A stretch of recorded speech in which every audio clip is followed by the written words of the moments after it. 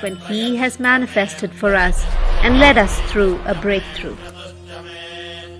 Hinduism knows the art of communing with Paramashiva to manifest any reality we want.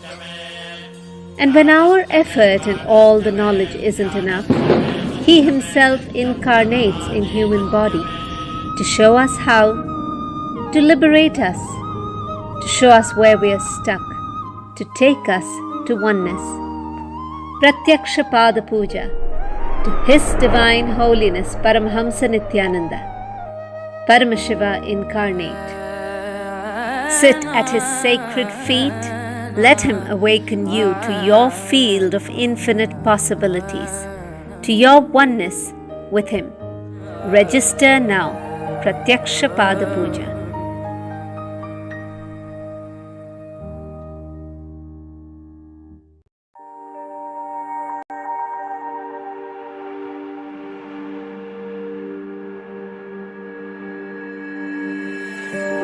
KAILASA is proper customized spiritual service helping you to identify your root patterns of suffering.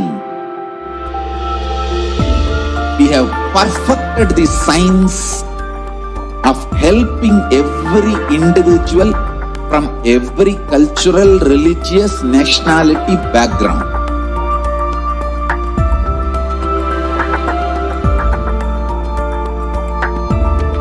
You will have lowest reactionary assumptions, highest awakened response, alive response for life continuously.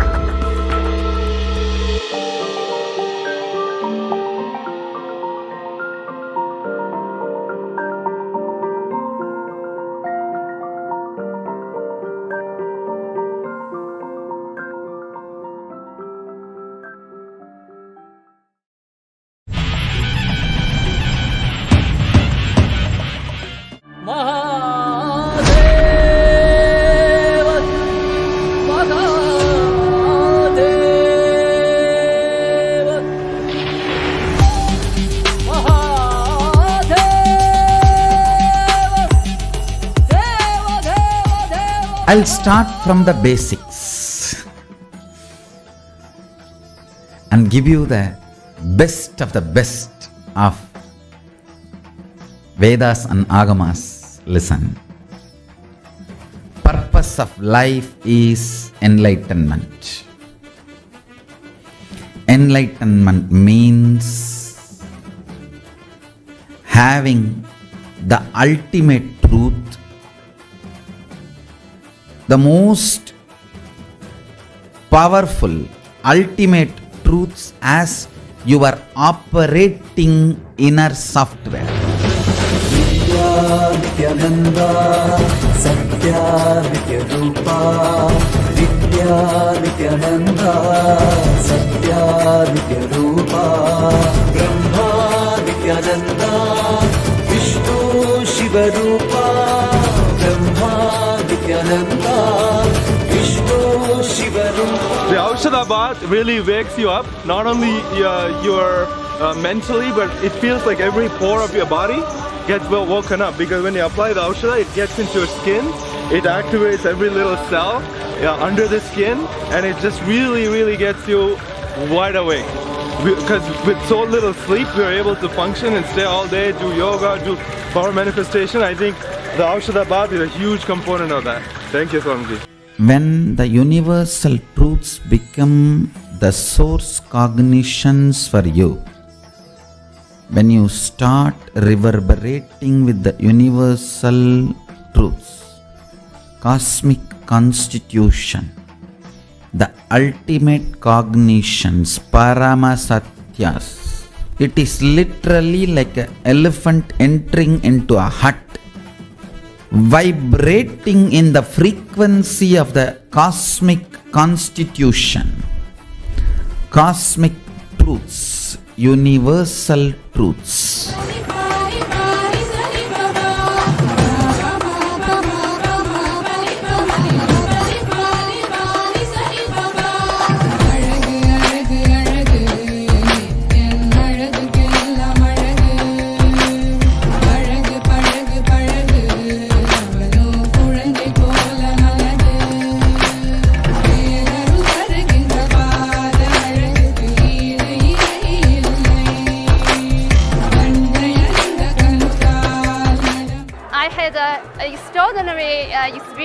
here. It's just the amazing temple, everything, and the Gurukul kids. Every kid is just like a mini god. My God, so amazing. Also, I had a lot of breakthrough with my power manifesting. So I highly recommend everybody just come. Whatever difficulty you face, just come, because you will never experience this kind of experience at anywhere in the world.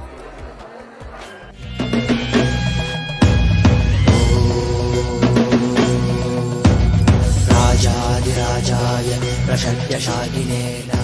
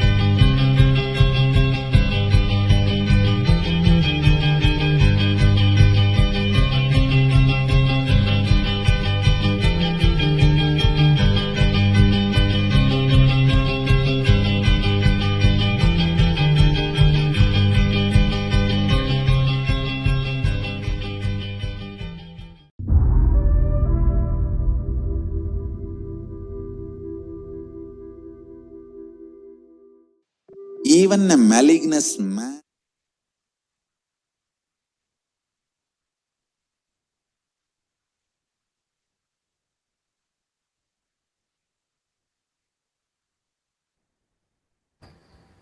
नित्यानन्दं परमसुखदं केवलं ज्ञानमूर्तिं द्वन्द्वातीतं गगनसदृशं तत्त्वमस्यादिलक्ष्यम् एकं नित्यं विमलमचलं सर्वदी साक्षिभूतं भावातीतं त्रिगुणरहितं सद्गुरुं तं Namami.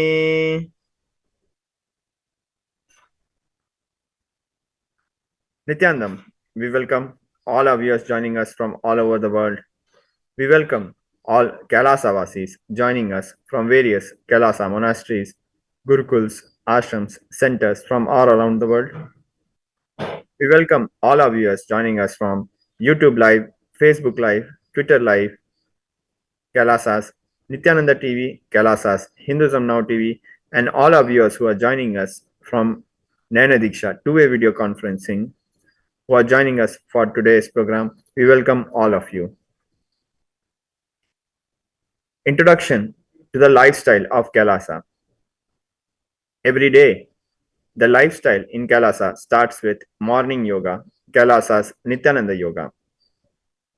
Kailasa's yoga is the yoga as per Hindu scriptures, just as how it has been revealed by Bhagwan Paramashiva in the Veda Agamas. Bhagwan Paramashiva has revealed yoga with all its 12 components, which gives us the complete benefit of yoga. Unlike the modern yoga, which has become unfortunately adulterated by manipulation, by greed, by lack of knowledge, by vested interest, Kailasa's Nithyananda Yoga is completely aligned as per the scriptures to give us the exact effect that yoga is supposed to give us, which is experiencing oneness with Paramashiva, experiencing oneness with cosmos, experiencing union with cosmos, aligning our body to the cosmic geometry. Yoga, as per authentic scriptures, has 12 components. The first component is the Aushadha, or the sacred energized herbs, such as Bhasma, the sacred ash applied on the forehead. The second component is the Abharana, or the Rudraksh jewelry such as Kantamala around the neck and Sundarvarams on the ears. The third component is the mantras. The Tantra Dharaka, the chanter, will be holding the space for authentic yogic practice to happen and will be chanting the verses of each of the asana, the scriptural references for each of the asanas we perform, the Shastra Pramanas being chanted to align our practice to the scriptures and ensure we are authentically performing the asanas. The next component are the mandalas, the sacred cosmic geometrical shapes carved on copper plates, such as Sri Chakra. The next component are the weights.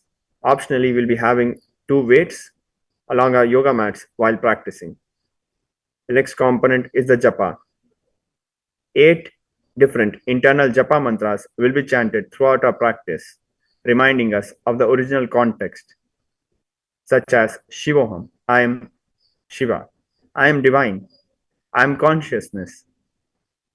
The next component is the asana itself, aligning the body to the cosmic geometry, the physical postures. The next component are the bandhas, which will be sealing the flow of prana energy, vital life energies through the movement of hand, tongue, and feet. The next component are the bandhas, which will be engaging internal locks to control and channelize the Kundalini Shakti. The next component is the pranayama, the various breathing techniques. The other component is karna, or traditional dance techniques, which are a combination of movement of hands and feet.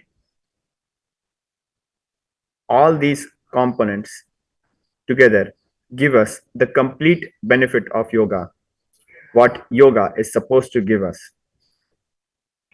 The next component is visualization, visualization of different objects, of gods, goddesses, animals, plants, to give us the complete effect of the authentic experience of the particular asana. All these components together give us the complete benefit. All these 12 components together give us the complete benefit of yoga.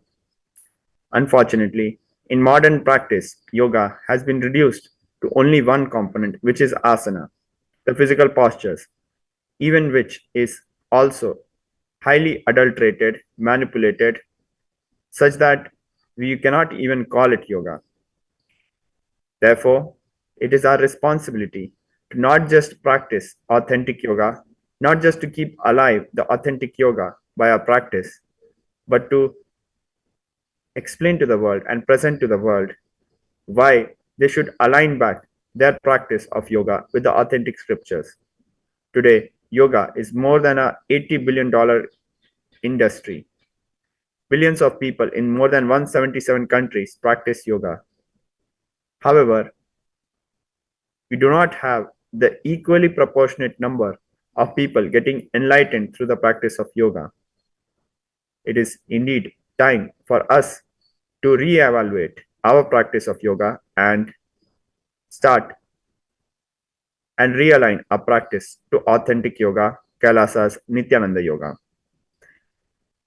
Our beloved Guru, the Supreme Pontiff of Hinduism, Jagat Guru Mahasanithanam, His Divine Holiness, Bhagwan Sri Nithyananda Paramashivam, has compiled a set of 108 traditional yoga asanas along with all its 12 components as a gift to humanity to align their practice back to the original scriptures. Today, we'll be practicing the Pratham Vinyasa Krama just as revealed by our beloved Guru, the Supreme Pontiff of Hinduism, from the authentic yoga scriptures, just as how it was envisioned and originally revealed to the world by Bhagwan Paramashiva. Now we'll be starting with KAILASA's Nithyananda Yoga. Thank you, Nithyanandam.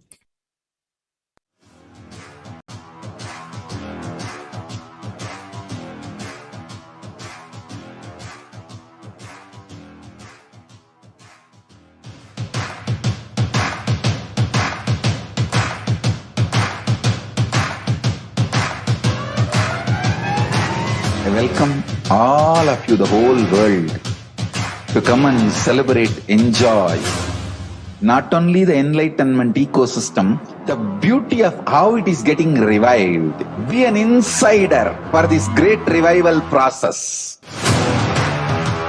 If you are an insider even for a startup company, you will understand not only the result of the company, even that being an insider is such a joy.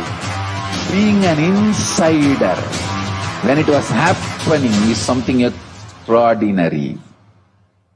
So, I welcome all of you to come and be part of an insider of this revival of KAILASA, the enlightenment ecosystem, sovereign order of KAILASA, KAILASA nation itself.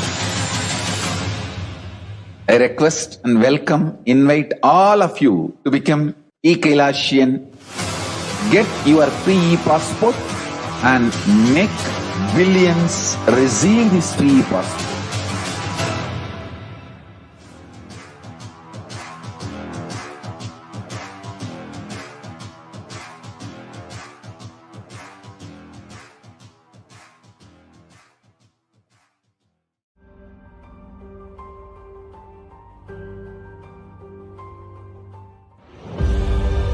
What I mean by the word e-Kailasa, listen intensely. Enlightenment ecosystem, literally enlightenment itself, in your own home, wherever you are. If you cannot come to KAILASA, it's okay. KAILASA can come to you. KAILASA coming to you is e-Kailasa.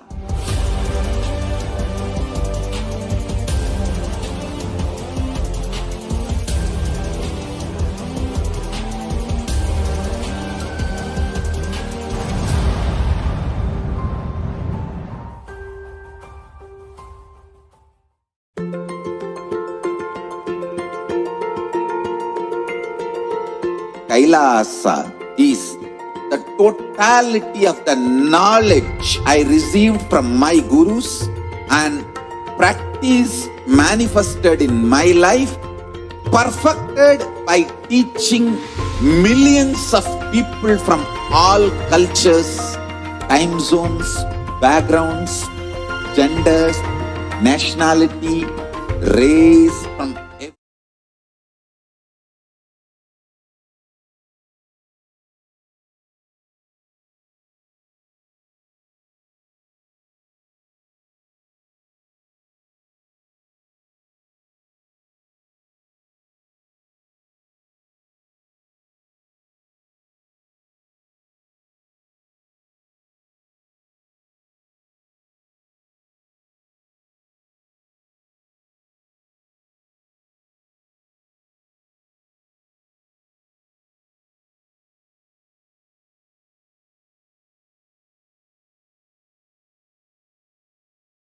गुरु परंपरां ललाटे त्रिपुंड्री नितिल धृतकस्तूरी तिलकः स्फुरन्मालाधार स्फुरितकटिकौपीनवसनः तदानो दुष्टारं शिरसि फणिराजं शशिकलां प्रदीपः सर्वेषाम् अरुणगिरियोगी विजयते। ॐ हां हों शिवाय नमः। ॐ हां हों शिवाय नमः। ॐ हां हों शिवाय नमः। ॐ हां हों शिवाय नमः। ॐ हां हों शिवाय नमः। ॐ हां हों शिवाय नमः। ॐ हां हों शिवाय नमः। ॐ हां हों शिवाय नमः। ॐ हां हों शिवाय नमः। ॐ हां हों शिवाय नमः। ॐ हां हों शिवाय नमः। आचम्य ममात्मतत्त्वं शोधयामि स्वधा, विद्यातत्त्वं शोधयामि स्वधा, शिवतत्त्वं शोधयामि स्वधा। ॐ हां हृदयाय नमः।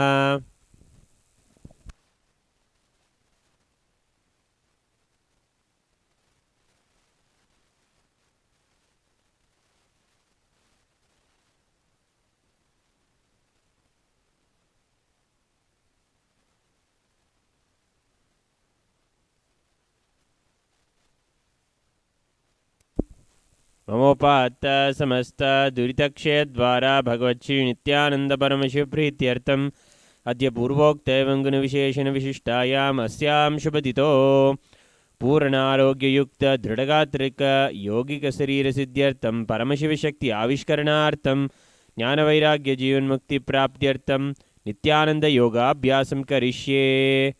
ओम अभोवस्पृश्य।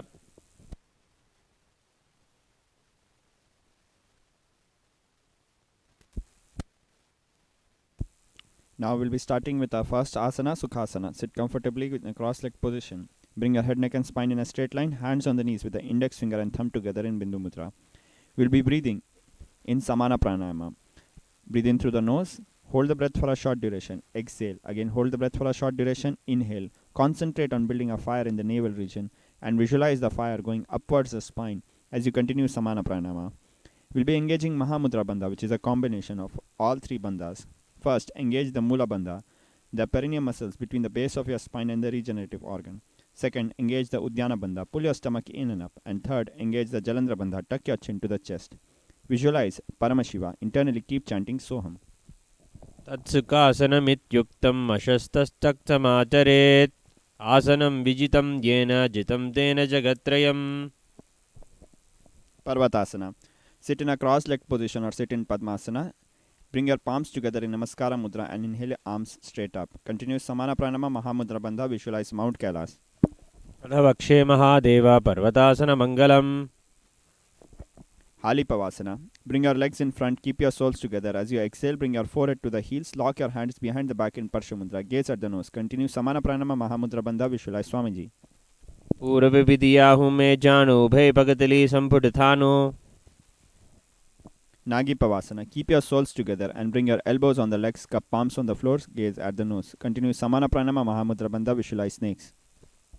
पूर्व विधि भरी आंगाणी चय होई कलहूनि फनासी होई लगावे. Kokilasana. Hold big toes in Prana Mudra with your index and middle finger. As you inhale, straighten your legs, avoid bending the knees. As you exhale, enter into Padmasana, bring your elbows down, keep your eyes forward and down. Continue Samana Pranama Mahamudra Bandha. Visualize bird. अथान्यथासनं वक्ष्ये yen Sidho भवेन्नरः. Nidhyasana. Stack your ankle and knees. Hold the elbows and circle in both directions. Gaze at the nose. Continue Samana Pranama Mahamudra Bandha. Visualize Swamiji. घोड़ावां वा फारका आसी माहिली सोय. Gajasana. Bring your hands and feet on the floor and lift your hips up in an inverted V position. Scoop your nose to the ground repeatedly. Continue Samana Pranama. Pull your stomach in and up. Uddiyana Bandha. Visualize elephant. ऊर्ध्वमूत्रमन्नीय माभिकाभ्याम् उभूमौ नासिकामानीय हस्तदलपर्यन्तं नयेत् इत्थं पुनः पुनः कुर्यात् गजासनं भवति. Rikshasana. Stop the motion and alternate heels to the ground. Continue Samana Pranama. Uddiyana Bandha. Visualize bear. एकं पादां मा कुञ्च गजासनं कुर्यात् रक्षासनं भवति. Vashyasana. Lift your heels up and balance yourself on your big toes, index, middle and ring fingers on heart in Hidaya Mudra. Continue Samana Pranama. Uddiyana Bandha. Visualize Swamiji. केशेन पादयुगलं बद्ध्वा तिष्ठेत् अधोमुखः. Urdhav Janu Karna. Sit in Arai Mandi in a half squatting position. Heels together, toes bleeding outward, knees are wide. Bring both palms to chest level. Lift the right knee towards the chest in a circular motion. Simultaneously, right hand will follow the foot movement. Return to Arai Mandi and repeat on the other side. Balalinga Asana. Bring your right knee close to the chest and interlace your fingers in outside in direction in Sarva Vashangri Mudra, bringing your knee close to the chest. Continue Samana Pranama and engage all three bandhas in Mahamudra Bandha. Visualize holding a child. एकं जानुरसि आलिङ्ग्य स्थातव्यं बाललिङ्गनं भवति. Padapidanasana. Bring your right heel and rest it on your hip region, holding with your hands interlaced in Parshu Mudra. Keep your knees together. Continue Samana Pranama Mahamudra Bandha. Visualize Swamiji. स्थित्वे कस्मिन् पादतले कराभ्यां वेष्टयेत्तनुम्. Natarajasana. Push your right leg behind and hold the right foot from the inside with the right hand. Extend the left hand forward with the thumb and index finger together in Bindu Mudra. Continue Samana Pranama. Engage Mula Bandha. Visualize Nataraja. उत्तानपादं क्रौञ्चञ्च मरीचिं वीरभद्रकम्. Balalingasana. Bring the left knee close to the chest and interlace your fingers in outside in direction in Sarva Shankri Mudra. Continue Samana Pranayama, engage all bandhas in Mahamudra Bandha, visualize holding a child. Ekam janu ursi alingya statavyam balalinganam bhavati. Padapidanasana. Hold the heel on the hip with your hands interlaced in Parshumudra. Keep your knees together. Continue Samana Pranayama, Mahamudra Bandha, visualize Swamiji. पृष्ठे संस्थाप्य यत्येन पादपीडनमासनम्. Natarajasana. Push your left leg behind and catch your foot from the inside with the left hand. Extend the right hand forward with the thumb and index finger in Bindu Mudra. Continue Samana Pranayama. Engage Mula Bandha. Visualize Nataraja. नटराजं त्रिकोणं च शुप्ताङ्गष्टप्रसारणे. Ardharechita Karna. Stand in Arai Mandi. Cross your ankles, bringing the right foot behind. Keep the heel raised. The left hand will be on the chest and the right hand will be making a pendulum movement. Fingers moving inwards towards the palm and then outwards. Then the right palm is placed on the nose. Uncross the ankles, bring the heels together. Right hand will be making a circular motion with the fingertips pointing to the floor. Moving on to the skeleton dance. Close your eyes and visualize yourself as if made of only bones and purely bones. No flesh, no skin, no internal organs, no blood, only bones. And shake your body intensely. Continuously maintain this visualization and shake your body intensely.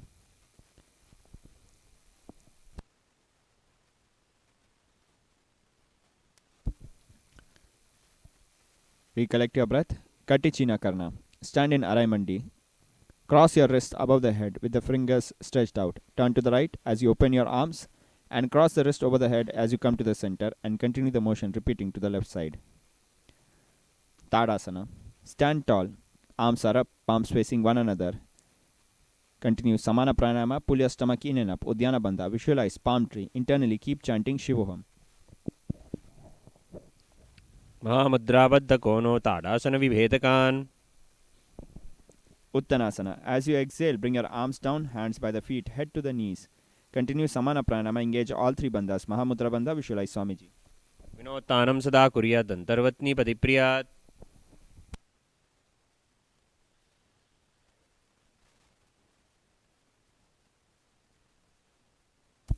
Darakshvasana. Enter a plank position and tuck your chin to the chest in Jalandhara Bandha. Rotate head side to side.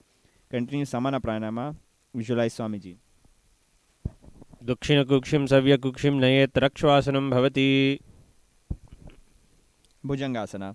Fall flat on the floor, raise your chest and head up using your lower back muscles. Open your mouth wide and inhale through the back of the throat in Bhujangani Mudra. Continue Samana Pranayama. Engage Mula Bandha. Visualize Cobra. अङ्गुष्ठनाभिपर्यं तं मधोभूमौ विनिन्यसेत्. Shashasana. From a Gajasana-like position, bring your knees close to the chest and slightly move your body forward and alternate knees to the chest. You will be breathing in Sahaja Pranayama in a natural way through the nose. Engage Mula Bandha. Visualize Swamiji.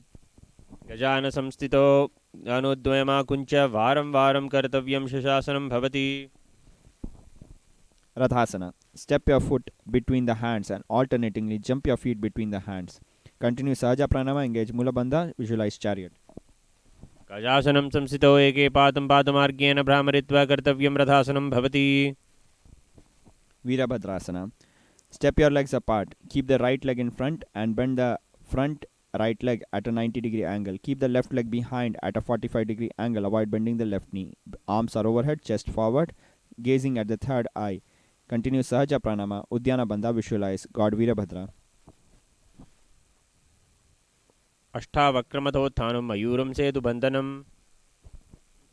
Switching sides, repeating Virabhadrasana. Keeping the left leg in front, bend the left knee at a 90-degree angle. Keep the right leg behind, straight, at a 45-degree angle from the ground. Avoid bending the right knee. Bring your arms overhead, gaze at the third eye, chest facing forward. Continue Sahaja Pranayama. Pull your stomach in and up. Udyana Bandha. Visualize God Virabhadra. तिष्ठेतु वृक्षवद् भूमौ वृक्षासनमिदं विदुः. Vrikshasana.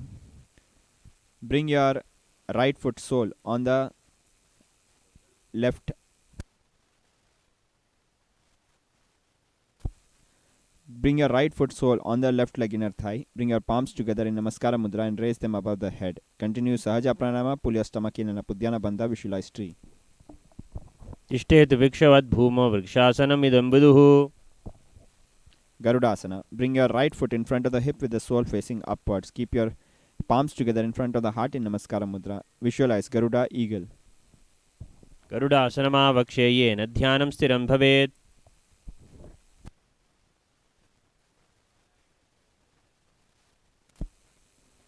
Vrikshasana.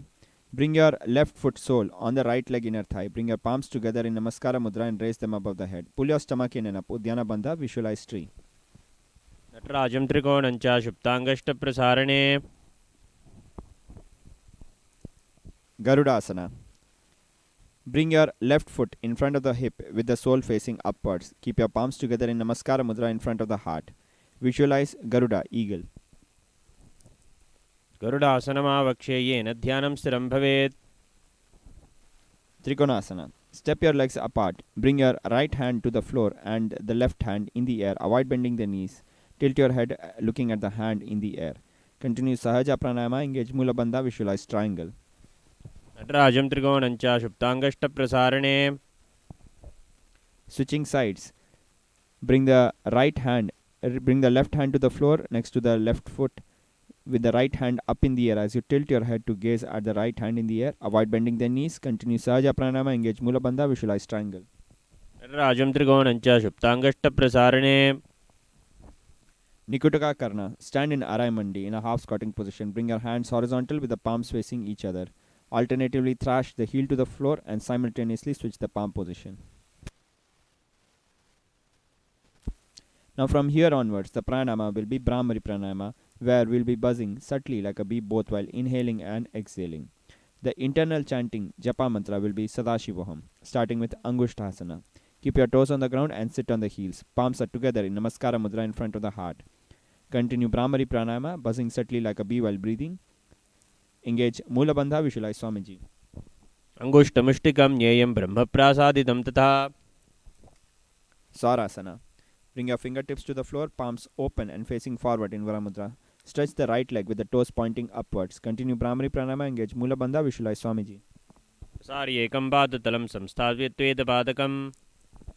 Vidunasana. In the same position, hold the front toes in Prana Mudra with the index and middle finger. Hold the left heel at the back with the left hand. Continue Brahmari Pranayama. Engage Mula Bandha. Visualize Swamiji. कुल्पस्थितो पादमेकं प्रसार्य कुल्पो तत्पादाग्रं संस्थिते तत्करेण. Sarasana. Bring your fingertips to the floor, palms open and facing forward in Varamudra. Stretch the left leg forward with the toes pointing upwards. Continue Brahmari Pranayama. Engage Mula Bandha. Visualize Swamiji. कुल्पं चान्यं धारयेत् तत्करेण धूनं पीठं चापयेत् चेबोऽत्र. Vidunasana. In the same position, hold the front toes with your index and middle finger in Prana Mudra. Hold the back heel with the right hand. Continue Brahmari Pranayama. Engage Mula Bandha. Visualize Swamiji. दो फनां फान हॉयुवेसे येडी दो गोड़ा निवेसे. Brahmajarankusasana. Bring your feet together, knees together and sit on the heels with the palms resting upwards, facing upwards on the knees. Continue Brahmari Pranayama. Tuck your chin to the chest in Jalandhara Bandha. Visualize Swamiji. रापगथली ही माहिली आसे माहिरासे मिली. Kapilasana. Place the knees on the ground and separate them wide apart. Hands on respective knees, gaze at the nose. Continue Brahmari Pranayama. Pull your stomach in and up. Uddiyana Bandha. Visualize Sage Kapila. उभय भगतली समतहरावे तीनको माहिली कावर मिलावे. Bhadra Gorakhasana. In the same posture, gaze at the third eye. Visualize Swamiji. तो भगतली संपुतकारे कौरवारली भूपरिधरे. Suryasana. Keep your toes on the ground and sit on the heels, separating the knees wide apart, lifting the knees up. Now bring your palms together and spread the fingers wide, forming a lotus with your hands. This is Padma Mudra. Raise your arms upwards and gaze through the palm. Continue Brahmari Pranayama. Engage Uddiyana Bandha. Visualize God Surya, Sun God. गोड़ा झमका आदर करे रहे आडा बांबा इसी विधि गहे. In the next three asanas, the pranayama will be Sahaja Pranayama, simple natural breathing through the nose. Mandukasana. Lower your arms and knees, relax your toes, sit between the heels with the toes touching, palms on the knees. Press the tongue against the upper palate of your mouth in Manduki Mudra. Engage Mula Bandha. Visualize frog. पादतलो पृष्ठदेशे अंगुष्ठद्वये च संवृतेत्. Uttana Mandukasana. Bring your hands to the opposite shoulders. Continue Manduki Mudra, pressing tongue against the upper palate of the mouth.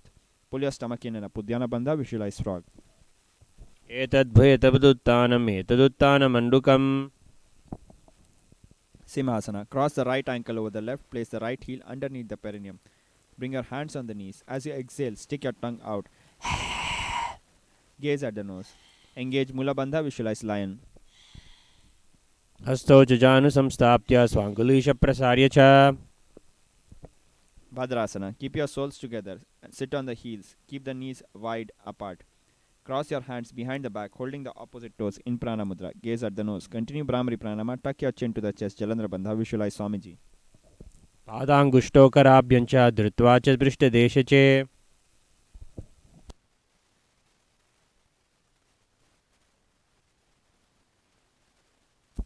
Kakabhusandi Asana.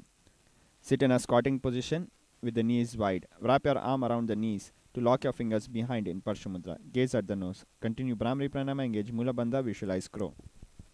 प्रथमे वैशक उखाडथाने दौहात्पगां व्याच आणे Kanipavasana. Bring your palms on the floor, shoulder width apart. Lift your hips up, keeping the knees above the elbows with the toes pointing. Slightly lift your head and balance yourself on the hands. Continue Brahmari Pranama. Engage Mula Bandha. Visualize Swamiji. आसन को गुण आसी दिशिता होई तो आची होई Kapali Asana. Bring your head to the ground, forming a tripod with your hand and head. Knees on the elbows. Stretch the legs up. Gaze at the nose. Continue Brahmari Pranama. Engage Mula Bandha. Visualize Swamiji. शीश सीसा धरती टेकी पागदो मिलावे ऊंचो तु करे Relax. Now from here onwards, we will be performing the Rechika Pranayama. Inhale, hold the breath as long as you can hold comfortably, and then exhale in a slow, controlled way. Starting with Parshvamayurasana. Bring your palms on the ground, shoulder width apart, knees to the right side of the body. Press the elbows to the knee and hip region as you lean forward and lift your toes up and stretch your legs to the right side. Gaze the third eye. Continue Rechika Pranayama, slow control exhale, engage Mula Bandha, visualize peacock. मयूरं दण्डवत् कुर्यां मायूरं दण्डनामकम् We'll be repeating Parshvamayurasana on the other side. Palms on the ground, shoulder width apart, knees to the left side of the body. Press your elbows to the knee and hip region and stretch your legs to the left side. Gaze at the third eye. Bharaganathasana. From a plank position, bring your right leg over the shoulders with the right foot between the hands. Gaze at the third eye. Continue Rechika Pranayama. Engage Mula Bandha. Visualize God Bharaganath. आसन को गुण पीठी जाए Switch sides, bringing the left leg over the shoulders with the left foot between the hands. Avoid bending the right leg behind, right knee. Gaze at the third eye. Continue Rechika Pranama. Engage Mula Bandha. Visualize God Bharaganath. आसन को गुण पीठी जाए Unmukha Pitha Asana. Press your forearms down and lift your hips up high. And keep your tips of your toes on the ground. Gaze at the third eye. Continue Rechika Pranama. Engage Mula Bandha. Visualize Swamiji. पुण्यस्थो जानुनी हस्तो चतुष्फलदलवान्मुखम् Vasishthasana. Plant your right hand underneath your shoulders. Keep your hips raised up and stack your legs, raising the left hand up in the air as you gaze through the palm in the air. Continue Rechika Pranama. Engage Mula Bandha. Visualize Sage Vashishtha. ऊर्ध्वकुक्कुटवासिष्ठ मरीचिं हलमस्तकम् Switching sides, repeating Vasishthasana. Keep your left hand underneath the shoulders. Raise the right hand up in the air with the hips also raised up and stacking your legs. Gaze through the left hand up in the air. Continue Rechika Pranama. Engage Mula Bandha. Visualize Sage Vashishtha. ऊर्ध्वकुक्कुटवासिष्ठ Marichi हलमस्तकम् Now from here onwards, the internal chanting Japa mantra will be Mahasadashivoham. Anjani Asana. Stretch your legs, keeping your toes pointing upwards, head, neck and spine in a straight line, and sit on upturned palms. Gaze at the nose. Continue Rechika Pranayama. Tuck your chin to the chest. Jalandhara Bandha. Visualize God Hanuman. दो हथेली उभो हथेली कोरवारिमा लेबेली Paschimottanasana. Bend your body forward, keeping your spine straight.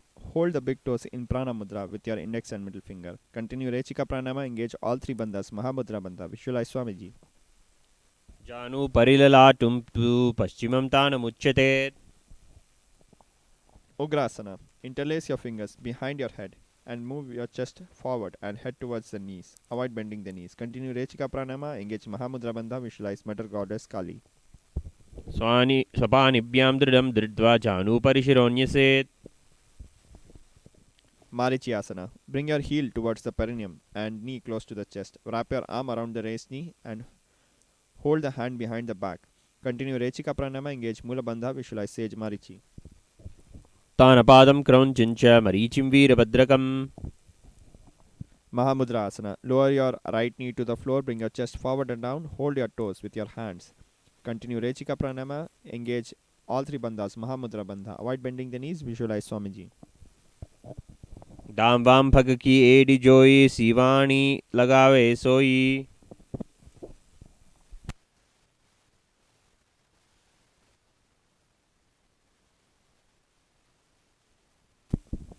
Marichiyasana. Repeating on the other side. Bring your left knee close to the chest. Wrap your arm around the raised knee, holding the hand behind. Continue Rechika Pranama. Engage Mula Bandha. Visualize Sage Marichi. तानपादं क्रौञ्च मरीचिं वीरभद्रकम्. Mahamudra Asana. Lower the left knee to the floor and bring your chest forward and down. Hold the toes. Continue engaging all three bandhas. Mahamudra Bandha. Continue Rechika Pranama. Visualize Swamiji. दक्षिणपादा लाभौ तुपसारे तामाम् आनिकां कसि धारे. Bhadrasana. Bring your soles together and bring your heel at the perineum. Hands will be holding the feet by their sides. Gaze at the third eye. Continue Rechika Pranama. Engage Mula Bandha. Visualize Swamiji. उल्पो शुविशनस्यादाशी वन्यः पार्श्वयोः क्षिपेत्. Gwalipavasana. Keep your toes together. Separate the heels apart. Hands on the knees. Gaze at the nose. Breathe in through the nose in a simple natural way. Now completely inhale and hold the breath and tuck your chin to the chest in Jalandhara Bandha and exhale slowly in Murcha Kumbhaka. Visualize Swamiji. यामे एडी बीमा तु जुजाने अंगुली आत अंतरो रासे. Yoni Asanas. Hold the soles of your feet with all your 10 fingers. Bring your elbows on the ground near the shins, leaning the whole body forward. Gaze at the nose. Continue Rechika Pranama. Engage Mula Bandha. Visualize Yoni Mandala. अर्धहात तो को अंतररासे इलाट पगतल्यामुपरिदासे. Midaki Pavasana. Keep your heels together. Separate the toes apart. Bring your forehead on the ground near the heels. Arms to the side over the knees with the palms on the floor. Gaze at the nose. Continue Rechika Pranama. Engage Mula Bandha. Visualize Swamiji. पूर्व विधि परिथगतली संपुट शोल येदि मिलिरासे. Siddha Samadhi Asana. Bring your arms between the thighs and shin with the palms facing upwards. Bring your nose close to the ground and try to touch your throat with your toes. Gaze at the nose. Continue Rechika Pranama. Engage Mula Bandha. Visualize Paramashiva. दो पगतली संपुट करे सोले made आगे में धरे. Chinnaki Pavasana. Keep your heels together and separate the toes apart. Soles of the foot facing towards the sky. Keeping the back of your fingers and hands on the ground. Elbows on the knees. Gaze at the nose. Continue Rechika Pranama. Engage Mula Bandha. Visualize Swamiji. दो पगा की येडी धरती मा गिवा में लगावे. Charpat Chokasana. Sit up straight. Soles are together. Hands on the knees, pressing them down. Gaze at the third eye. Continue Rechika Pranama. Pull your stomach in and up. Udhyana Bandha. Visualize Swamiji. दो पगतली संपुट दारे आमगाने कार्यचारे पसारे.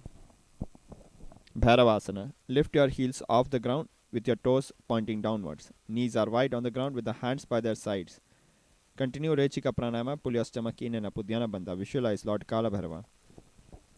जानवोः पार्श्वगतो हस्तो दंडवत् भैरवासनम्.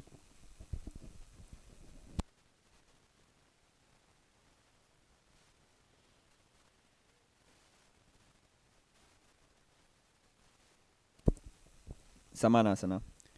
Place the left heel at the perineum. Hold the right foot close to the chest.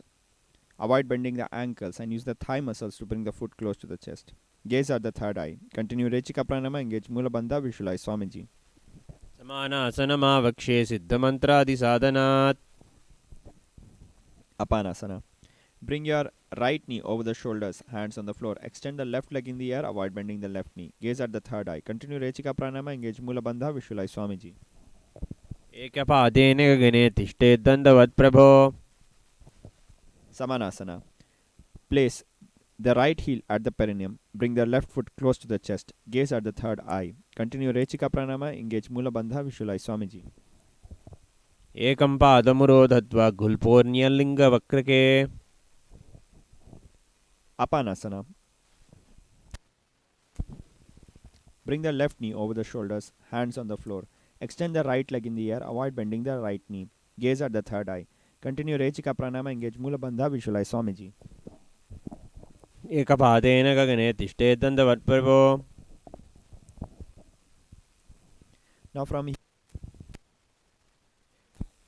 Now from here onwards, the pranama will be Sitkari.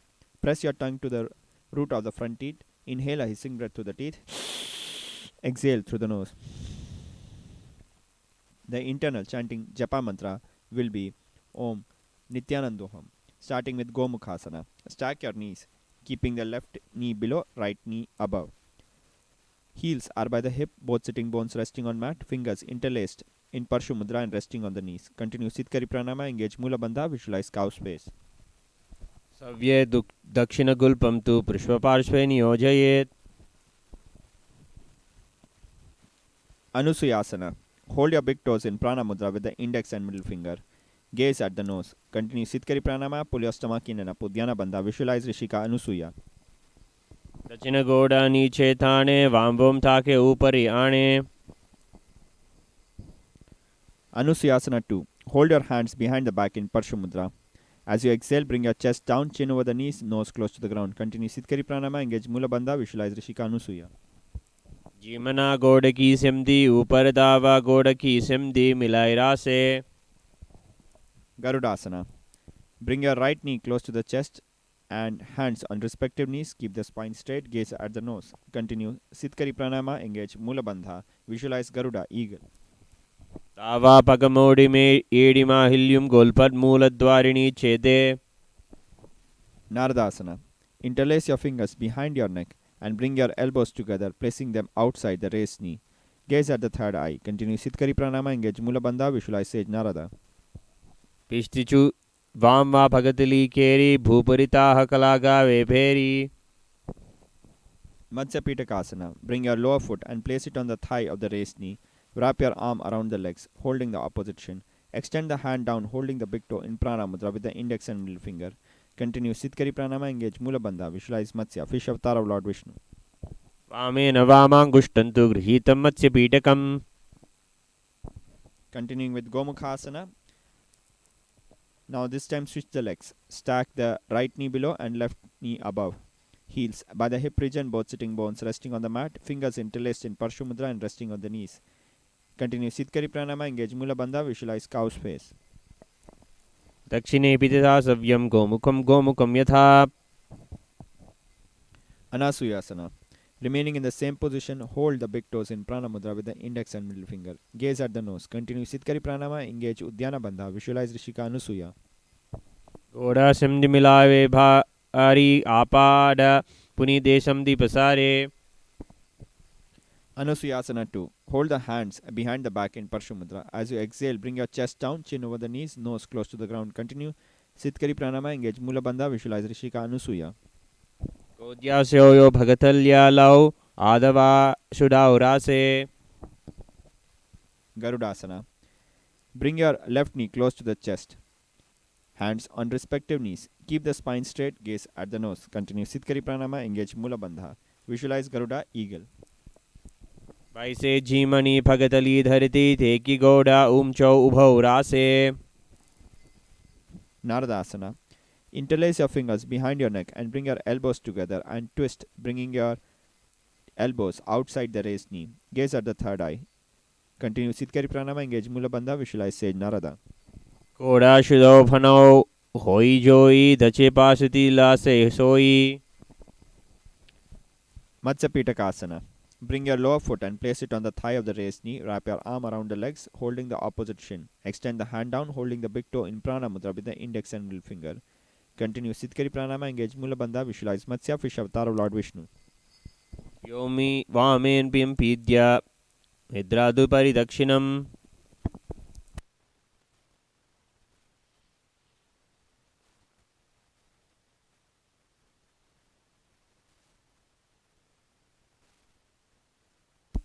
Matsyendrasana. Keeping one foot on the opposite thigh, put the elbow onto the thigh of the opposite raised knee and its palm holding the face. Twist outside the raised knee, keeping the other hand on the floor behind. Gaze at the third eye. Continue Sitkari Pranama, engage Mula Bandha. Visualize Sage Matsyendranath. उद्दतं पश्चिमाभासं कृत्वा तिष्ठेति यत्नतः. Kubasana. Release the hand from the face, reaching for the toes. Raise the back hand, bringing the thumb to the ear. Gaze at the third eye. Continue Sitkari Pranama, engage Mula Bandha. Visualize camel. आसन को गुण झोलो जाए. Matsyendrasana 2. Bring your front hand to hold the front shin. Release the back hand onto the ground behind you. Twist to look behind. Gaze at the third eye. Continue Sitkari Pranama. Engage Mula Bandha. Visualize Sage Matsyendranath. मश्चेन्द्रपीठं चतुरप्रदीप्तं प्रचण्डरुक्मण्डलखण्डलास्त्रम्. Repeating Matsyendrasana on the other side. Keeping one foot on the opposite thigh. Put the elbow onto the thigh of the opposite raised knee and its palm holding the face. Twist outside the raised knee. Keeping the other hand on the floor behind. Gaze at the third eye. Continue Sitkari Pranama. Engage Mula Bandha. Visualize Sage Matsyendranath. उदरं पश्चिमाभासं कृत्वा तिष्ठेति यत्नतः. Kubasana. Release the hand from the face, reaching for the toes, holding the toes in Prana Mudra with the index and middle finger. Raise the back hand, bringing the thumb to the ear. Gaze at the third eye. Continue Sitkari Pranama. Engage Mula Bandha. Visualize camel. आसन को गुण झोलो जाए. Matsyendrasana 2. Bring your front hand to hold the front shin. Release the back hand onto the ground behind you. Twist to look behind. Gaze at the third eye. Continue Sitkari Pranama. Engage Mula Bandha. Visualize Sage Matsyendranath. मत्स्येन्द्रपीठं चतुरप्रदीप्तिं प्रचण्डरुक्मण्डलखण्डलास्त्रम्. Padmasana. Bring your feet onto opposite thighs, hands on respective knees. Gaze at the nose. Press your tongue against the back of your teeth. Inhale through the mouth and exhale through the nose in Sitali Pranayama. Engage all three bandhas in Mahamudra Bandha. Visualize yourself as Paramashiva. Internally keep chanting Om Nithyananda Paramashivoham. आसनं द्विदितं प्रोक्तं पद्मं वज्रासनं तथा. Padmasana 2. Hold the opposite toes in Prana Mudra with the index and middle finger. Press your tongue against the teeth, inhaling through the mouth and exhaling through the nose in Sitili Pranayama. Gaze at the nose. Engage Mula Bandha. Visualize Mother Goddess Lakshmi. उत्थानो चरणो कृत्वा उरुसंस्थौ प्रयत्नतः. Kukutasana. Remaining in Padmasana, insert your arms through the legs. Balance yourself on your hands. Gaze at the third eye. Breathe to the nose in a simple natural way in Sahaja Pranayama. Engage Mula Bandha. Visualize rooster. पद्मासनं सुसंस्थाप्य नानुवन्तरे करो. Badakeki Asana. Remaining in Padmasana, rise onto your knees. Palms on the floor, fingers facing you. Elbows into the abdomen. Lean the body onto your elbows. Lift the knees and head up. Gaze at the third eye. Engage Mula Bandha. Visualize Swamiji. मयूरं पद्मकं कुर्यात् हल्धकेकी खखत्यते. Mayurasana. From Badakeki Asana, stretch your legs behind, floating your feet upwards. Gaze at the third eye. Visualize peacock. अथ वक्षे Mahadev मयूरासनमुत्तमम्. Makarasana. Lay on the floor. Keep your forehead on the ground. Interlace your fingers behind the head. Open your legs, keeping the toes pointing to the sides. Visualize crocodile. शरश्च चित्वा करदण्डयुग्मे देहाग्निकारं मकरासनं तत्. Salabhasana. Bring your hands on the ground under the shoulders. Keep legs together. Raise the thigh and feet off the floor using your thighs muscles. Avoid bending the knees. Visualize locust. पाजौ च शून्ये च विषष्टिचोर्ध्वं ददन्ति पीठं सलभं मुनीन्द्रा. Ustrasana. With your hands hold the feet and press the heels to the hip region while contracting your abs and mouth. Visualize camel. अज्यासशेषे पदयुग्मवस्त्यं पृष्ठे निताय कृतं कराभ्याम्. Dhanurasana. With your hands hold respective feet. Raise the chest and thighs, bending the body like a bow as you balance yourself on the lower belly. Visualize yourself as a bow. प्रसार्य पादौ भुवि दण्डरूपो कृत् करौ च पृष्ठे धृतपादयुग्मम्. Now from here onwards, the internal chanting japa mantra will be Om Nithyananda Paramashivoham. Bhagasana. Raise yourself up. Keep your heels outside of the hip region. Sit on the knees with the toes beneath the perineum region. Rest the palms on the respective knees, gazing at the third eye. Engage Mula Bandha. Visualize Swamiji. लता मोड़ी बावा दोई वैसे बाहुरो जुगति करे इके आसिये. Goyasana. Hold the opposite elbows on the ground, interlacing your fingers in Parashumudra. Bring your crown of your head on the ground and hands will be supporting the head. Walk your feet in, press the hips up, aligning the hips over the shoulders. Lift your feet up, keeping the calves and thighs together. Heels resting on the hip region. Engage Mula Bandha, visualize Swamiji. दो हाथ की कहूनी जोई पुनिहा कलाई जाने सो दोई. Shirsasana. From Gohyasana, extend the feet up straight. Gaze at the nose. Visualize Swamiji. विपरीतं मण्डलं च द्विधेव विदितं हिनः. Relax. Now from here onwards, the pranayama will be Bhastrika pranayama. Rapid forceful inhale and exhale through the nose into the chest region. दो हाथ पगा भार आने.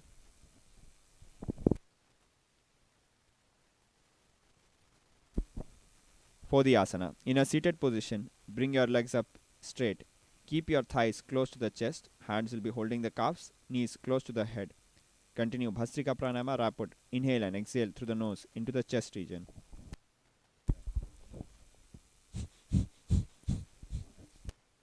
Engage Mula Bandha, visualize Swamiji. दो हाथ भगा बाहर आने कोड़ा थारे काम कसी थाने. Parighasana. Bring your hands to the opposite shoulders. Keep the legs together at a 45-degree angle. Avoid bending the knees. Continue Bhastrika pranayama. Visualize yourself as a mace. उत्तानं शयनं कृत्वा पादौ मिलित्वा प्रसार्य. Naukasana. Maintain your legs at a 45-degree angle. Bring your elbows to the and palms to the ground or stretch your arms, bringing your palms close to the knees. Continue Bhastrika pranayama. Visualize boat. शिर ऊरु जंगपादं दंडवद्धारयेत् नौकासनं भवति. Rudrasana. Sit up, keeping your back straight. Reach your hands through the legs, bringing your soles together, close to the chest. Gaze at the nose. Continue Bhastrika pranayama. Engage Mula Bandha. Visualize Lord Rudra. भगतली संपुतकारे हस्त्यो स्यो पागा उचे. Unmukha Pitha Asana. Lay on your back. Keep your knees bent. Feet and hands on the floor. Press the hips up, bringing your chest close to the chin. Breathe through the nose in a simple, natural way. Now completely inhale and tuck your chin to the chest in Jalandhara Bandha. Hold the breath and exhale slowly. Visualize Swamiji. उत्ताप्य हस्तौ तिष्ठेतु पीठ उन्मुख नामखे. Shivasana. Stretch out your legs and arms, palms facing upwards. Channelize your Kundalini Shakti in Shakti Chalana Mudra throughout your body. Completely relax the whole body, making it motionless. Visualize Swamiji. उत्तानं सववद्भूमौ शयनं तु सवासनं शवासनं शान्तिकरं हितवित्रान्तिकारकम्.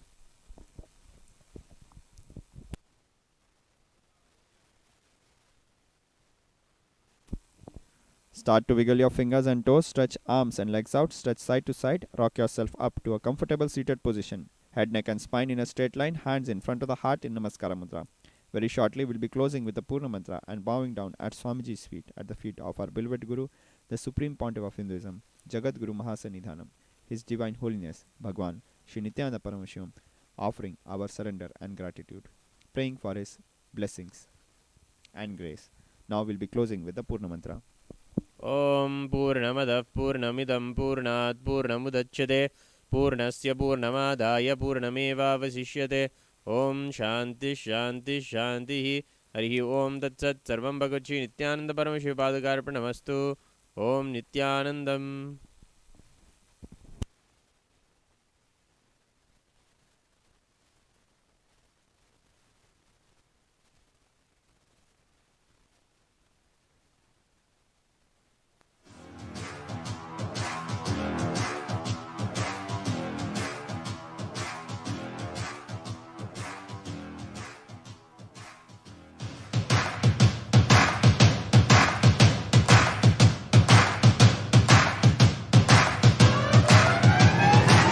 I welcome all of you, the whole world, to come and celebrate, enjoy not only the enlightenment ecosystem, the beauty of how it is getting revived.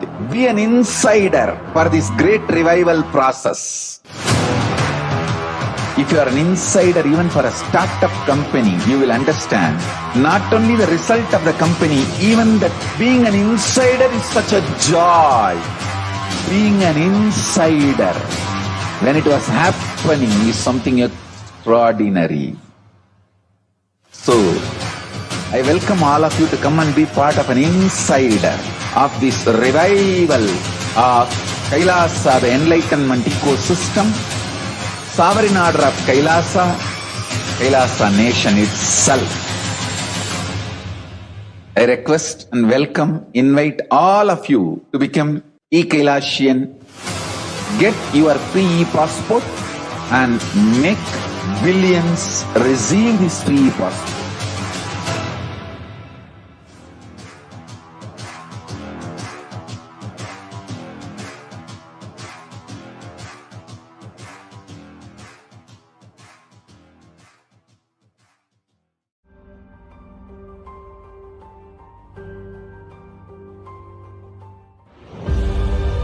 What I mean by the word e-Kailasa, listen intensely.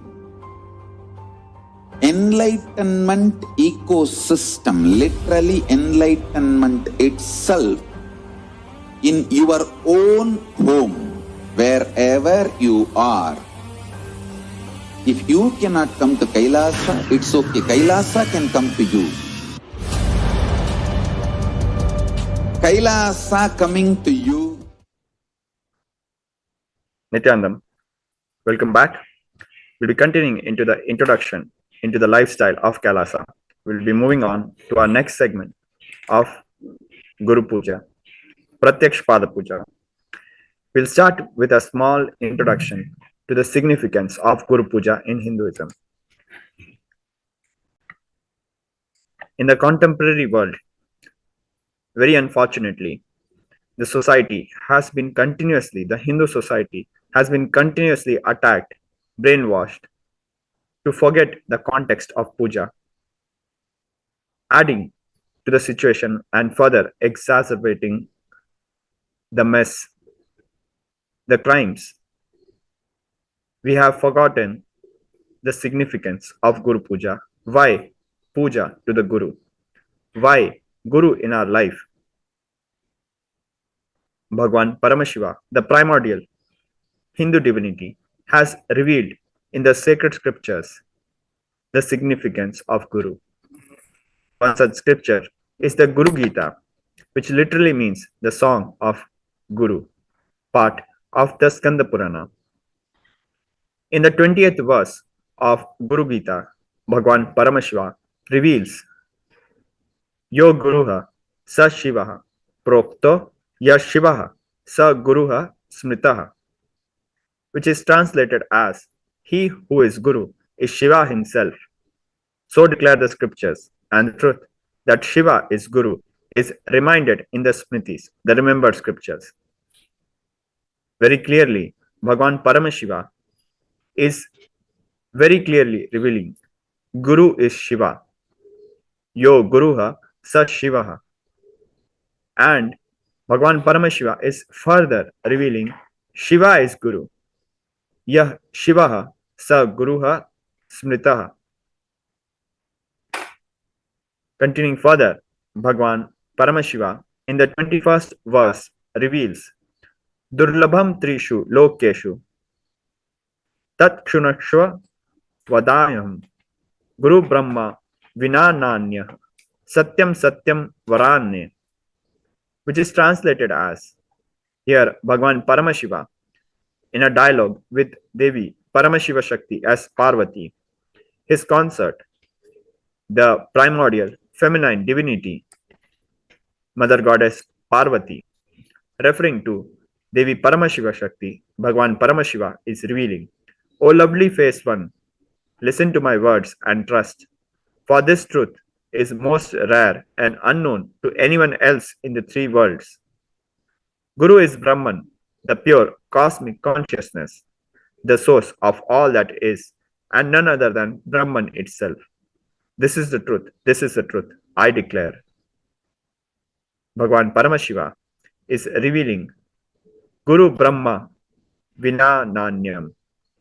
Guru is Brahman, the pure cosmic consciousness. Satyam Satyam Varanane. This is the truth. This is the truth. I declare. Very clearly, Bhagwan Paramashiva emphasizing repeatedly with the occurrence of the word Satyam Satyam. This is the truth. This is the truth. Now, let us watch a short video on this important principle. Guru is God and God is Guru.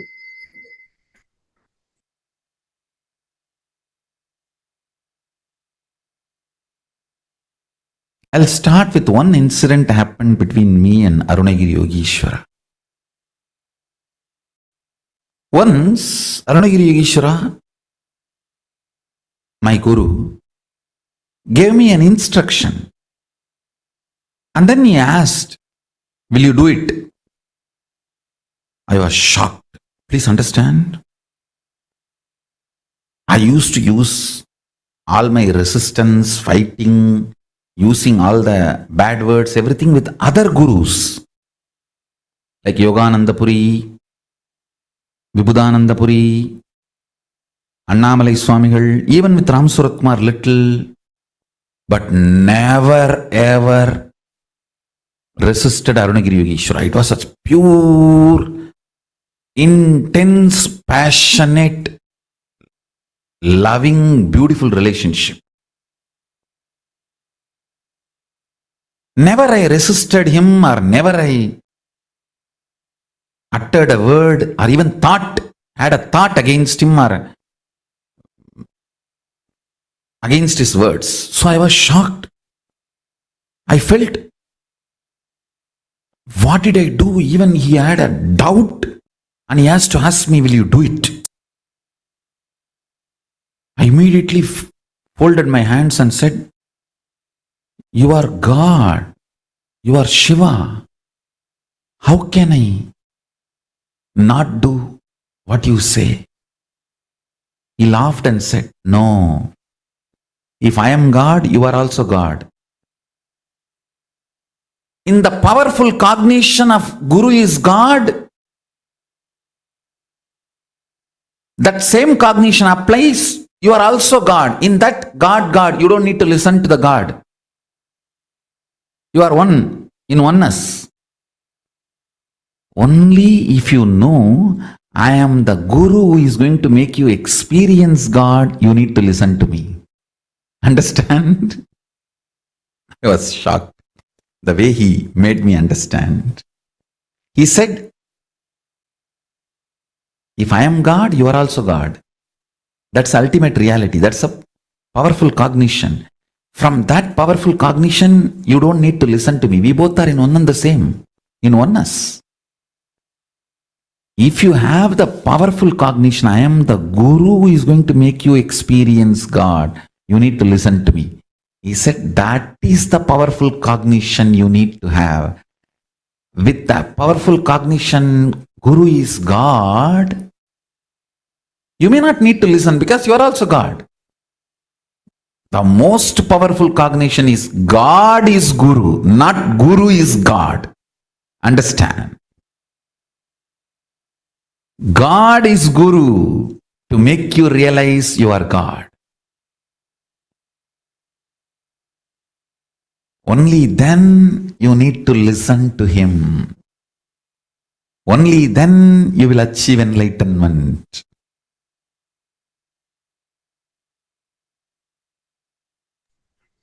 Moving on to another video revealing the significance of Guru Puja. Let us hear directly from our beloved Guru, the supreme point of Hinduism. I'll start with one incident happened between me and Arunagiri Yogeshwara. Once, Arunagiri Yogeshwara, my guru, gave me an instruction. And then he asked, will you do it? I was shocked. Please understand. I used to use all my resistance, fighting, using all the bad words, everything with other gurus like Yogananda Puri.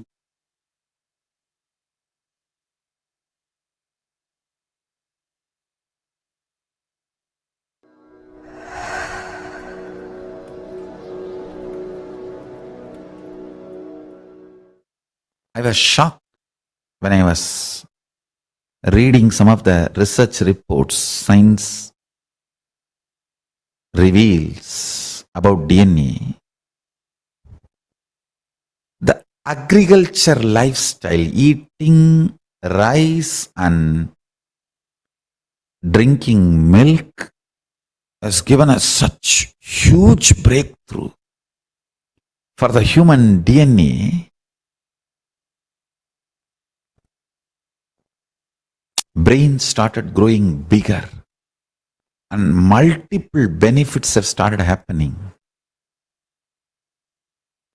That was one of the main reasons why human beings have become supremate beings. Why our species have conquered the planet. I tell you.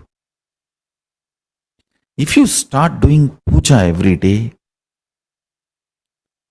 your internal organs, intra organs and physical body absorbs the DNA of Paramashiva, bio-memory of Paramashiva, bio-energy of Paramashiva fills you and manifests in bio-memory of you. Bioenergy of Paramashiva manifests in your bioenergy. Biomemory of Paramashiva manifests in your biomemory. Muscle memory of Paramashiva manifests in your muscle memory. You will manifest the state, space, powers and being of Paramashiva. I can give you 1 million reasons, 1 billion evidences. All the great achievements of Hindus, all the great contributions of Hindus to the world is from puja. It is puja, which is the core component of Hinduism. Understand? Temple is not just organization for us. No, it is God's home. Deity is God's body. We don't do idol worship. We do deity worship. We don't worship idols. We worship God through idols. Somebody asked me, why do we pour milk on the Shivalinga? I said, no, we pour on Paramashiva. It falls on Shivalinga. We pour on Paramashiva. It falls on Shivalinga. We worship God through deity. Understand? Puja makes you manifest extraordinary powers. It fills your biomemory with Paramashiva's biomemory.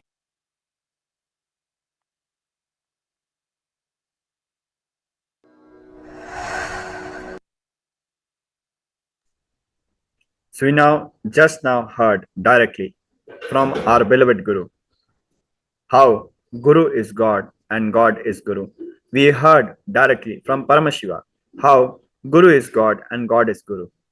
We also heard how what happens to us, the transformation in our DNA, in our being, what transformation happens through puja. Now let us look at another verse from Bhagwan Paramashiva revealed in the Guru Gita. We'll be looking at the 88th verse. Guru Reva Jagat Sarvam Brahma Vishnu Shivatmakam Guruha Parantaram Nasti Tasmat Sampujet Gurum. Indeed, the Guru is the whole universe.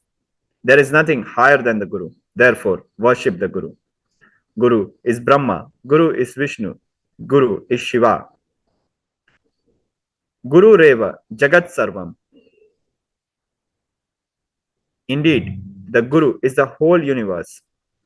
Jagat Sarvam. There is nothing higher than the Guru. Brahma, Vishnu, Shivatmakam. Guru is Brahma, Vishnu, Shiva. Guru on to our next segment, Pratyaksh Pada Puja, where we'll be worshipping the divine lotus feet of our beloved Guru, the Guru who leads us to realization of Paramashiva, the Guru who brings divine in our life and makes us realize that we are one with the divine. We'll be back very shortly and with our next segment on Pratyaksh Pada Puja, the most sacred and beautiful ritual of Sanatana Hindu Dharma. Thank you, Nithyanandam.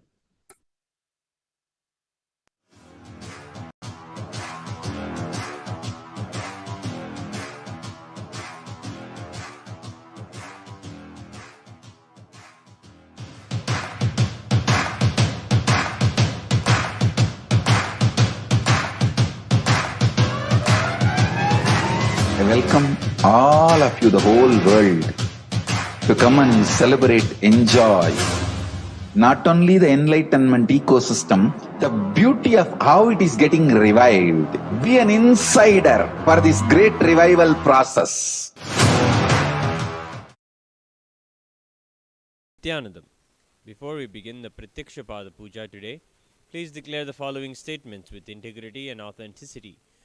If you agree to the following statements, please say yes loudly. I authentically cognize, which is internally process, understand, and declare the truth, cosmic energy exists. Yes.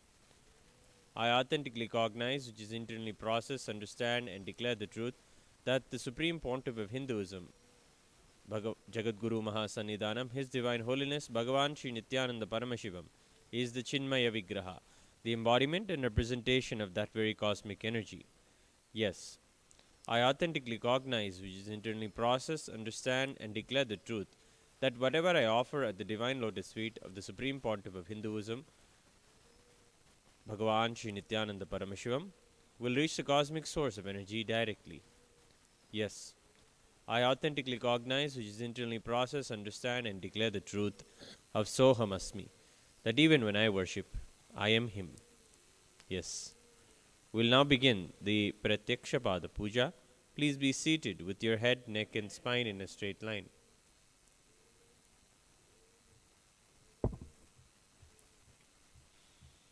Bring your awareness to the Anandagandha Chakra. Please be in a meditative state of restful awareness and deep gratitude in the Anandagandha.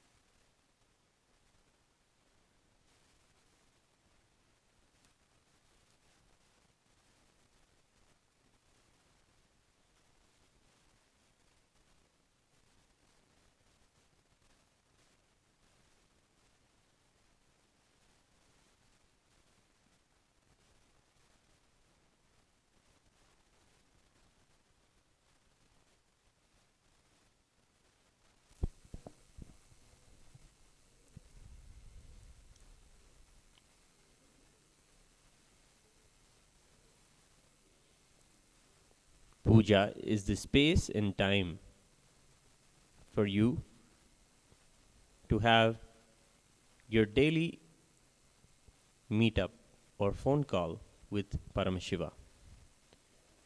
It is a time where you remember all the beautiful initiations and the blessings that you have received from your beloved Guru.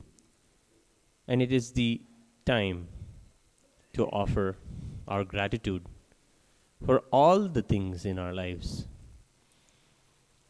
The Manasa Puja beautifully describes the way that you connect with the Guru who is there in the lotus of your heart, who When he sits inside you, or when you remember him, immediately inside you the Kundalini arises to the Sahasrara Chakra, where the Sahasrara Amrita flows.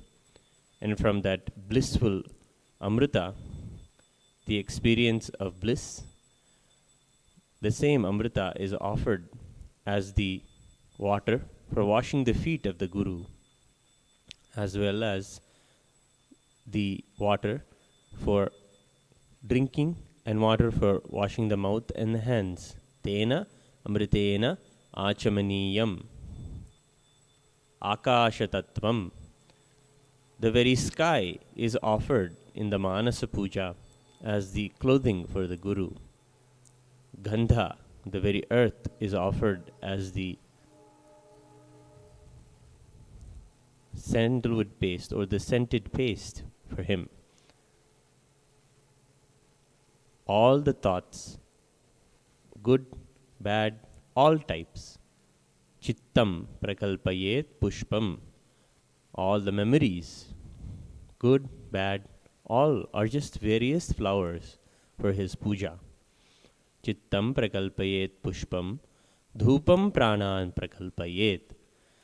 Our very inhaling and exhaling is only the prana, and that is offered to him as the incense, the scented smokes.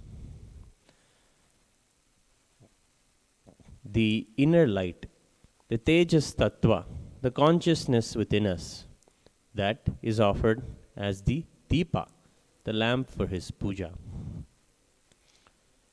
All the good thoughts, the positive, life positive cognitions, the powerful cognitions that we carry, that we received as the prasada from the Guru alone, those repeated again and again inside our inner space are offered as the Naivedya, the food.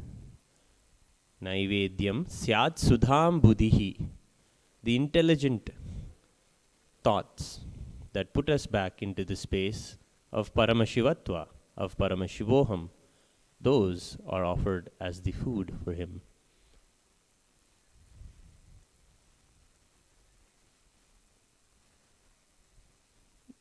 The entire spinal cord that we have with the 7 blossomed lotuses is offered as the Padmamala, the lotus garland for him.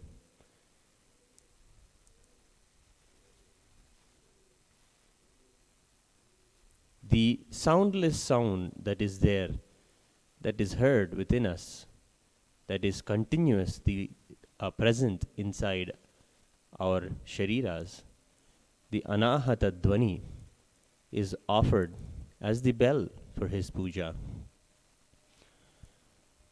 That powerful engine inside us that digests the food and converts bread into blood, that Vayu Tattva, that is offered as the Tsamara, the fanning for him. The oscillations of the mind is offered as a swing, Chanchalyam Manasastata.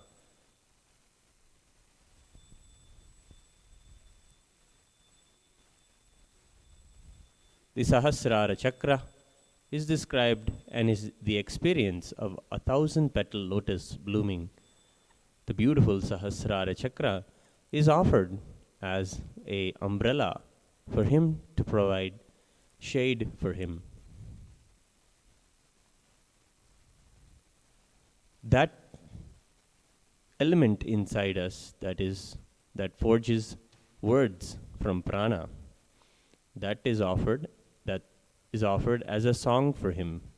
The Shabda Tattva is offered as a song for him.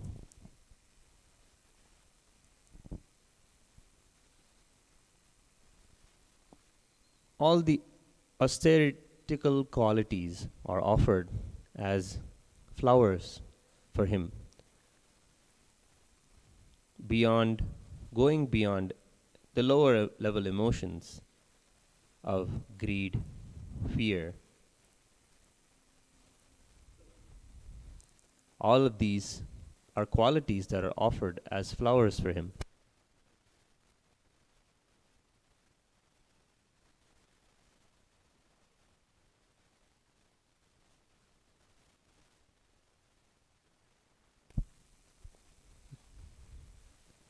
Following the Manasa Puja, we offer the Upachara Puja to the Pratyaksha Murti of the Supreme Pontiff of Hinduism, Bhagavan Sri Nithyananda Paramashivam.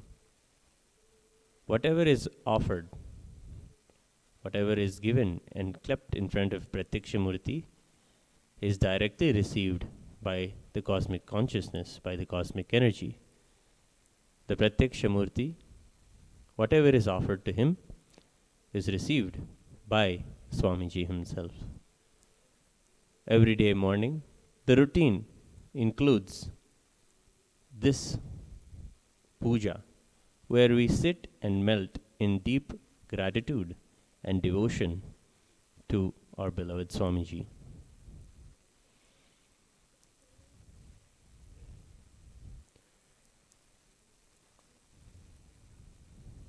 Remembering all the powerful cognitions and the powerful clicks, and giving gratitude for receiving them, and how they have transformed our lives and given us tremendous liberation from our sufferings. All of this is done at the time of puja. Let us be in a space of deep, restful awareness as we now remember all of the beautiful incidents one by one. Treasure them and offer our gratitude, as it is only by His grace that we have Him in our lives, and for our receiving all of these beautiful experiences. Please be in a space of deep restful awareness and gratitude in your Ananda Gandha as we get ready to begin the Pratyaksha Pada Puja.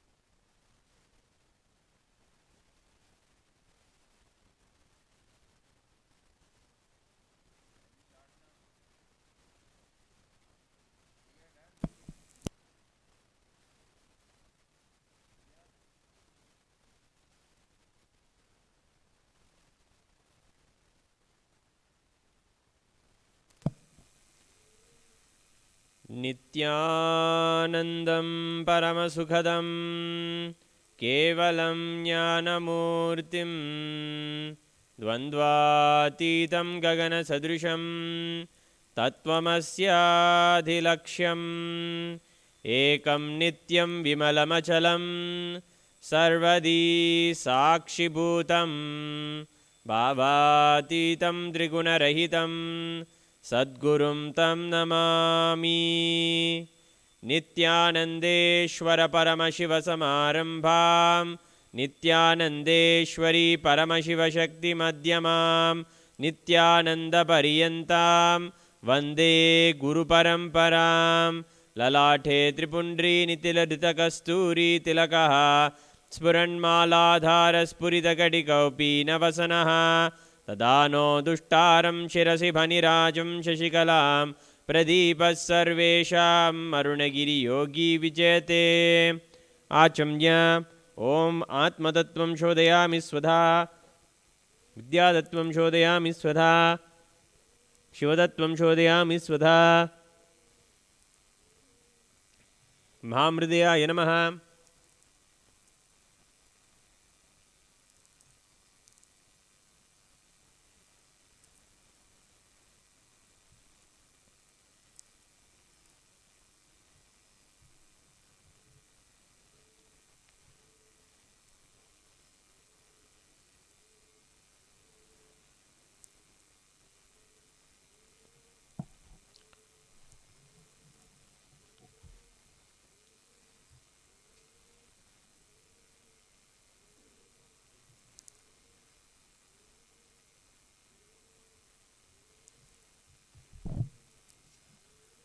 शुक्लाम्भरधरं विष्णुं शशिवर्णं चतुर्भुजं प्रसन्नवदनं ध्यायेत् सर्वविघ्नोपशान्तयेत् प्राणानायं या ओम home ईशानमूर्ताय नमः ओम हेम तत्पुरुषभक्तिनाय नमः ओम हम गुरुदेवाय नमः ओम हिम मामदेवक्याय नमः ओम हम सज्जोजातमूर्तये नमः माम हृदयाय नमः ओम हीम शीर्षे नमः ओम हूम शिखाय नमः ओम हैम कवचाय नमः ओम होम नेत्रेभ्यो नमः ओम हस्ताय नमः ओम होम ईशानमूर्ताय नमः ओम हेम तत्पुरुषभक्तिनाय नमः ओम हम गुरुदेवाय नमः ओम हिम मामदेवक्याय नमः ओम हम सज्जोजातमूर्तये नमः ओम हाम हृदयाय नमः ओम हीम शीर्षे नमः ओम हूम शिखाय नमः ओम हैम कवचाय नमः ओम होम नेत्रेभ्यो नमः ओम हस्ताय नमः ओम होम ईशानमूर्ताय नमः ओम नम तत्पुरुषभक्ताय नमः ओम हृदयाय नमः ओम हिम वामदेवक्याय नमः ओम हम सज्जोजातमूर्तये नमः ओम आम हृदयाय नमः ओम हीम शिरसे नमः ओम हूम शिखाय नमः ओम हेम कवचाय नमः ओम होम नेत्रेभ्यो नमः ओम हस्ताय नमः।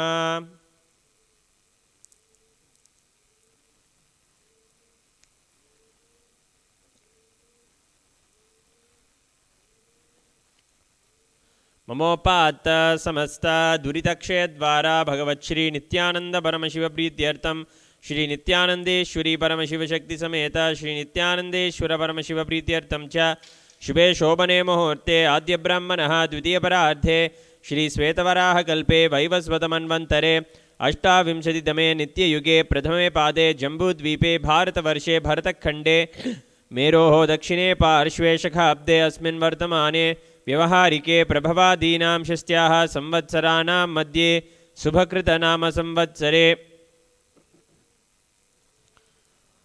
दक्षिणायने लक्ष्मी वेंकटेश्वर ऋतौ तुलामासे कृष्णपक्षे चतुर्थ्यां शुभतिथौ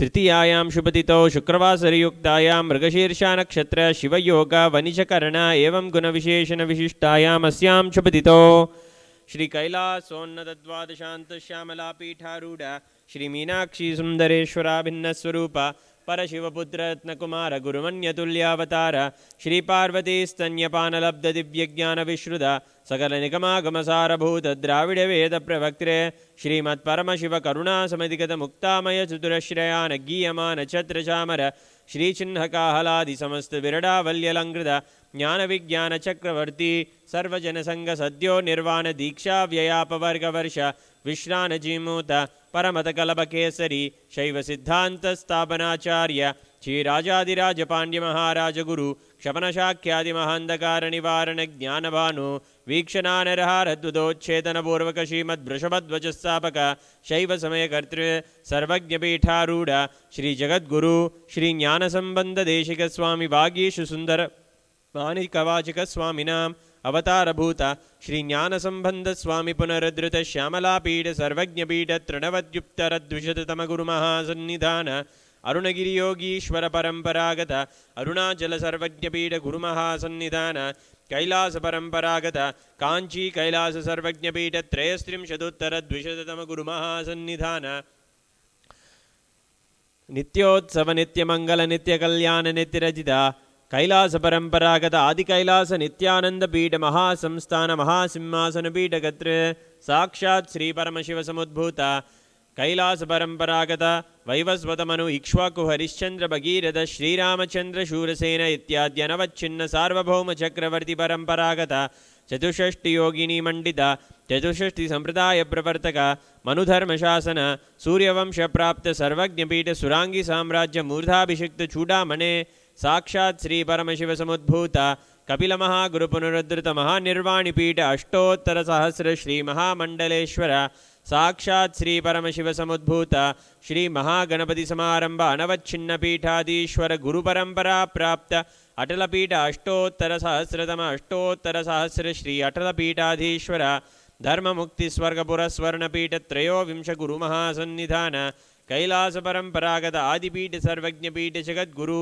श्री कैलास पुनरुद्धारक श्री कैलास परमाचार्य श्रीमत् परमहंस परिव्राजकाचार्य वर्य सच्चिदानंद प्रणव स्वरूप श्रोत्रिय ब्रह्मनिष्ठ श्रीमत् जगद्गुरु श्री लश्री भगवत् श्री नित्यानंद परमशिव श्री ज्ञान संबंध देशिक परमाचार्य स्वामिनां प्रीत्यर्थम तेषां पादारविन्दयोः भक्ति सिद्ध्यर्थम गुरुकृपाकटाक्ष सिद्ध्यर्थम क्षेमस्थैर्य वीर्य विजय आयुरारोग्य ऐश्वर्यानाम् अभिवृद्ध्यर्थम धर्मार्थ काम मोक्ष चतुर्विध फल पुरुषार्थ सिद्ध्यर्थम समस्त दुरितोपशांत्यर्थम समस्त मंगलावाप्यर्थम भगवत् श्री नित्यानंद परमशिव प्रसादेन सकुटुम्बस्य ज्ञानवैराग्यजीवन्मुक्तिप्राप्त्यर्थं श्री नित्यानन्देश्वरी परमशिव शक्ति समेत श्री नित्यानन्देश्वर परमशिव अवतारभूत श्री सर्वदेवदेवी स्वरूप भगवत् श्री नित्यानन्द परमशिव प्रत्यक्षपादपूजां करिष्ये। ओम अवौभस्पृश्य कंठानादम् ओम आगमार्तं तु देवानां गमनार्तं तु राक्षसां घण्टानादं करोम यादो देवता क्वाणलाञ्छनं घण्टादेवताभ्यो नमः। मानसपूजा। ओम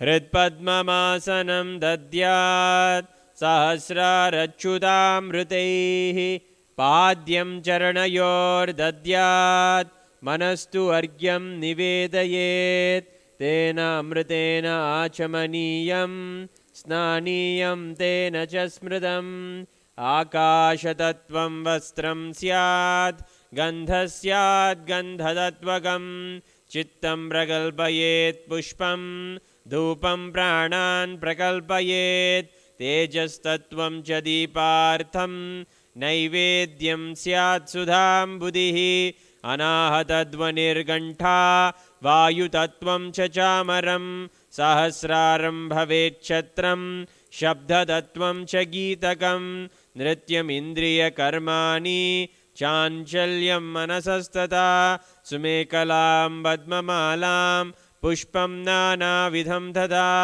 अमायाद्यैर्भावपुष्पैः अर्चयेद्भावगोचरम् अमायम् अनहङ्कारम् अरागम् अमधं तथा अमोहगम् अदम्बं च अद्वेषाक्षोभको तथा अमात्सर्यम् अलोभं च दशपुष्पं विदुर्बुधाः अहिंसा परमं पुष्पं पुष्पमिन्द्रियनिग्रहः दया पुष्पं क्षमा पुष्पं ज्ञानपुष्पं च पञ्चमम् इति पञ्चदशैर्भावपुष्पैः सम्पूजयेत् भगवन्तं श्रीनित्यानन्द परमशिवम्। उपचार पूजा। आसनम् ओम सर्वभूतान्तरस्थाय सर्वभूतान्तरात्मने कल्पयाम्युपवेशार्थम् आसनं ते नमो नमः। ॐ ह्रीं इदं सुवर्णासनं सर्वदेवदेवी स्वरूपाय भगवते श्रीनित्यानन्द परमशिवाय नमः। स्वागतम्। ॐ शान्तत्वात् सर्वकर्तृत्वभावोपरतिकारणात् शिवोक्तो महातन्त्रमन्त्रविद्भिः सदा शिवः। तस्मै शिवाय गुरवे वीतरागकलाय वै अमेयत्वात् अजित्वाच्च प्रकीर्तितः। यस्य दर्शनमिच्छन्ति देवा स्वाभीष्टसिद्धये तस्मै ते परमेशान स्वागतं स्वागतं प्रभो। अद्य मे सफलं जन्म जीवनं सफला क्रियाः। स्वागतं यत्त्वया तन्मे तपसां फलमागतम्। ॐ ह्रीं सर्वदेवदेवी स्वरूप भगवन् श्रीनित्यानन्द परमशिव स्वागतं सुस्वागतं ते। पाद्यम् ॐ यद्भक्तिलेशसम्पर्कात् परमानन्दसंप्लवः तस्मै ते परमेशान पाद्यं शुद्धाय कल्पयेत्। ॐ ह्रीं एतत्पाद्यं सर्वदेवदेवी स्वरूपाय भगवते श्रीनित्यानन्द परमशिवाय नमः। अर्घ्यः ॐ दुर्वाक्षतसमायुक्तं बिल्वपत्रं तथा परं शोभनं शङ्खपात्रस्तं गृहाणार्घ्यं महेश्वर ॐ ह्रीं एषो अर्घ्यः सर्वदेवदेवी स्वरूपाय भगवते श्रीनित्यानन्दपरमशिवाय स्वाहा आचमनीयम् ॐ मन्दाकिन्यास्तु यद्वारी सर्वपापहरं शुभं ग्रहाणाचमनीयं त्वं मया भक्त्या निवेदितम् ॐ ह्रीं इदम् आचमनीयोदकं सर्वदेवदेवी स्वरूपाय भगवते श्रीनित्यानन्दपरमशिवाय स्वधा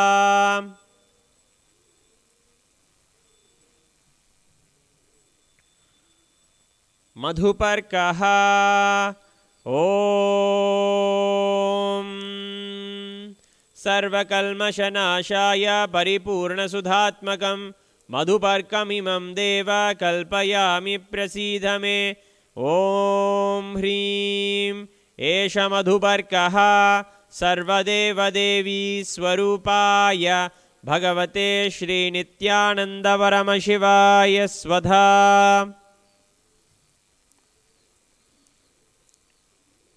गन्धतैलम् ॐ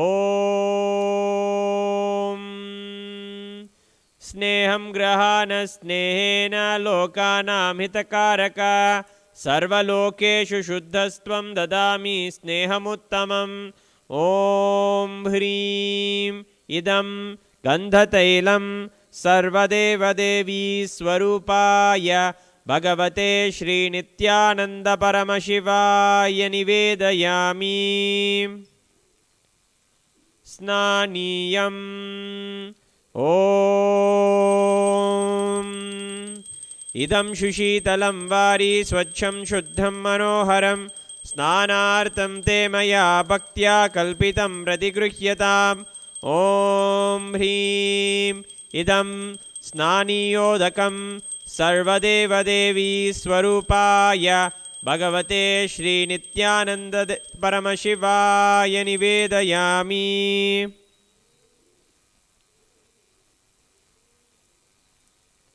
वस्त्रम् ॐ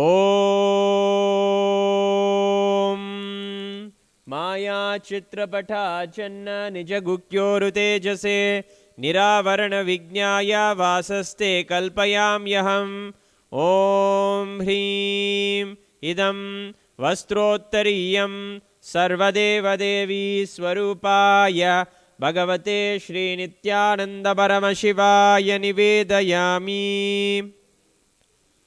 आभरणम् ॐ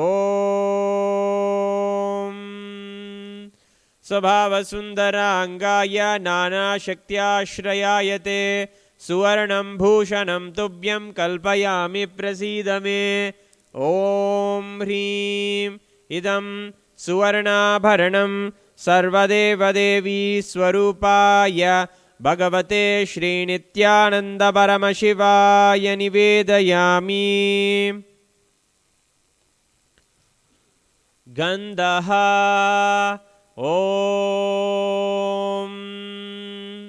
शरीरं तेन जानामि चेष्टां नैव च मया निवेदितान् गन्धान् प्रतिगृह्य विलिप्यताम् ॐ ह्रीं एषद्गन्धः सर्वदेवदेवी स्वरूपाय भगवते श्रीनित्यानन्दपरमशिवाय नमः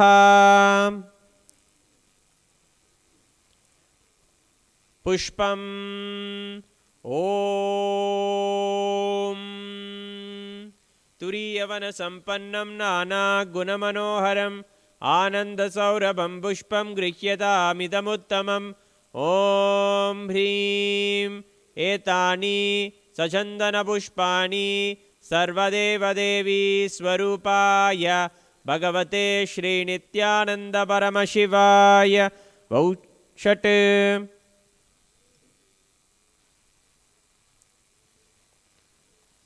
बिल्वपत्रम् ॐ अमृतोद्भवं श्रीवृक्षं शङ्करस्य सदा प्रियं बिल्वपत्रं प्रयच्छामि पवित्रं ते सुरेश्वर। ॐ ह्रीं एतानि सचन्दनबिल्वपत्राणि सर्वदेवदेवी स्वरूपाय भगवते श्रीनित्यानन्दपरमशिवाय नमः।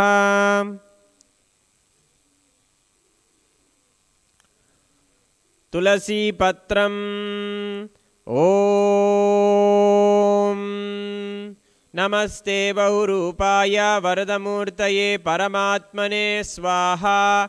ॐ ह्रीं इदं सचन्दनतुलसीपत्रं सर्वदेवदेवी स्वरूपाय भगवते श्रीनित्यानन्दपरमशिवाय नमः।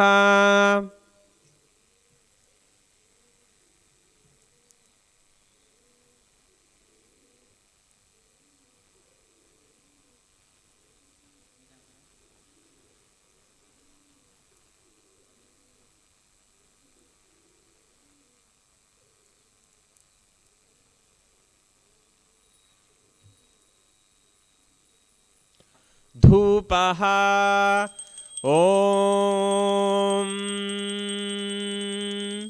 वनस्पतिरसो दिव्यो गन्धाद्यत्सु मनोहरः आग्रेयः सर्वदेवानां धूपोऽयं प्रतिगृह्यताम्।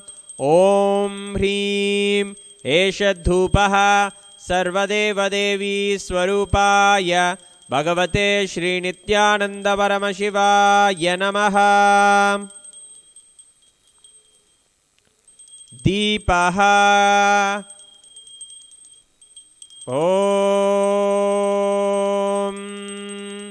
सुप्रकाशो महादीपः सर्वदस्तिमिरापहः सभाख्याभ्यन्तरज्योतिर्दीपोऽयं प्रतिगृह्यताम्।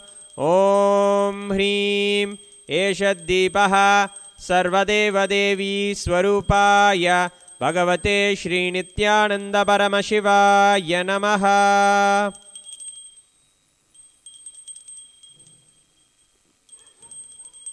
नैवेद्यम् ॐ नैवेद्यं विविधं देव चक्करादिविनिर्मितं मया निवेदितं भक्त्या ग्रहाण परमेश्वर। ॐ ह्रीं इदं सोपकर्णनैवेद्यं सर्वदेवदेवी स्वरूपाय भगवते श्रीनित्यानन्दपरमशिवाय निवेदयामि। पानीयम् ॐ समस्तदेवदेवेश सर्वतृप्तिकरं परम् अखण्डानन्दसम्पूर्णं ग्रहाणजलमुत्तमम्।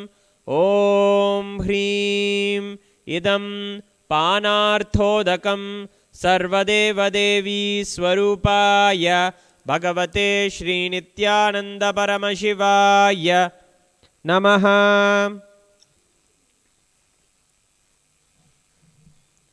पुनराचमनीयम् ॐ उच्छिष्टमप्यशुचिर्वा यस्य स्मरणमात्रतः शुद्धिमाप्नोति तस्मै ते पुनराचमनीयकम्। ॐ ह्रीं इदं पुनराचमनीयोदकं सर्वदेवदेवी स्वरूपाय भगवते श्रीनित्यानन्दपरमशिवाय स्वाहा।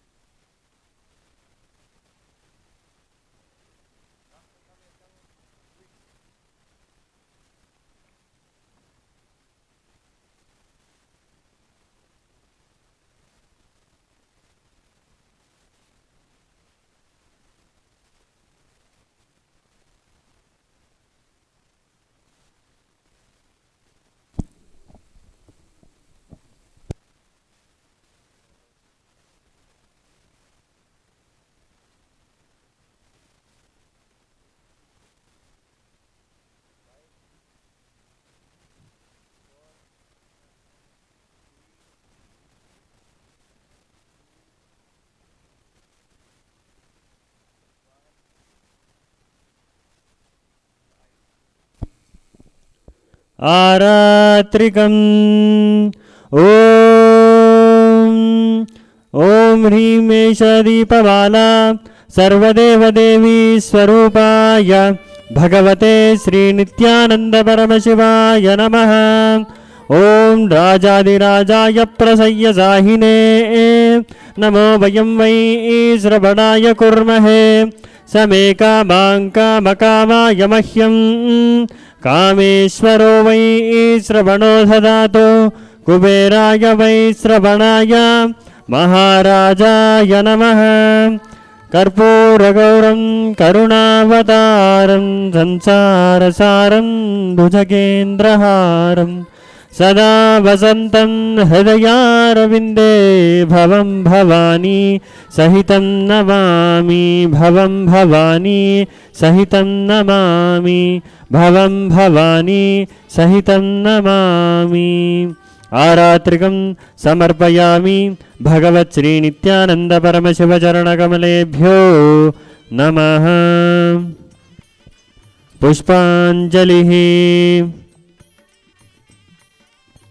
गुरुर्ब्रह्मा गुरुर्विष्णुः गुरुर्देवो महेश्वरः गुरुः साक्षात् परब्रह्म तस्मै श्री गुरवे नमः।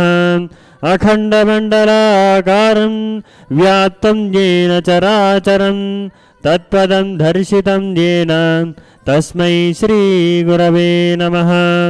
अज्ञानतिमिरान्धस्य ज्ञानाञ्जनशलाकया चक्षुरुन्मीलितं येन तस्मै श्रीगुरवे नमः। अनेकजन्मसम्प्राप्तकर्मबन्धविदाहिने आत्मज्ञानप्रदानेन तस्मै श्रीगुरवे नमः।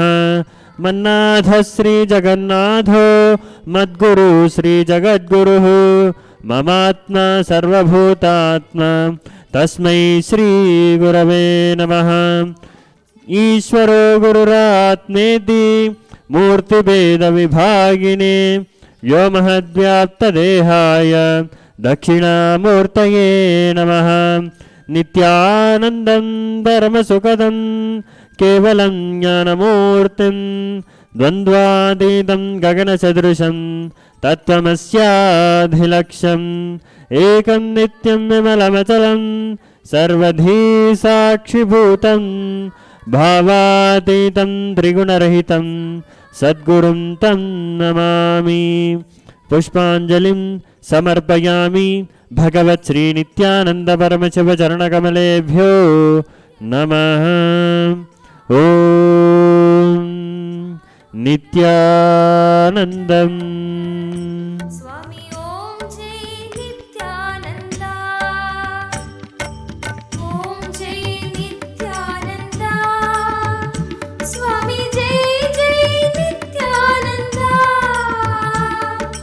लोकनाथ श्रीप्रकाशो भगवान् कलिकल्मषमग्नानां नित्या उद्धारणचिकीर्षया स्वामी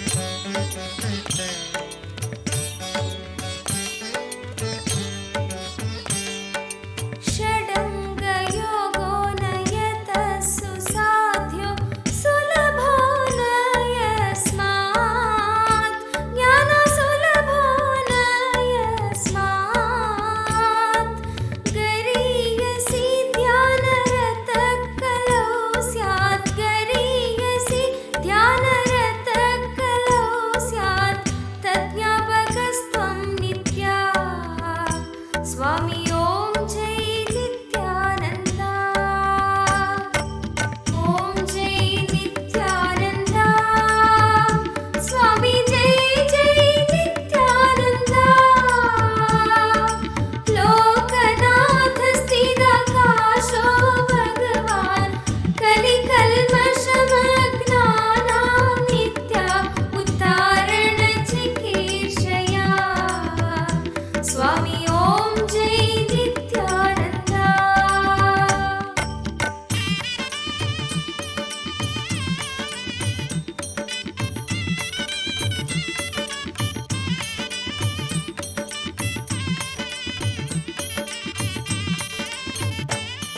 ध्यायन्ति गायन्ति नमन्ति नित्यं ब्रह्म विष्णु शिवदेवा नित्य ब्रह्म विष्णु शिवदेवा तै प्रार्थितस्तस्य परावतारो तै प्रार्थितस्तस्य परावतारो विबाहुधारी नित्या स्वामी ॐ जय नित्यानन्दा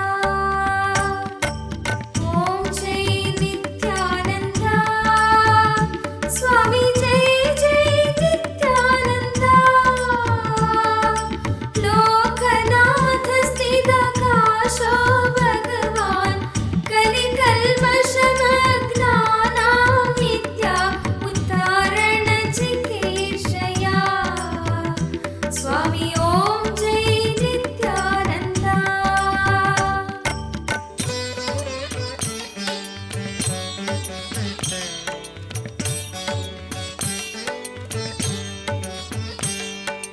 वन्दे जगद्बीजमखण्डमेकं सुरैर्सेवितपादपीठं नित्यसेवितपादपीठम् वन्दे भवेशं भवरोगवैद्यं वन्दे भवेशं भवरोगवैद्यं तमेव वन्दे नित्यं स्वामी ॐ जय नित्यानन्दा ॐ जय नित्यानन्दा स्वामी जय जय नित्यानन्दा लोकनाथ स्थिराकाशो भगवान् कलिकल्मषमग्नानां नित्या उद्धारणचिकीर्षया स्वामी ॐ जय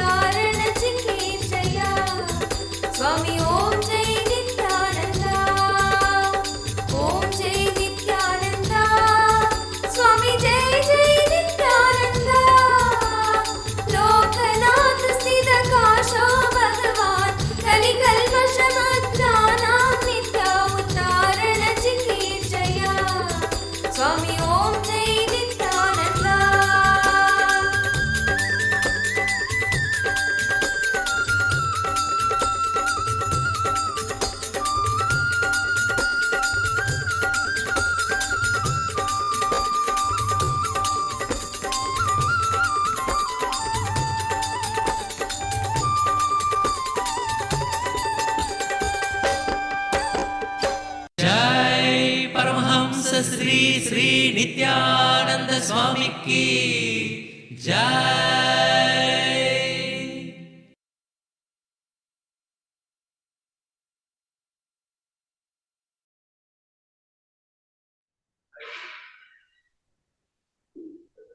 Nithyanandam, welcome back.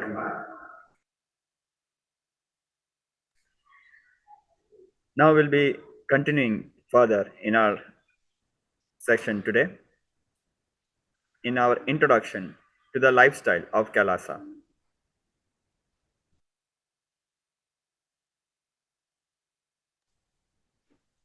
Today we'll be looking at a very special topic, from quenching thirst, providing food, all the way leading us to liberation.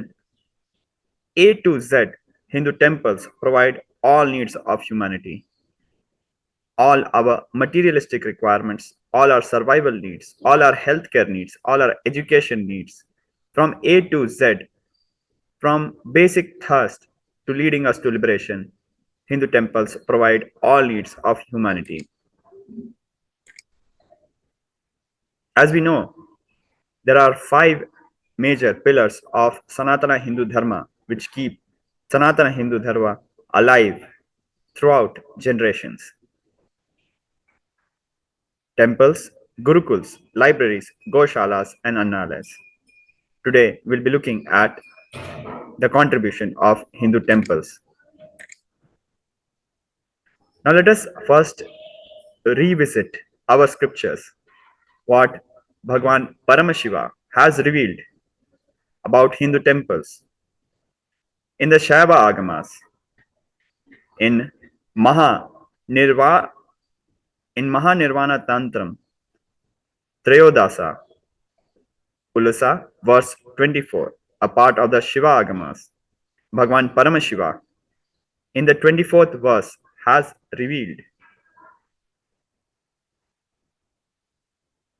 Sada Shiva Uvacha Yo Yad Devat Kri Taha Payatye Satallo Kama Vanopoti Tadad Bhavan Isha Kagraha Dane tu Tasma Chahat Guna Phalam Tato Yudguna Punam Shila Griha Pradhanataha.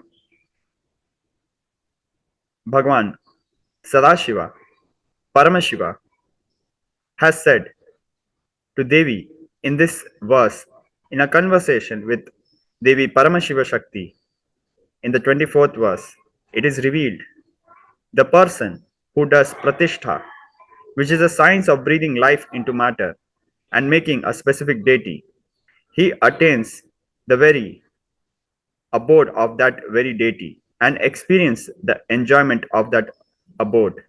By donating a temple made of bricks, one resides in the heavenly abode for 1,000 crore years, multiplied by 100 times. By donating a temple made of stones, one attains the divine merit, punya, which is 10,000 times more. Now, if you look at the numbers, 1,000 crore years multiplied by 100 times, which is 1 billion. It's a big number, where Bhagwan Paramashiva is revealing that if we are donating a temple made of bricks, the number of years that we live in a heavenly abode is around 1 billion years.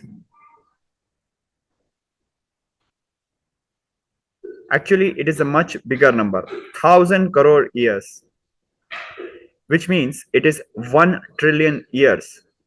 1,000 crore years multiplied by 100 times. If we donate a temple made of bricks, we'll reside in a heavenly abode of the specific deity for 1 trillion years. But if we donate a temple made of stones, we'll attain the divine merit, which is even 10,000 times more, which means 10,000 trillions. It is indeed a very huge number, what Bhagwan Paramashiva is revealing. Now let us understand into the various aspects of the contributions of Hindu temples to understand why Bhagwan Paramashiva would give us such a huge merit for making Hindu temples. Hindu temples provide all needs of humanity. For Hindus, when we are born, we are taken to temple. For education, we used to go to the temples as gurukuls were run around the temples.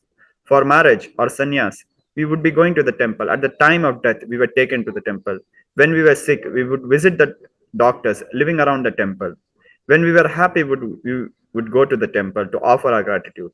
When we are in trouble, we would go to the temple to surrender our problems onto the Lord's feet. When we celebrate festivals, auspicious happenings, we would go to the temple. When there is food crisis, we would go to the temple for anadan, for accessing the grain banks, as we just saw yesterday, how grain banks had their vaults in the Hindu temples. When there were crop failures, we would go to the temple grain banks. When temples were the place where people would hang out, sit and chat. And finally, when we were dead, we were taken around the temple. Bhagwan, our beloved Guru, the Supreme Pontiff of Hinduism, Bhagwan Sri Nithyananda Paramashivam, has said in one of his presidential address, whether you are born or dead, you will be taken only into temple. If you are dead, you will be taken around the temple. If you are born, you will be taken into the temple. That's all.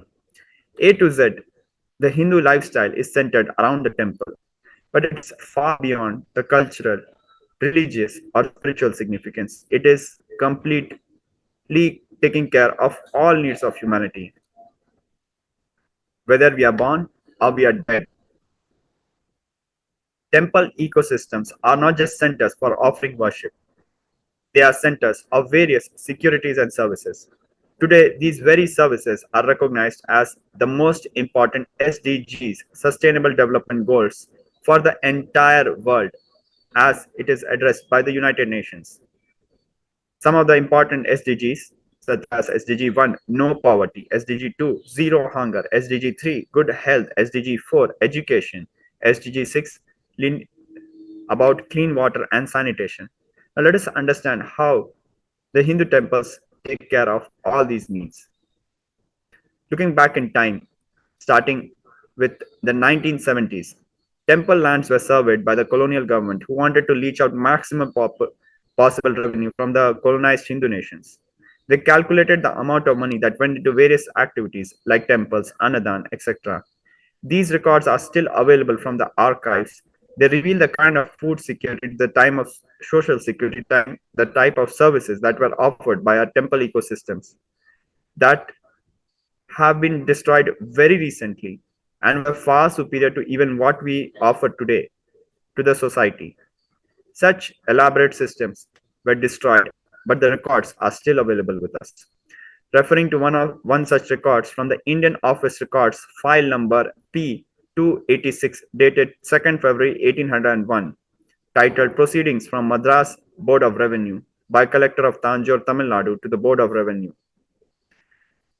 Taking some excerpts from this report, the report reveals that along all trade and pilgrimage routes, enlightened ecosystems consist of kshetrams, pagodas, that is temples, chowtries, schools, hospitals, where had been established by rich and wealthy Hindus, kings, queens, or established by simple elders of the village through fundraising. These provided free food for as many days as travelers would ask for. There were various services attached, such as hospitals and schools. Free medicine, free treatment of several ailments were offered for free here. Traveling pregnant women and women with small children were taken great care of. Now, this might be looking at a very small detail for a collector to note that traveling pregnant women and women with small children were taken great care of. Now, let us understand what happened when these temples and this enlightenment ecosystems were destroyed. Today, we see that from the World Bank estimates and study done by various national and international agencies that malnutrition, specifically child malnutrition, is a major concern for India. In India, 44% of children under the age of 5 are underweight, 72% of the infants and 52% of married women have anemia. Research has conclusively shown that malnutrition during pregnancy causes the child to have increased risk of future diseases, physical retardation, and reduced cognitive abilities. Now, it's no surprise we tend to miss this small fine detail, but for the collector from the Board of Revenue, the collector of Tanjore in 2nd February 1801, he made this special note. Traveling pregnant women and women with small children were taken great care of. Milk was provided freely to children. Now, we might fail to miss such details, but when such details are wiped off from our infrastructure, from our Hindu Enlightenment ecosystem and social service infrastructure, we cannot escape the consequences which today we are still facing. In this picture, we see how the Supreme Pontiff of Hinduism, the 293rd Guru Mahasanidhanam of Madurai Shamla Pitha Sarvanya Pitham, along with the 292nd Guru Mahasanidhanam of Madurai Adinam, started offering milk in the Madurai Meenakshi temple back in 2012, and how this service was brutally stopped by the Hindu music anti-Hindu terrorist forces. We'll be looking at that at some other day. But what we cannot miss and what we cannot ignore is the consequences of the collapse of Hindu Enlightenment ecosystems and social service systems and ecosystems is very real, and it is still impacting us even today.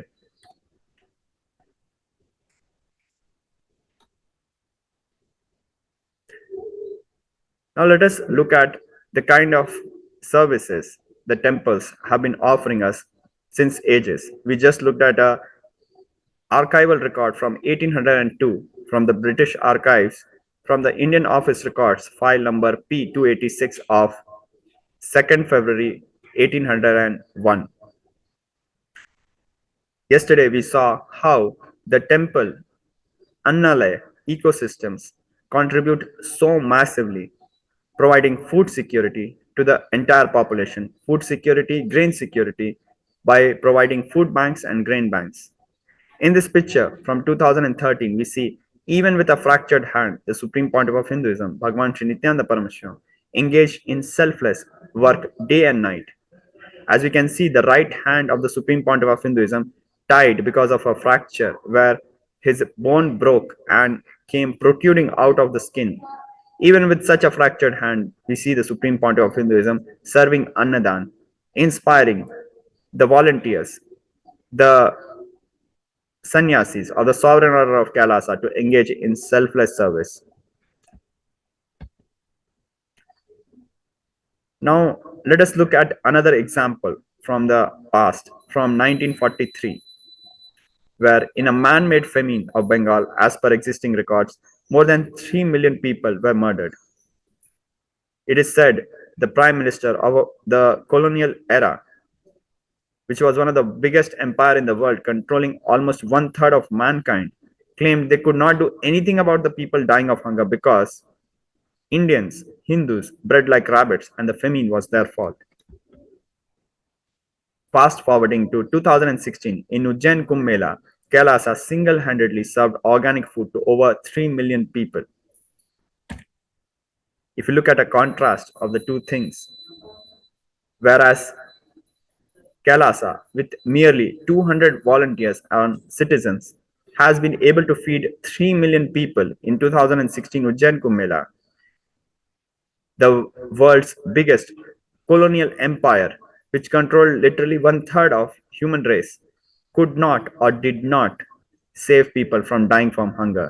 The same number of people, 3 million. Our Hindu temple enlightenment ecosystems, KAILASA, are not driven by fear or greed. They are enlightened based nations. They are driven by dispassionate selfless service done as an offering to God in pursuit of liberation. One of the very underrated contributions of Hindu temple enlightenment ecosystems are the Hindus themselves. The Hindu community, which is the most peaceful community with the least crime rate. We have seen time and again how various reports from various governments and research organizations have shown that throughout the world, the crime rate is least in Hindu communities. We have seen that the Hindu community has the least extremist and terrorist ideologies, as per a survey by Pew Research done on 22nd March 2012. We also know the Hindus have the lowest crime rate and the smallest prison population. From this graph, it is apparent that all the 2% of the US population are Hindus, but the population of Hindus in the prison is much less than 2%. It is 0.2%, showing that the crime rate in Hindus is one-tenth compared to others. Similarly, in the United Kingdom, though the Hindu population is around 2% of the total population, but Hindus constitute only 0.35% of the prison population, showing that the crime rate of Hindus in the United Kingdom is one-fourth compared to other communities. Similarly, in India, though 80% of the Indian population is Hindu, but only 12% of the prison population is Hindu, showing that the crime rate of Hindus in India is one-tenth to one-hundredth of what it is seen in other communities. We know from various statistics, government statistics, such as UK government's official statistics, that Hindus are least likely to be substance abusers, have the highest number of postgraduates at 48% in United States, have the highest higher education rate of all in the United States at 96%, 2.5 times the national average. Hindu communities, although constituting only 2% of the US population, contribute 7% of the doctors in US and 9% of doctors in UK, showing that the Hindu civilization contributes 4 to 5 times the number of doctors as compared to other communities. Similarly, although 2% of the population of US is Hindu, they contribute chief executive officers of 16% of the US companies. The Hindu community has the second highest taxpayers and income group in the United States at 36%, just behind the Jewish community. The Hindu community has the least divorce rate at 5%, which is the lowest amongst all communities in the US. Hindus are the happiest people on the planet Earth, the most peaceful and contributing civilization on planet Earth. Hindus do not convert, Hindus do not terrorize, Hindus do not colonize. Hinduism only teaches to contribute selflessly without any hidden agenda. No wonder Hindus are the happiest people on the planet. A study by the National Statistics Office for National Statistics (ONS) UK has found that the people belonging to the Hindu community are the happiest people in the country. The average happiness rate was 7.38, whereas for the Hindu community it was 7.57, well above the average and also the highest amongst all communities. The temple Hindu Enlightenment ecosystems leads not just to inner peace, to the act of worship, through the act of connecting with the divine, through the act of celebrating various festivals, performing various rituals. Study has shown that a decrease in crime rate by 16% was observed when 1% of the community in any location engaged in Hindu meditative worship practices. Temples are centers of such mass worship and meditation, where several generations of entire Hindu population practice these enlightenment sciences. As a significant example of this, we have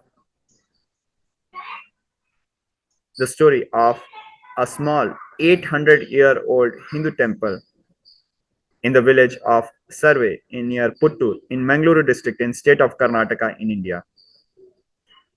For 800 years, this Hindu temple was in shambles. Around 2021, a group of villagers decided to revive the Hindu temple.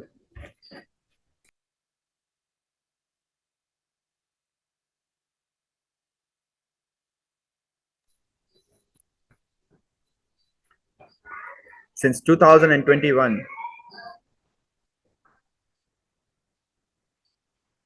the temple was being revived, and finally the villagers succeeded. Around 4,000 villagers donated their time and labor. Others gathered around 12 million INR of funds. And very surprisingly, the energy and enthusiasm of the Hindu community inspired the other communities in the village so much that a inspired Muslim family of Abbas Majalagudda was so inspired by this that they generously donated 3-acre land to the temple, offering the entire yield from the land for the temple Anadan. We see how the temple enlightenment ecosystems is not just related to personal worship, how it brings happiness, prosperity, unity in the society, uniting people across communities, across religions, truly beyond what the United Nations can think about in terms of sustainable development goals. Referring back to the research done on Hindu meditation worship sciences, such as puja and dhyan, has indicated that every minute of such spiritual activity brings a reduction in crime rate in the city. The following graph is quoted from a study done in published in 1999, effects of group practice of transcendental meditation program on preventing violent crimes in Washington.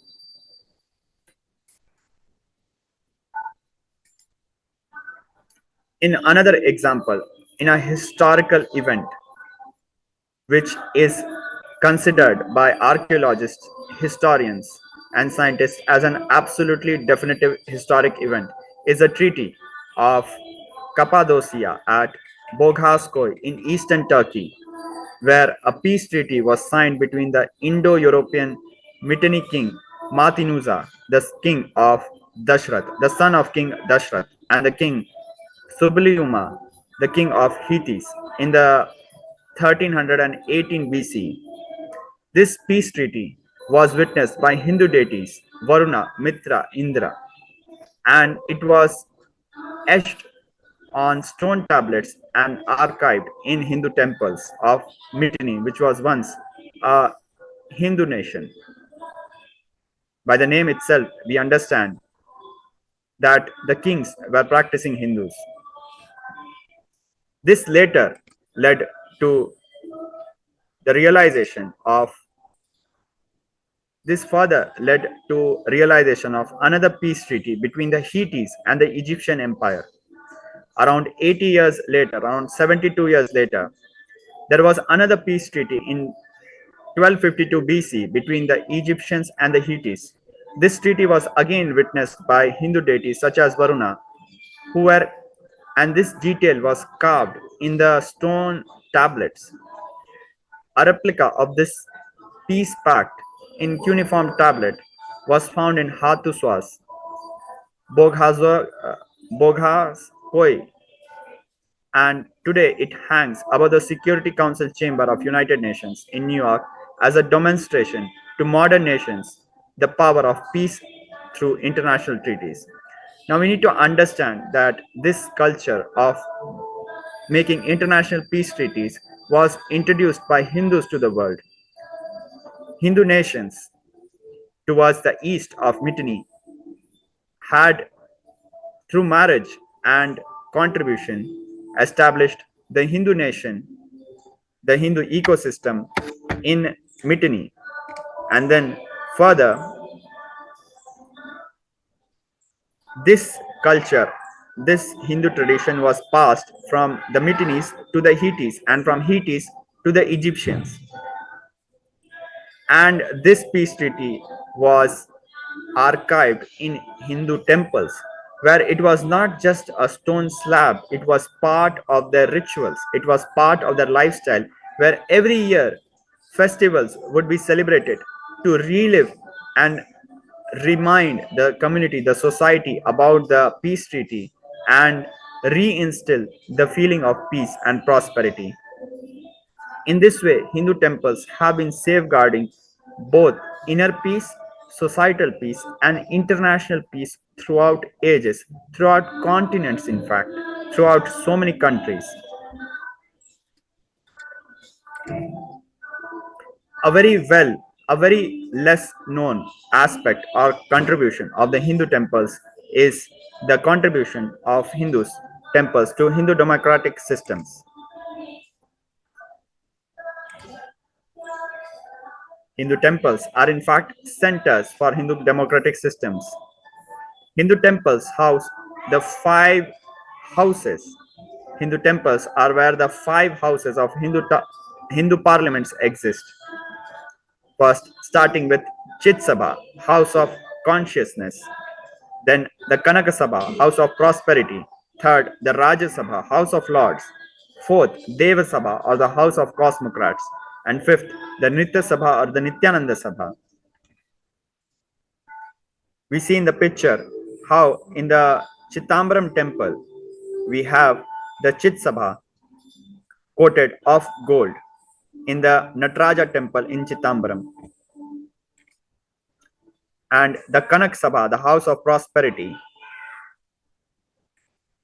Dev Sabha, the house of cosmocrats. We can see all these structures still surviving even after so many years, showing how historically Hindu democratic systems were run through the Hindu temples. Or the Rajya Sabha, where the coronation of all kings and governors happened, where all the major political declarations were made.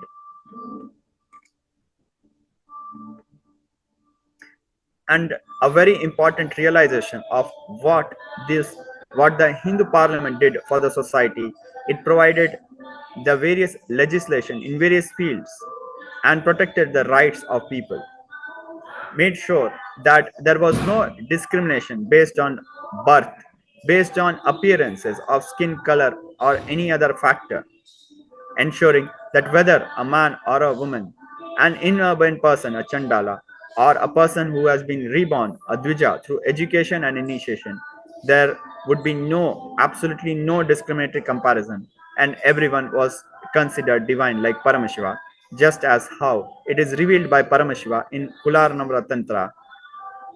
This is exactly what Paramashiva has revealed and envisioned for humanity, for Hinduism, in verse 74 and verse 201 in the Kularna Tantra.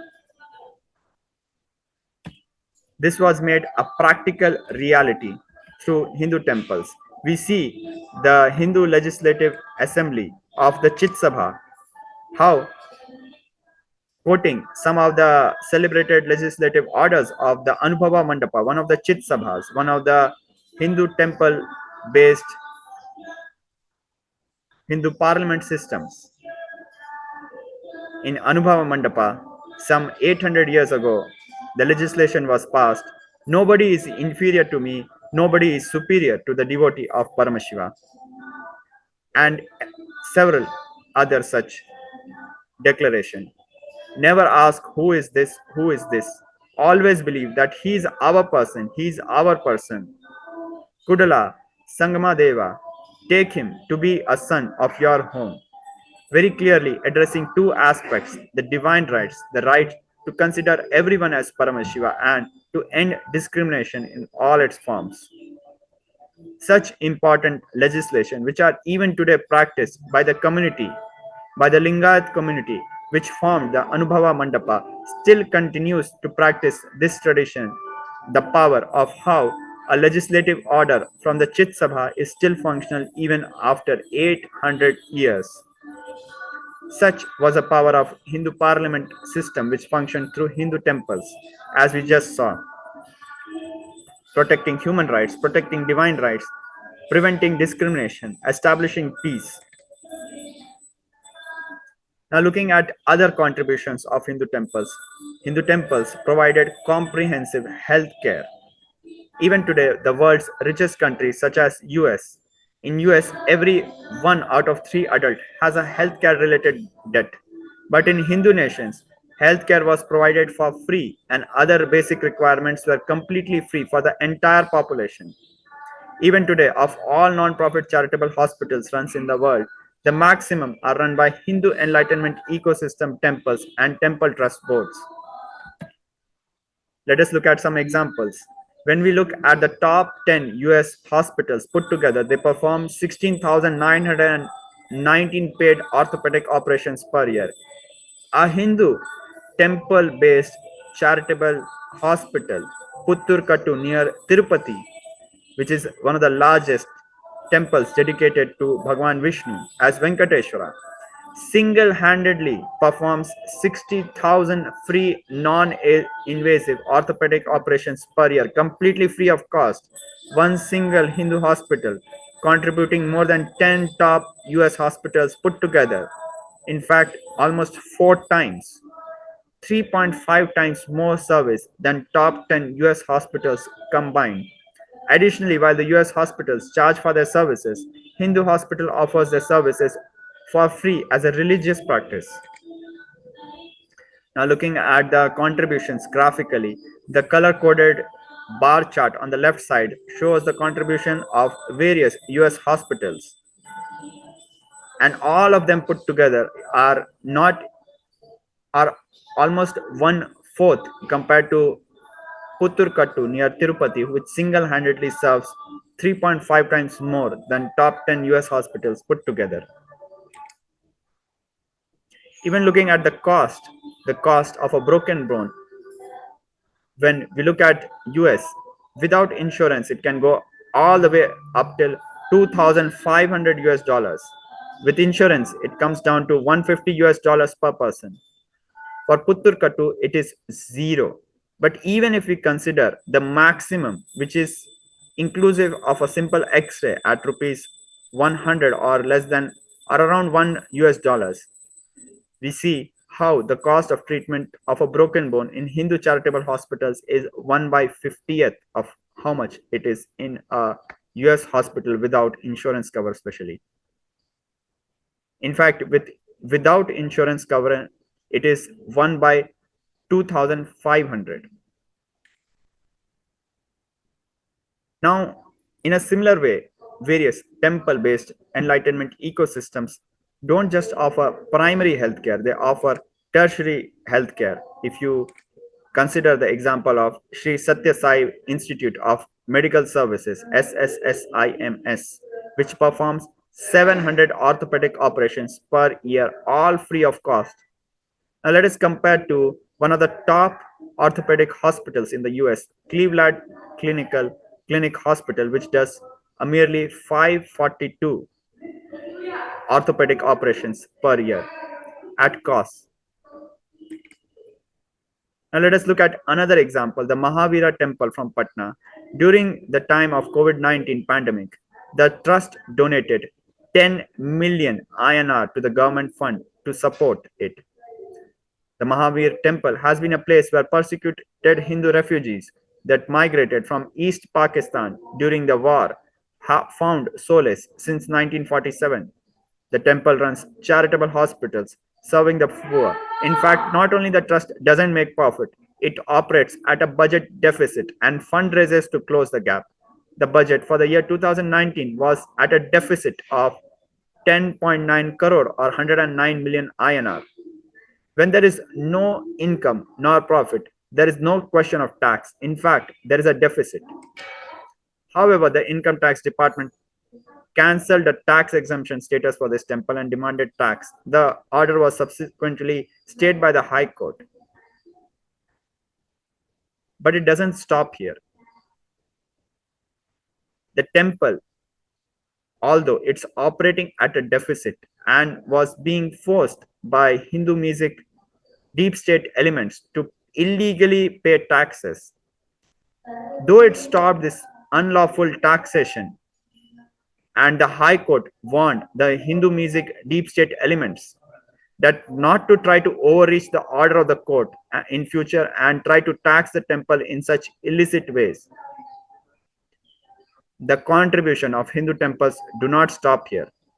The Mahavira temple donated 10 million INR to the government funds in 2020 to support it during the COVID-19 pandemic.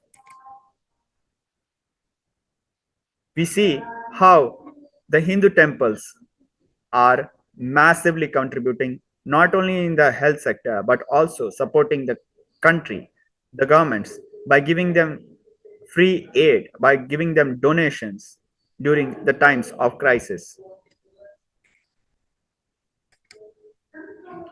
And the contrast is clear how throughout the years billions of dollars are pumped in for profit in contemporary healthcare versus Even with deficit, our Hindu Enlightenment healthcare systems are prospering all through the donation of temples.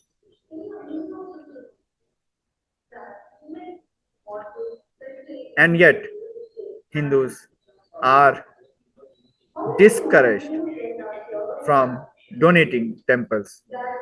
Hindus are told ill about temples. We Hindus are not allowed to practice our religion and temple based lifestyle, which are doing only good to humanity.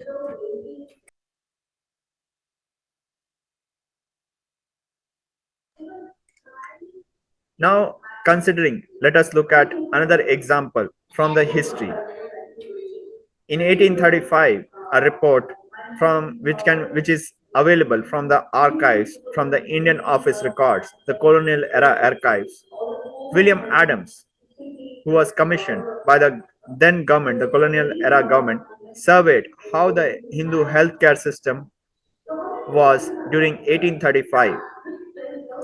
As per the study of William Adams, the villages had 123 general doctors, 205 specialized doctors, 21 smallpox inoculators, 297 women midwives, giving an average of one midwife per 408 people for a population of a village of around 120,000. Now, moving on to 1973, comparing it with the modern contemporary times. In 1973, a government commission, the Kattar Singh Committee of the Government of India, had recommended nearly one midwife to be made available for a 10,000 people population village. This shows how the Hindu nations had 27 times higher the number of doctors and medical experts per capita as compared to today. We see no wonder today India has one of the highest child mortality rates where newborn babies are dying in suburban and village and tribal locations because of the collapse of the Hindu temple medical facilities, which provided 27 times the higher number of doctors and medical experts per capita as compared today. We see how the destruction of Hindu temples has several consequences.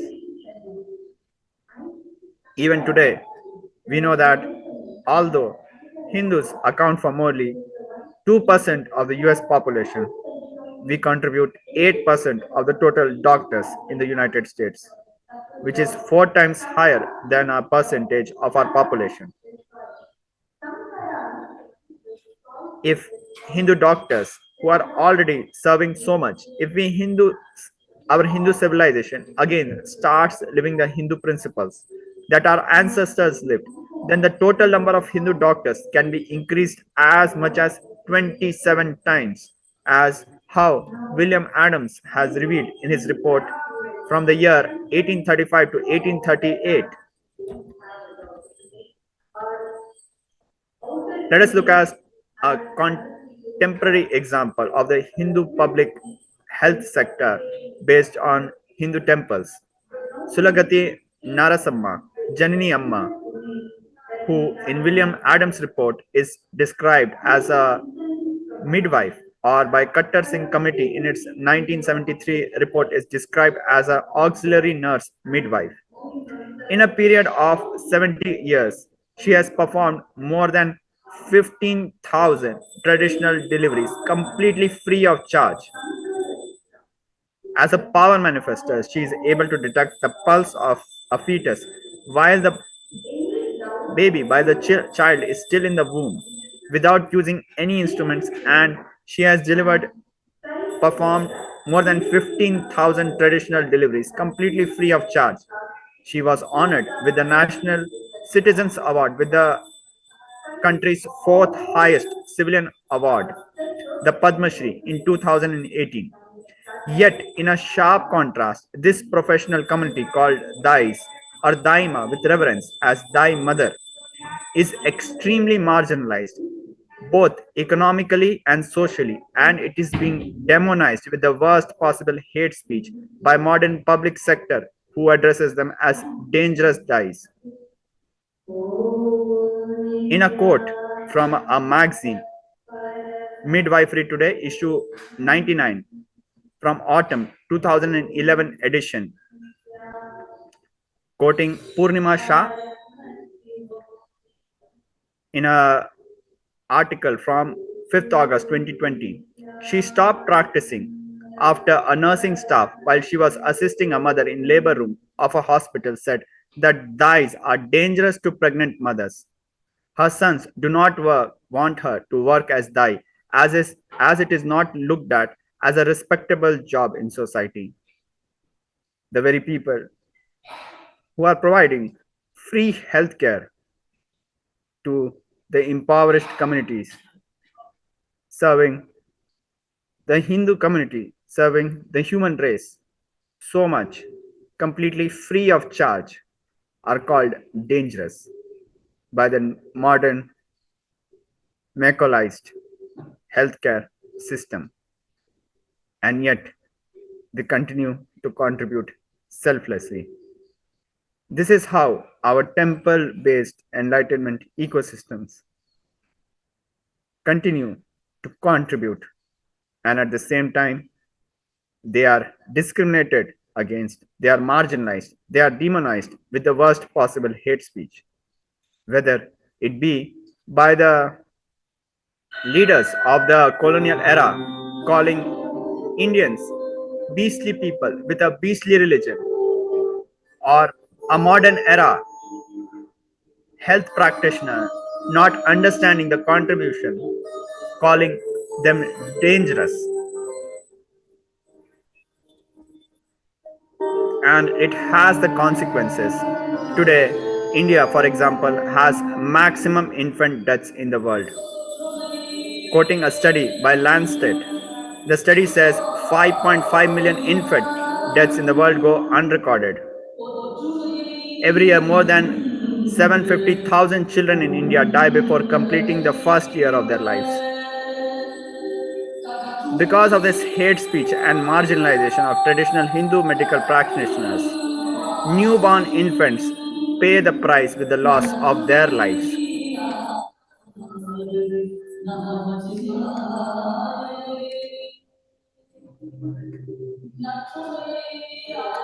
We know how in 1871 in the Criminal Tribes Act, great yogis, Naga sadhus, were declared born criminals per life.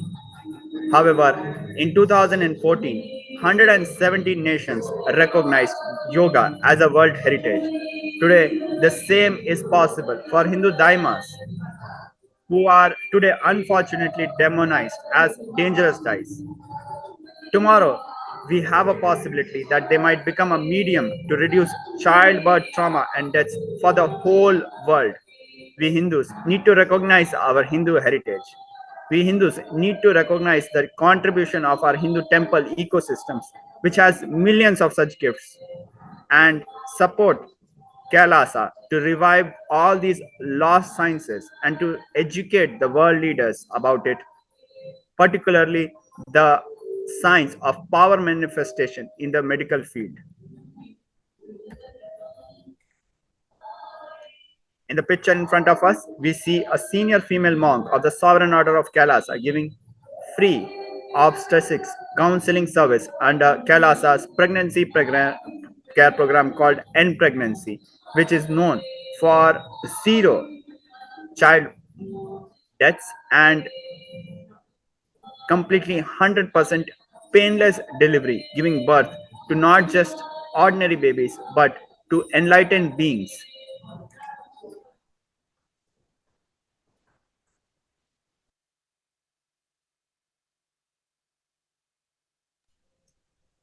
Moving on, now we'll be proceeding to our next segment where we'll be having some very special guests joining us and sharing their perspective on what we just shared about contributions of Hindu ecosystems, about Hindu temples, how A to Z Hindu ecosystem, Hindu temple ecosystems serve all our needs. Now, we'll be moving on to our next segment. Thank you for joining us. Nithyanandam.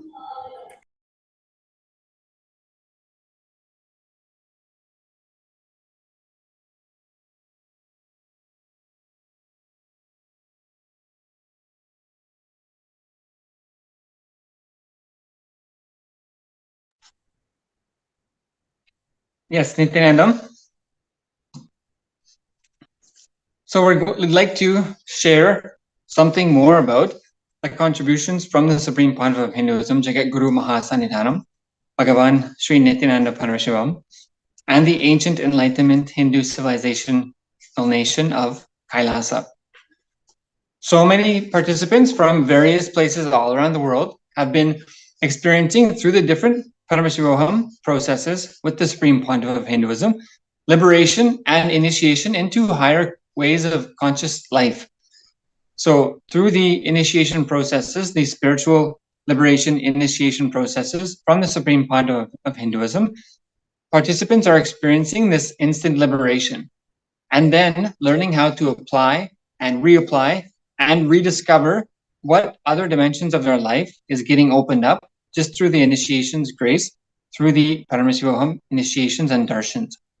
So here to share more about these experiences and exactly what is the experience and life transformative possibility that happens through Paramashivoham, we'll have a guest sharing his experiences.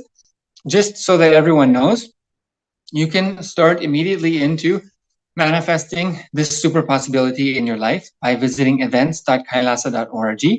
So if you connect to events.kailasa.org each day, the Maha Paramashivoham darshans initiations have already started and is already being given by Swamiji on a daily basis. So you can join and start your initiation now. And to manifest yourself into the 21-day liberating experience with the Supreme Pontiff of Hinduism from December 9th to 29th, please enter your intention at paramashivoham.org. So whatever intention, whatever life transformation you are wanting and you have a strong desire in your life, you can enter that as your intention through paramashivoham.org. And also you can put a message in whichever social media platform you're currently watching, whereas Swamiji immediately spiritually blesses any of the blessing requests that you put in on any of the official platforms. So please go ahead and send that intention now and state your intention for yourself or your loved ones to attend the Maha Paramashivoham 21-day life transformative experience with the Supreme Pontiff of Hinduism, beginning December 9th, running to December 29th. Enter that intention at paramashivoham.org. And so we are going to hear about some of the experiences that we have seen in participants in the Paramashivoham 3, Season 3, which concluded just recently. So I'd like to welcome a guest today to share about his experiences in the Darshans initiations from the Supreme Pontiff of Hinduism in the Paramashivoham 3, Season 3 experiences recently. So welcome, Edgar. Thank you so much for joining us. If you would just unmute yourself, please, and briefly introduce yourself to everyone. Thank you so much for joining us. Thank you, Nithyanandam. My name is Edgar. I'm 30. I live in South Florida, Hollandale, Florida. I also am responsible for 2 younger kids, my brother's kids. I'm a Paramashivoham 3 participant, and basically, I experienced a lot of things in this program, and it was very beneficial for me and my family in many ways, and a lot of things opened up for me. Great. Yeah, exactly. Thanks, Edgar, for sharing something about your space there. So exactly. So Edgar is a young man, and he's carrying responsibility for 2 young children, which is actually a very unique and special part of his life. and actually very good example for young men around the world as to carrying a responsibility for a family and what that is like. So we are very excited to have Edgar here to share his experiences, because actually, Edgar, you have had especially intense Kundalini awakening darshan initiation experience with the Supreme Pandav of Hinduism. Totally unexpected and continuously unfolding on a daily basis in your life. And a specific experience happened through the Subramanya Baba Samadhi darshan with Swamiji. Could you just share about that darshan experience, please? Okay. The Subramanya darshan was an intense darshan. We was able to draw a geometric shape, a sacred geometry shape, and was able to use certain things on a plate, sacred ash. It was pretty cool. And when we first started, I thought it was just, simple stuff. And I realized how powerful it was and how intense it was, because I couldn't even sit still. So much energy was flowing through me. And I had to like stretch or move my leg to the side or go to Vajrasana and move from cross leg position. And I just couldn't sit still. I couldn't tolerate it too much. It was very intense. It was very powerful. And it's been having a lot of Kundalini awakening that's been going on still to today. It's been going on, and it was a very special experience. It was around my birthday too, so a lot of things opened up and unfolded for me, and the Kundalini is still awakening inside of me every single day in the middle of the store, or when I'm walking, or when I'm driving, or when I'm talking to people. It's pretty interesting, and I'm happy. I'm actually grateful for all the things that's happening to me right now. Great, exactly, and that's what you had shared, that this so Kundalini is the largely dormant, unused energy available to our system that basically goes completely unused by modern humanity. And you had these beautiful awakening experiences that just bring a blissful mood, and it just happens spontaneously in you at any time throughout the day, this awakening energy. And you were also sharing that this happened around your birthday recently in the past few weeks.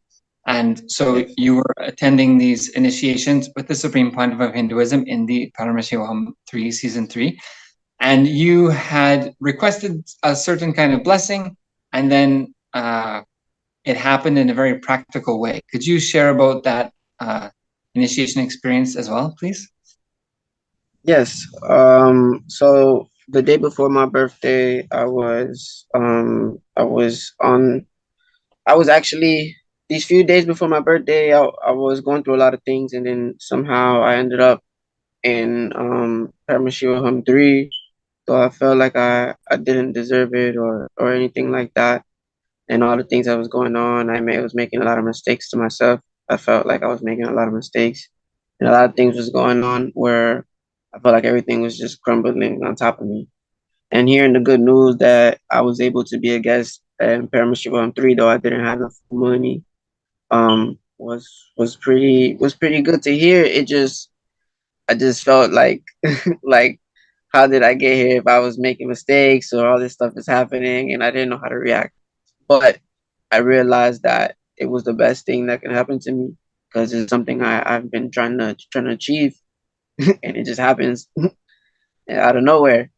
And I'm very grateful, because even those days, like right before my birthday, I was asking Swamiji and I was thanking him and stuff for even allowing me to have a chance to be there. And I asked him for many things, but out of all the things that I did ask, I asked for him to manifest through me, for him to bless anybody that comes in contact with me.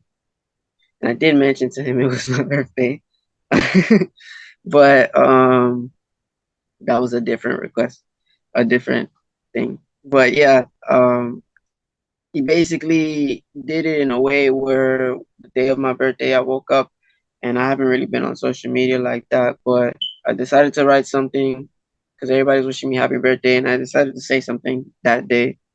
And it was a few things that came out of me, words that came out of me that were, I normally don't speak in that way, but I was noticing that that's that everything was manifesting through me, and I was speaking the words, I was speaking sacred truths of the self. I was speaking truths that can awaken other people and enlighten other people in some way, or lead them there and help them, enrich them in some way. And I felt like everybody was wishing me happy birthday, and I was just sending them blessings right back, and I was blessing a lot of people. And I realized after like a few hundred people, like at least 100 people of talking to, sending blessings, that these words and these things that I'm saying came out almost too smooth. It came out almost like it wasn't me. But everything else happened, everything else just aligned. These everybody just connected, and we're happy, and it was like a nice powerful space that just spread it. And it was pretty beautiful, and I'm extremely thankful for even having to experience that, because I was like, man, that's something I really did ask for, and it actually manifested, and it was a beautiful day, and I felt really good, you know. And it happened for a couple of days. I was like, people were sending me birthday wishes, and I was sending them blessings, and everything positive, anything I could think of, health, wealth, prosperity, enlightenment, bliss, everything. I was for them, their families, everybody. I was just trying to. I was pregnant with energy, radiating so much energy from that initiation that I just wanted to spread. I just wanted to share, and I didn't even know I was doing it almost. And I noticed after a while, after the first day, that something very special, something powerful was happening. And it was so blissful. And man, it was a nice birthday. It was a great birthday. Great. So exactly. So you you you asked for a blessing that anyone who comes into contact with you should receive blessings. And not knowing how that would happen or what it would be like, your birthday was coming up, and so you put a message in the social media speaking about the true nature of the self, and got a lot of responses, even though you're not even usually that active on that platform. And you started responding to people who were wishing you happy birthday, and you started speaking truths and giving blessings that you hadn't done before. And and this went on for a number of days to more than 100 people. And then, like you said, I just realized all of a sudden I was blessing everyone, which I had never done before, and I was going on for days and effortlessly without even noticing. And so this is really the divine grace, actually, sharing in our life, that so many people share that we just don't believe that it's possible. We just don't give the possibility that this kind of thing can happen to us. And if we just stopping it, then it would happen. And so you have shared about this Kundalini awakening that is continuously happening in you, and these spontaneous blissful events continuously happening. And so related to this also, actually, is you were telling about how you had read about other enlightened masters and read about their spiritual experiences and spiritual powers, and you thought, okay, that's fine. It sounds miraculous, unbelievable for sure, like a magical life, but it sounds like mostly a story. But now, after the initiations through Paramashivoham, you have started to manifest these superpowers, experience these blissful states, and actually seen what you thought was just a story or possibly a myth actually happening in your life. Could you just share one moment about that? Okay. Sure. I first started reading certain books and stuff, I started being curious about the truths of life and what happens after death and things like that. And I was feeling limited in the places that I was getting my information from. So, I basically, cried out to the Creator in a certain way where I was questioning Him about certain things, and it was very intense. And it led me to all these books and all these enlightened masters. And it was around my brother's passing, when he started getting even more sick, also. And I started getting all this information about healing, about miracles, about spiritual powers, healing powers. And it was from different yogis and spiritual masters and enlightened beings. And basically, it was all nice, but they all, to me, sounded like it reminded me of like Jesus. So in some way, I felt like the only person who had those spiritual powers and could do all these things and walk on water and all these miraculous things, heal the blind. And I felt like there was only him, but then I started seeing other people who were similar. And I didn't disbelieve it. I just like kind of took it as like maybe it could be fiction, maybe it could be a story, but these people were alive recently, like Yogananda, Vivekananda, and basically it gets deeper. Ramakrishna, Krishna, so many different enlightened masters, and they all had spiritual abilities, spiritual powers, spiritual magnitude. And even there was one person specifically that I liked it. Ananda Mayama. I liked it. All these spiritual masters, and I learned so much from them. But in some way, all this spiritual power stuff was a little bit too much for me. I felt like it may not be true, but it may be true. I don't know. I just got to see to find out. So I started digging deeper into this rabbit hole. Now I'm in this space where all these things are happening through me, in me, around me, and my life is starting to become more magical and colorful, though nobody else believes me or understands completely. But it even becomes magical for them, and I'm grateful I ran into all those stories and I didn't disbelieve right away. I actually looked into it and tried to see. But now with Swamiji and after all these initiations, like life is extremely blissful, and even in the chaos, in the middle of the chaos, even when all the struggles and everything, miracles are still happening. Things are still happening. I feel powerful in certain situations where I was powerless. Is so many things, and it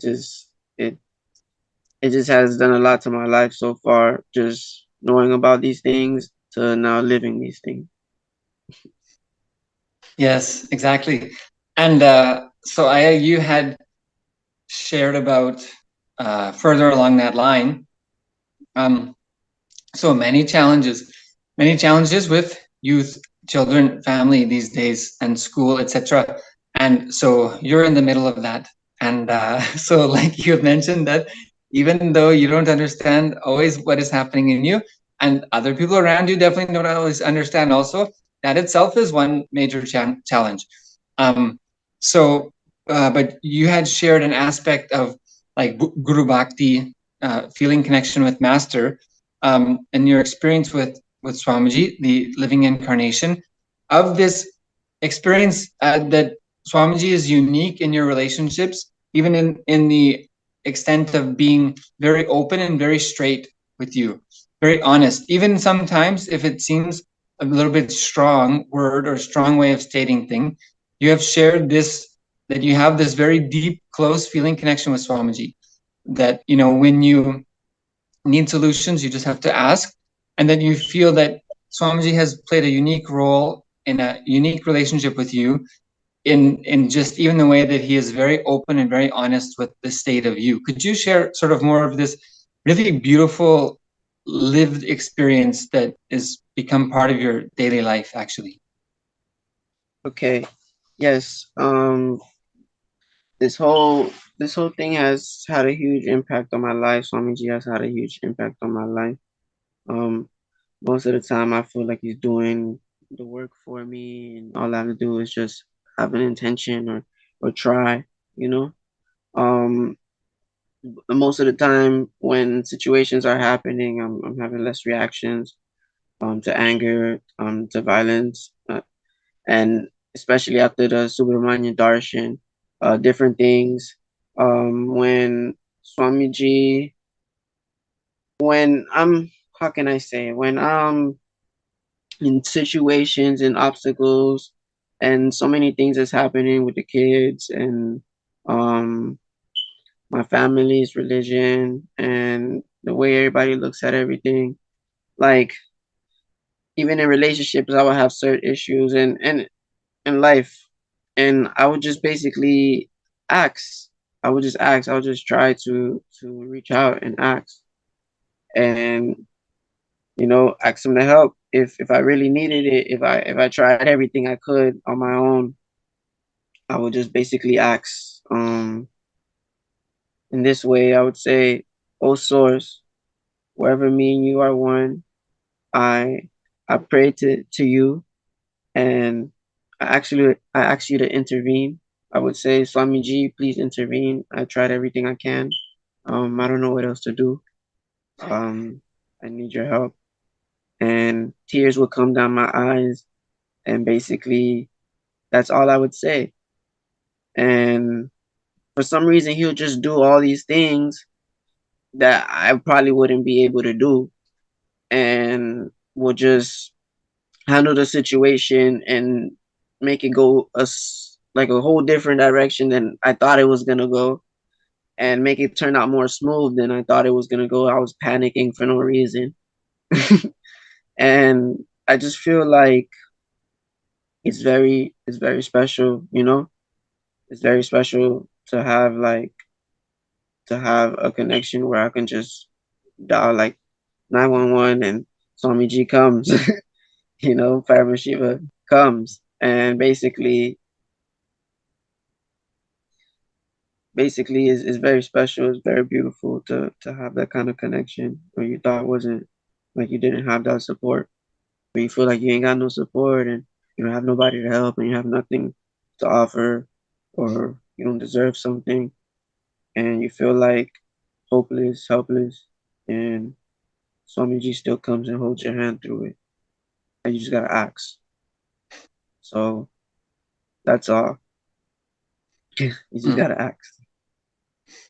Yes, exactly. Actually, it's very beautiful experience and example of, what is the life like for a young man who has the family responsibilities. There's so many different challenges, and even for a young man to speak about emotional things or be in having a focus on the spiritual life, an emotional presence, a loving mood, going beyond the stereotypes of anger and machismo and this kind of thing. Actually, extremely important and rare example of being able to have the trust on life, and especially so many challenges. I've even accepting that I'm living a spiritual life, that I'm experiencing a new path in life and new powers and new possibilities, and unclutching from the Maya matrix, the rat race, the mind, the anxiety, the social anxiety, the competition. Extremely, extraordinarily necessary for all men in modern societies to unclutch from this violent way of life, this competitive way of life, this survival of the fittest, to be able to give a listening space that often one will be judged as being weak or powerless when one tries to give a listening space. So all things stacked against a young man trying to stand up in the society and be a spiritual leader. All things stacked against us. And so it is really Paramashiva testing and saying, will you become me? And will you become me now?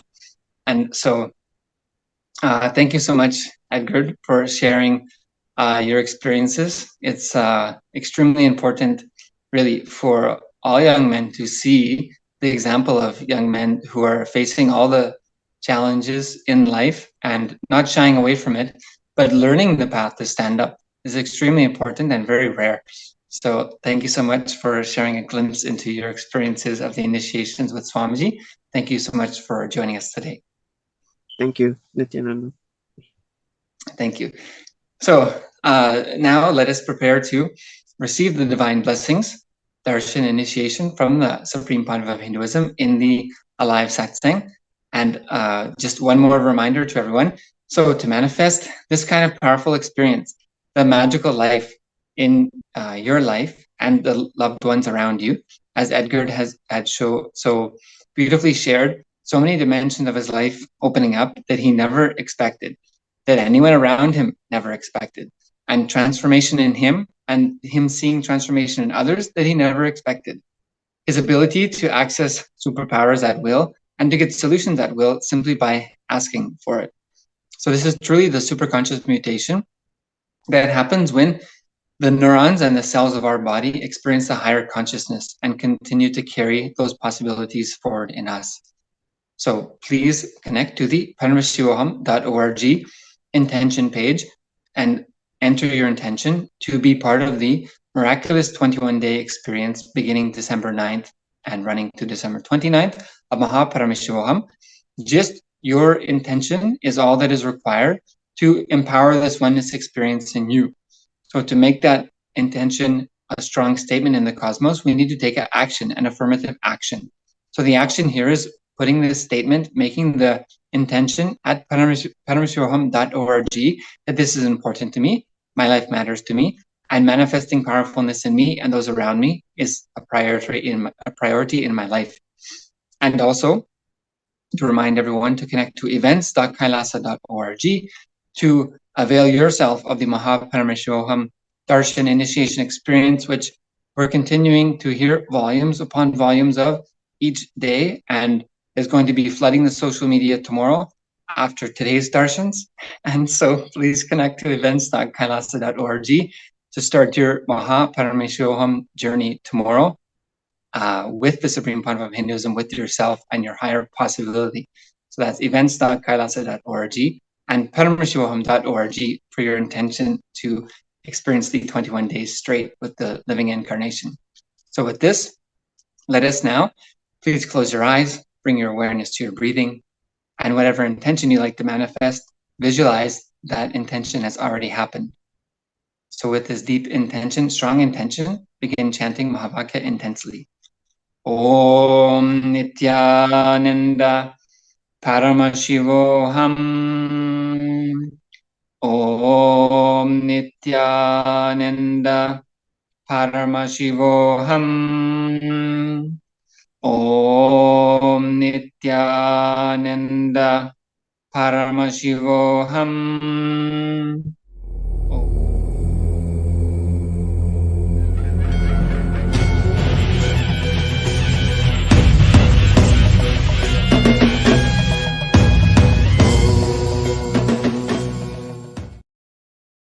नित्यानन्देश्वर Paramshiva समारम्भाम् नित्यानन्देश्वरि पराशक्ति मध्यमाम् अस्मदाचार्यपर्यन्ताम् वन्दे गुरुपरम्पराम्.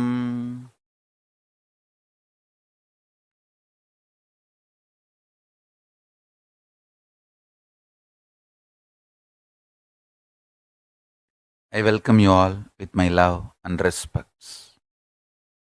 I welcome all the devotees, disciples, Samajis, Satsangis, Srimahans, Mahans, Tanidar, Kotari, visitors, viewers, Nithyananda Yogam participants, Kalpatar Yoga participants, Hindu University students, Nithyananda E-Gurukul students, and all the E-Kailasa Vasis.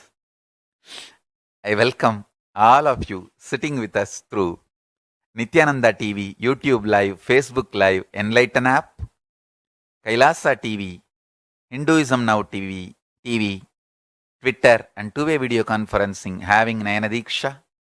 I welcome all of you with my love and respects.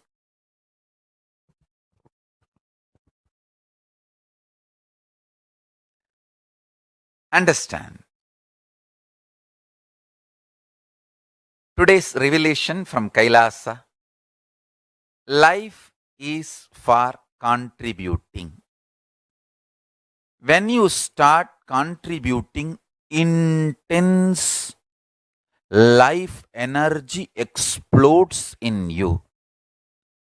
Jiva, Ishvara, Jagat. Listen. Jiva means individual soul. Jagat means universe, including humanity and all the living beings, animals, living beings, sentient, or whatever you call as per the Western standard, non-living beings. In Hinduism, Stavara Jangama, everything is living.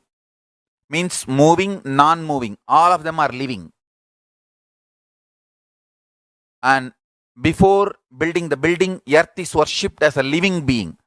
Vastu Purusha Santi means the earth, land on which the building is built, is not geography for us. It is biology for Hindus. Understand? So Stavara Jangama,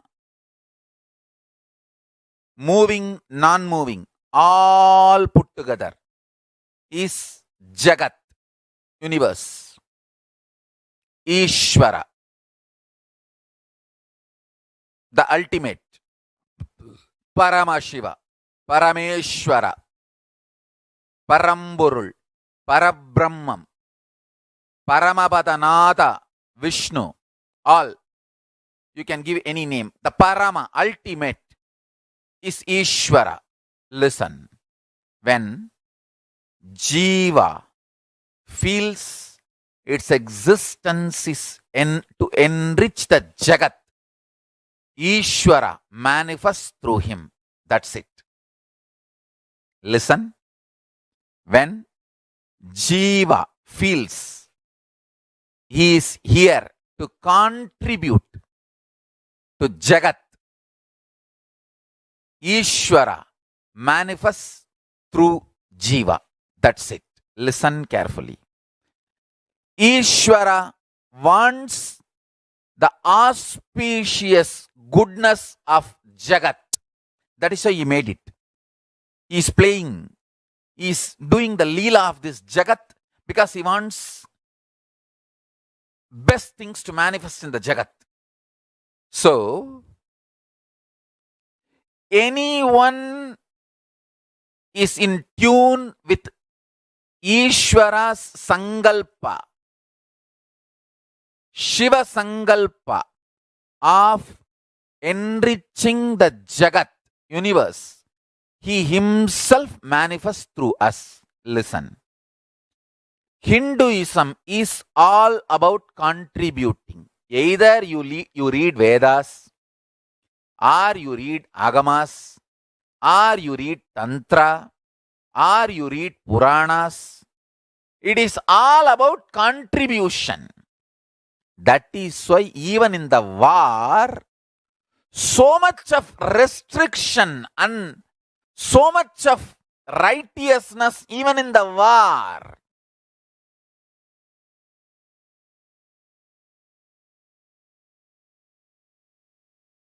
Understand?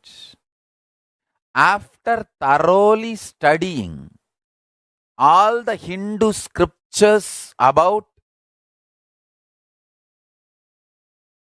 life, death, war, administration, economy, law and order, social order, enlightenment, after thoroughly analyzing, understand? I don't want to say I have read all scriptures but I have read enough scriptures to understand what I am talking. After reading all this, I am absolutely convinced Hinduism is all about life positive. Extremely life positive. Whether it is a simple acts you are expected to do, making rangoli with the rice powder outside your house, in front of your house, or applying marudani in your fingers, mehendi, or applying the turmeric powder for your face and kumkum early morning. Everything is all about life positivity. Life positive, life positive, life positive, life positive. Go on contributing, contributing, contributing.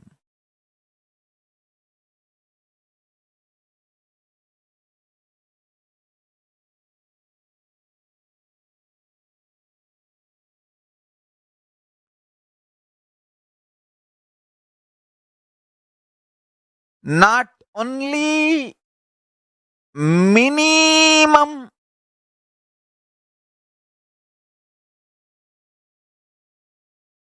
bare minimum,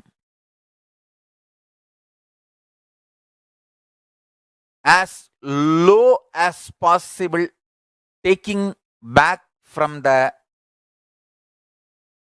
Jagat, but giving as much as possible. Hinduism is all about that. That's it. I tell you.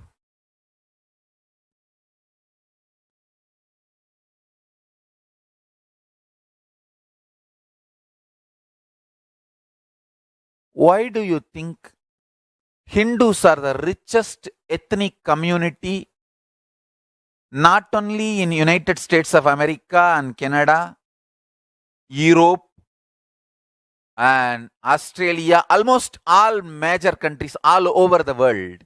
Hindus are the richest ethnic community. I tell you, because from the young age, the religion imbibes this contributing pattern. There will be always exemption that is different, but as a rule, anyone living Hindu, practicing Hindu, if he brings up a child in a practicing Hindu way, it'll all about contributing. I tell you, I am so happy. I had amazing examples of contributors in my life whom I can see and grow, and who taught me contributing makes Parameshwara manifest through you. I tell you.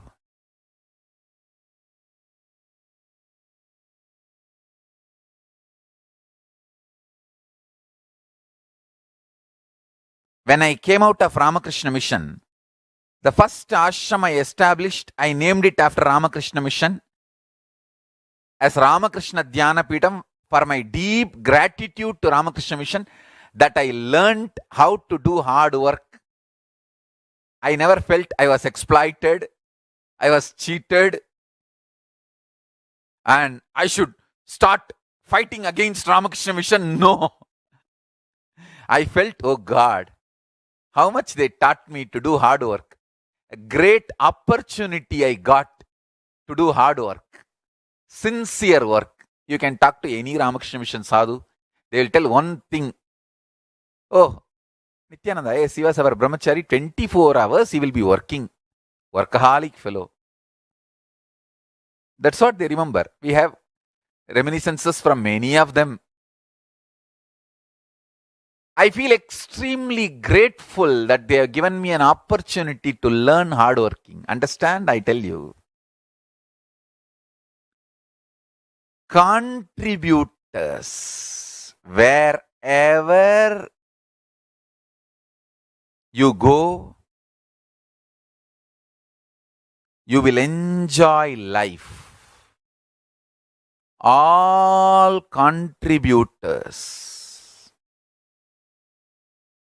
will always have Lakshmi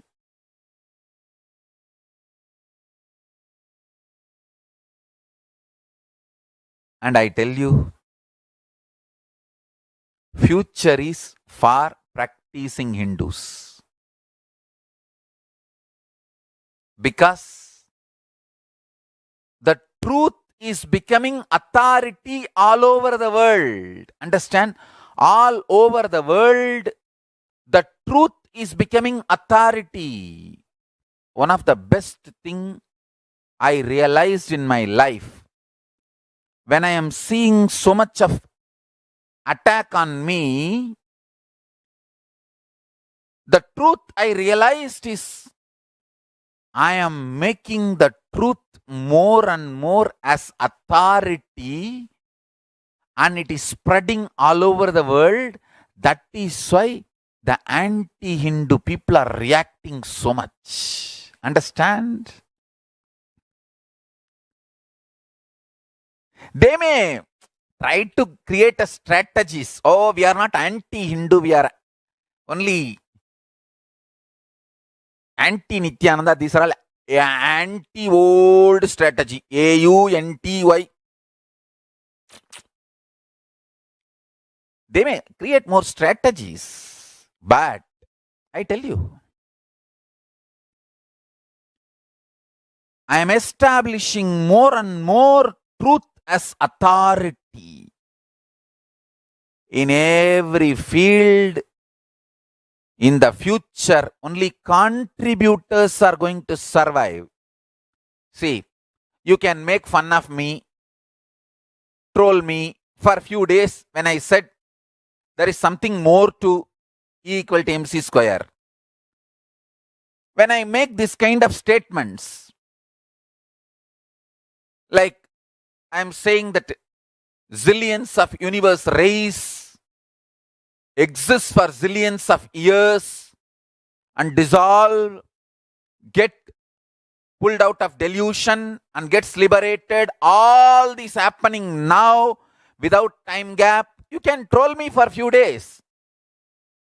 But soon, scientists are going to become curious about what I am talking.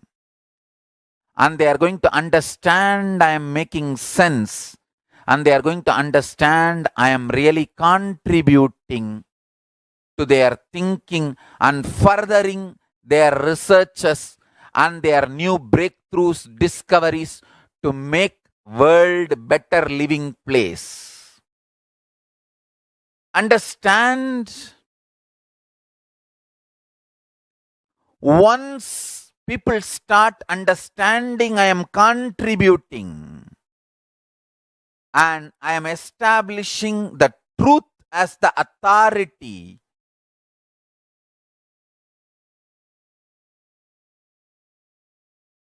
trolls will be trolled. Trolls are fools. They don't have history. The haters are losers. They are not going to be part of the history. Contributors are going to be part of the history. Understand? In every field, in the field of economy,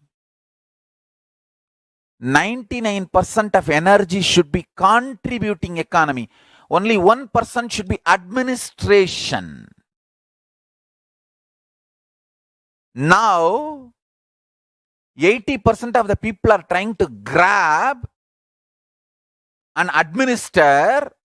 The bottom 20% people are getting destroyed, literally killed and sucked, forced to contribute. Understand? The Hindu economy is all about contribution. 80% will be contributing. I tell you, all the attack on agriculture, the Hindu agriculture happening in India. Please understand, the Hindu agriculture is literally getting destroyed.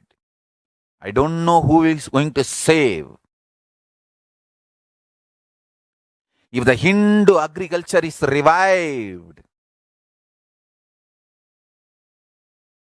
the economy of the world will boom.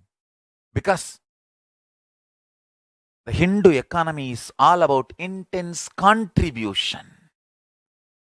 It's not consumeristic. It's contributing economy. Whether in the field of economy or in the field of social stability, I tell you,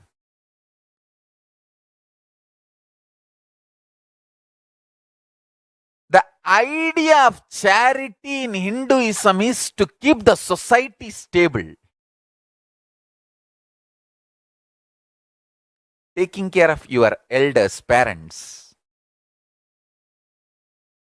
It is because of the Hindu lifestyle still alive. Indian government does not need to spend billions and billions of dollars to maintain the elders of the India. Elders of India are not at all a load on government, Indian government, because of the Hindu lifestyle and Hindu thought currents. Till the last day, my grandfather was the head of the family and he had the whole money and bank signatory and all the wealth under his control.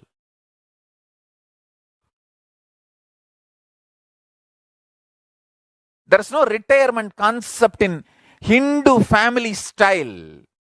And I tell you, the Hindu profession is always father teaches to son, son teaches to grandson, specialization based. Specialization. So always father remains as a teacher and father figure till his death. And you are always remembered by your father or grandfather. My whole village, my nickname is Mudaliyar Peran. Means grandson of the Mudaliyar.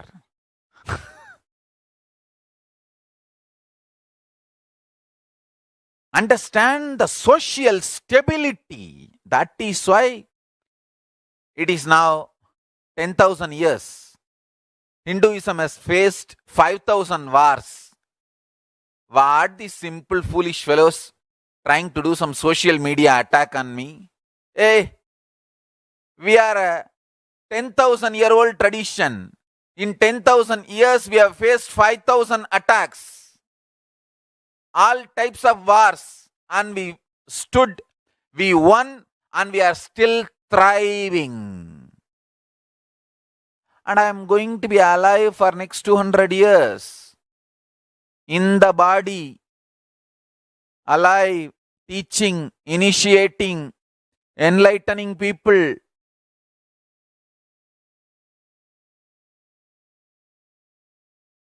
And creating a huge sannyas sampradaya.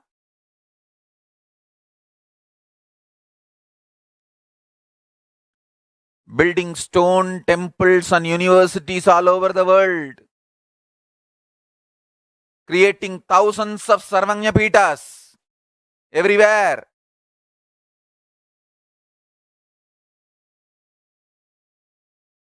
I am happy to announce one good news that we are getting a property in Sri Lanka.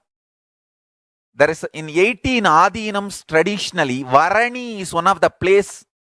In that 18 Adinam, Varani Adinam is one of the important Adinams. Varani Adinam is the only Adinam outside India. In Sri Lanka. So in that Varani place, somebody is donating a place, we are going to revive that Varani Adinam. Now, I don't know whether that Adinam exists or not. We are going to revive Varani Adinam. There are well-known 18 Adinams, like Kanchi Tondai Mandala Adinam, Madurai Adinam, Tiruvavadurai Adinam, Dharmapuram Adinam, Swargapuram Adinam, Sirgazhi Vellalar Adinam. Like that, 18 Adinams were popular once upon a time. In that, one is Varani Adinam. Unfortunately, Sirgazhi Vellalar Adinam and all, we don't even know where it existed, and absolutely not there. Tanjavur Adinam, Sirgazhi Vellalar Adinam, Tiruvarur Adinam and all, we don't even know where it is now.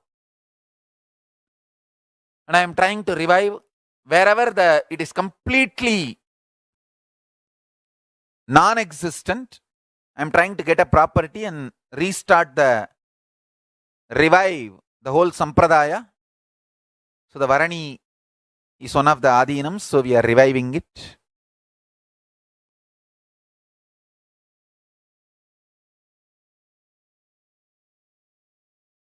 Go on contributing.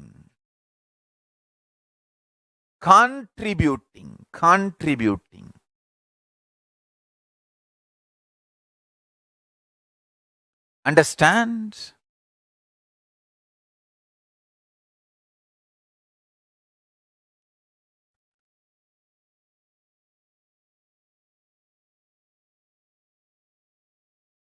It's a contribution through which Paramashiva manifests through you. Of course, we need to tell the world how much we have been attacked, how much Hinduism has suffered and Hinduism is going through. We have to tell the world, no doubt. But the brand of Hinduism is empowering and enlightening. Understand? Empowering and enlightening and enriching is the brand of Hinduism.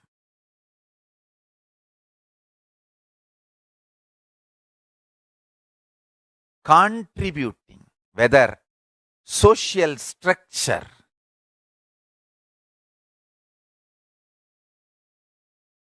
economical structure, even after being swindled so much by so many invading nations, still India is able to withstand. It is because of the contributing thought current of Hindus. I tell you,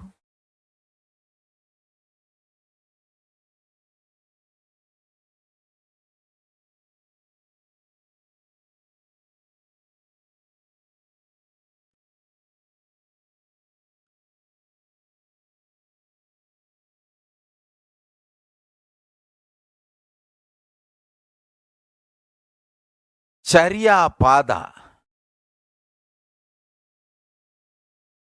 Last few days I am talking about Charya Pada.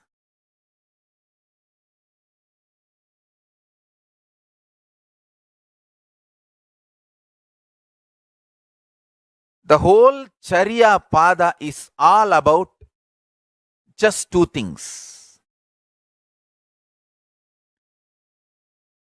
Live long, blissfully, enrich the world blissfully. That's all. Everything. Morning, waking up, the moment you wake up, you are expected to apply sacred ash on your forehead.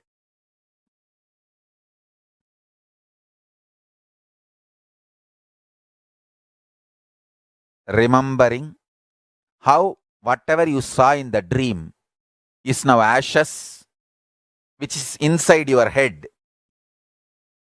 Now whatever you are seeing also will become the ashes like this when you go inside your head again. Remember that and apply the vibhuti. That's it. What you saw inside the head as dreams, what you are seeing outside the head as universe, both are just the same ashes. Remember that and apply. That's it. When you remember that, you will have so much energy, life, strength to contribute.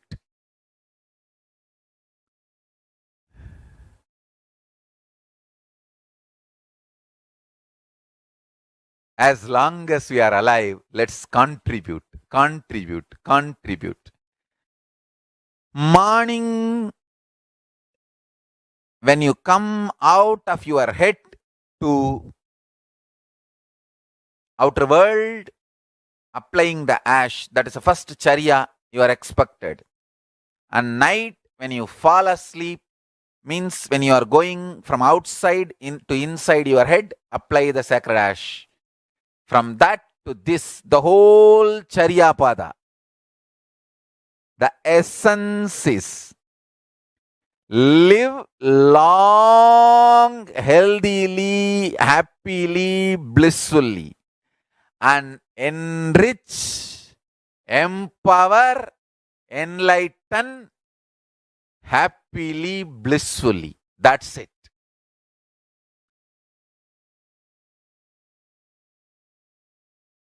The whole Charya Pada purpose is this only.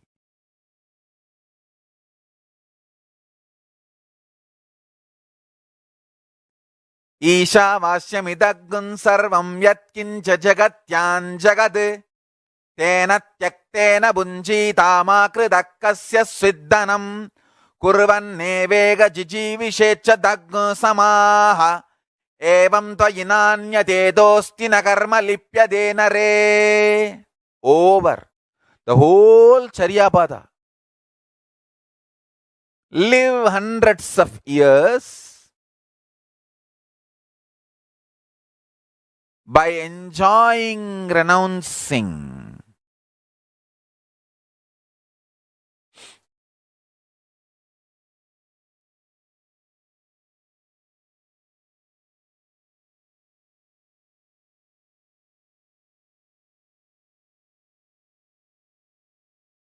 I tell you,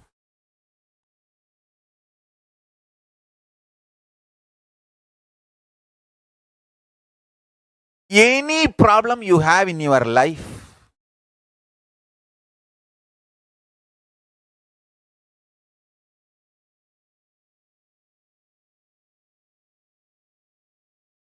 any problem, maybe it is you are struggling in your office without having a breakthrough, you are struggling in your personal relationships without having a completion, you are struggling inside your head, or you are struggling with some anger and frustration, any problem you have, it all boils down to one: not having inspiration. I tell you, solution for not having inspiration, simple solution: watch satsang every day. Anybody, your friend or anyone has any problem, make them watch satsang every day, because Hinduism is all about extreme inspiration. I will go on be giving inspiration. In various languages I may speak. One day I will speak about yoga, one day I will speak about puja, one day I will speak about powerful cognitions, one day I will speak about Swarga, one day I will speak about Naraka, one day I will speak about your stomach, one day I will speak about Raurava Naraka, Kumbibhagam, Avichi Naraka. But end of the day, it is all about inspiring, contributing. Whether wearing Rudraksha or having Jata or anything, life is all about contributing. When you contribute, wealth gathers around you. I tell you, sincerity and contributing ability is the real wealth. I always felt that is the strength. That is the strength.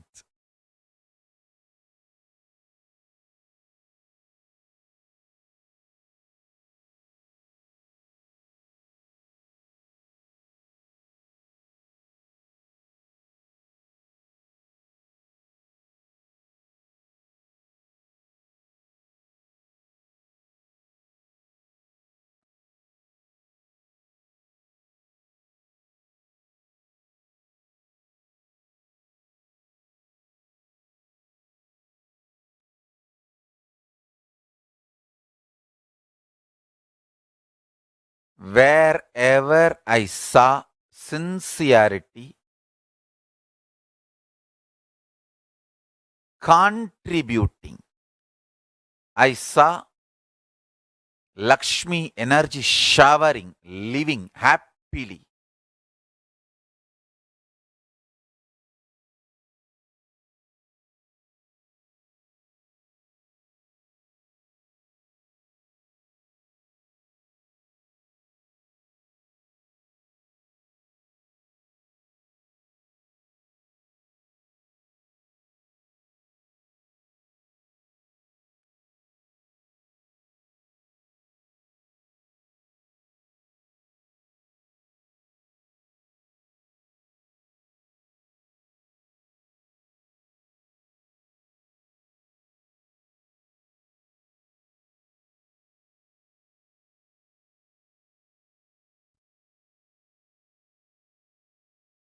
Understand?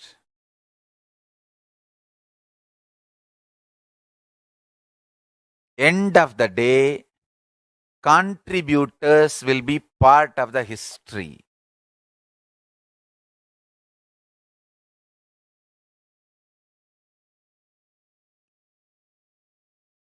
False allegations, accusations does not stand.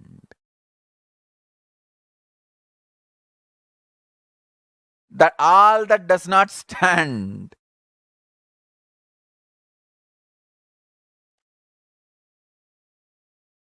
I have seen so many people.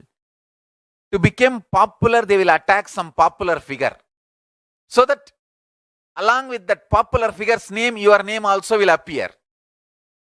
You become popular. But how many days those popularities will stand? No. Only contributors stand in history. Understand? You can go on cooking up false allegations, false stories, false theories, try to get false evidences, do all kinds of abuse. But how long it will stand? It can't, it won't. Contribution. Understand? If you see my life, 41 years, 20 years of recorded life, I have continuously, intensely contributed to people's consciousness.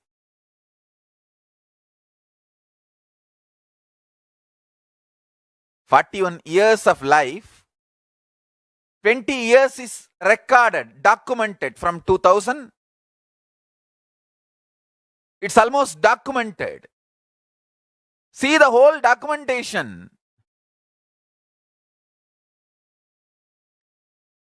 In the 20 years, I don't know whether 30% or 40% of the days we have video record of me sitting 20 hours, 18 hours continuously and talking to people, initiating people, giving energy darshans, giving spiritual counseling, healing, continuous contribution.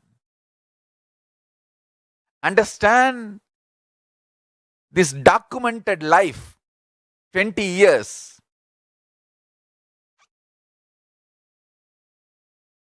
the amount of work I have contributed, and the temples, centers, ashrams built everywhere. Understand?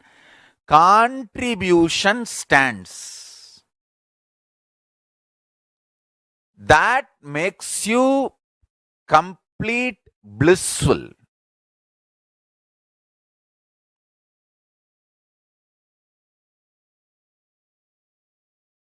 People who try to attack me and get popularity, name and fame, they may try to cook up all these false things and have 1 or 2 days of popularity. But what's the use of that? That's not going to help you forever in the life in any way. Contributing to the world, real contribution to the consciousness of the humanity, that makes you part of the history. Understand? Listen carefully. When you decide to contribute to the universe, to the Jagat, to the humanity, Ishvara manifests through Jiva, self. Ishvara, God, manifests through Jiva, self, when the self, Jiva, decides to enrich the universe, world, humanity. Understand? Enriching and empowering life positive is not just moral or good advice, good attitude. No, it is a spiritual methodology for enlightenment.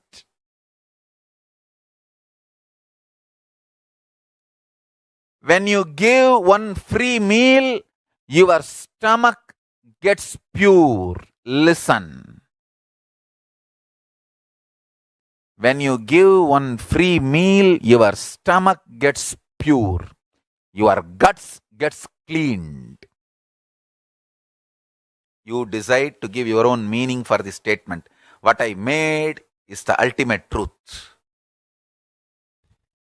In every level, enriching, contributing, life positive.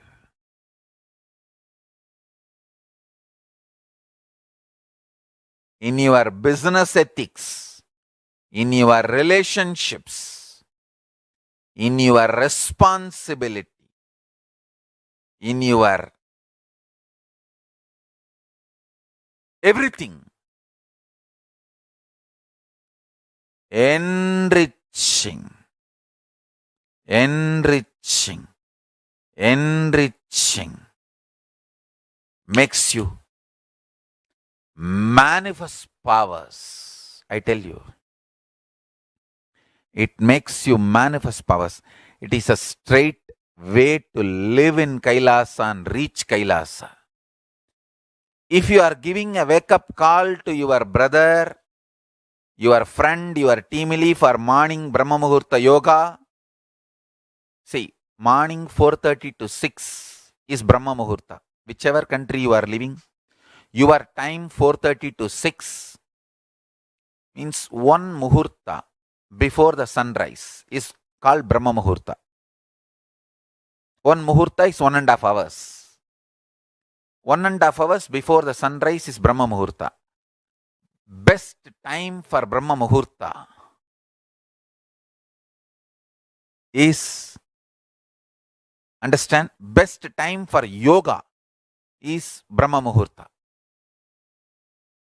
Best time for morning yoga is Brahma Muhurta. Whether you give one morning wake-up call to your teamily person, waking him up or up for the yoga, or you do a simple enriching, inviting somebody to come and receive Atmalinga and start the puja, everything makes you manifest Kailasa space. Understand? All enriching. Or you just press a simple share button of Swamiji's satsang to your friends and family or somebody, all enriching. all enriching, makes you manifest Paramashiva. Understand? The only problem Hindus have is we don't tell the world the good things we are doing, and we don't tell the world how much we are attacked and abused. That is the biggest problem. That is the only problem we have. We need to learn. We need to learn to tell the world all the good things we are doing and all the attacks we are going through. Enormous atrocity material generated on Hinduism, false allegations, abuses, name calling, cow worshippers, idol worshippers. Come on.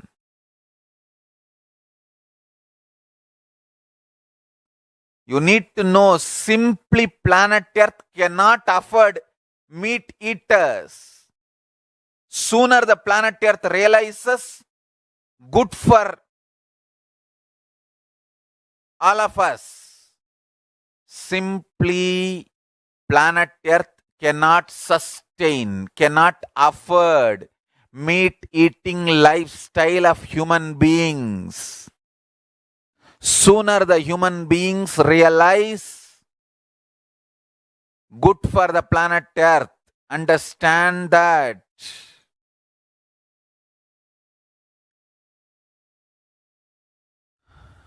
One good thing with social media, truth is becoming authority everywhere. People have started realizing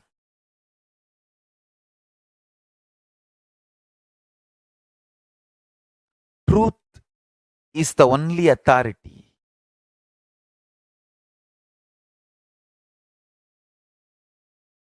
Understand? The future is going to be all for contributing traditions. And you also need to know, no religion is going to have power over people in the future. Only all is going to become traditions. And only the contributing traditions are going to have power over people. Yoga is going to become a largest practice religion because it is contributing to people directly. Puja is going to become the largest practiced ritual on the planet Earth. Nitya Puja, because it is contributing to your consciousness.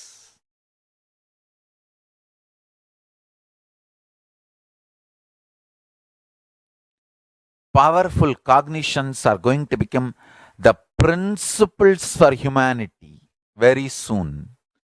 The powerful cognitions I am sharing from Vedas and Agamas is going to become principles for humanity because there is going to be a lot of scientific researches on all these powerful cognitions, and these powerful cognitions will be established scientifically, legitimately to the world.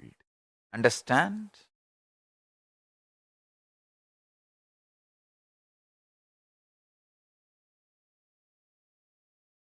The job really Hindus need to do is to tell the world. I have incorporated this KAILASA, nation without borders.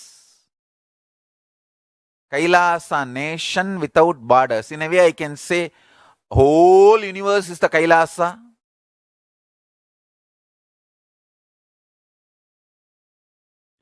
KAILASA, nation without borders. I've incorporated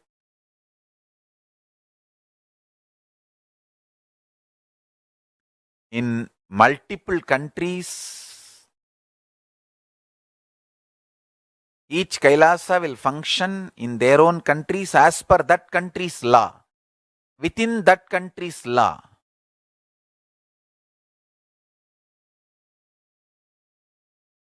Understand? The Kailasa is revived to do contribution, uniting the nations for contribution. Hinduism, Veda Agamas have great things to contribute to the world. Like the great power manifestation science, the ancient culture and arts, the ancient lifestyle truths, the ancient medical practices and medicinal knowledge, the ancient indigenous cultural heritage and jewelry, perfume, dance, music. In every level, Hinduism has so much to contribute. Veda Agamic traditions have so much to contribute. To share all this with the world, to contribute to the world. Many of the devotees, disciples are creating organizations, sanghas all over the world.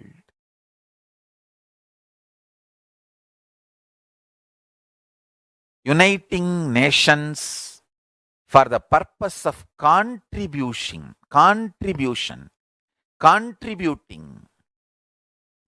to work on religious harmony, to work on world peace, to work on preserving the ancient heritage, to work on protecting the ancient power manifestation sciences and ancient unique religions and traditions, because people are trying to destroy indigenous cultures, the racists and supremacists. Racist supremacists are trying to destroy indigenous cultures all over the world, calling them cult and calling them all bad names and destroying them. All those indigenous traditions have so much to contribute to the humanity and the world. All of them need to be protected. All of them need to be safeguarded. Kailasa is taking up the responsibility of uniting the nations for ancient heritage, uniting nations for ancient knowledge and scriptural storing, uniting nations for ancient sciences, uniting nations for animal rights, uniting nations for children and youth, uniting nations for enlightened beings and avatars, uniting nations for feminine empowerment and gender equality, uniting nations against lawfare, uniting nations against persecutions and genocides, uniting nations for global peace and religious harmony, uniting nations for mental health and development, uniting nations for monks and nuns,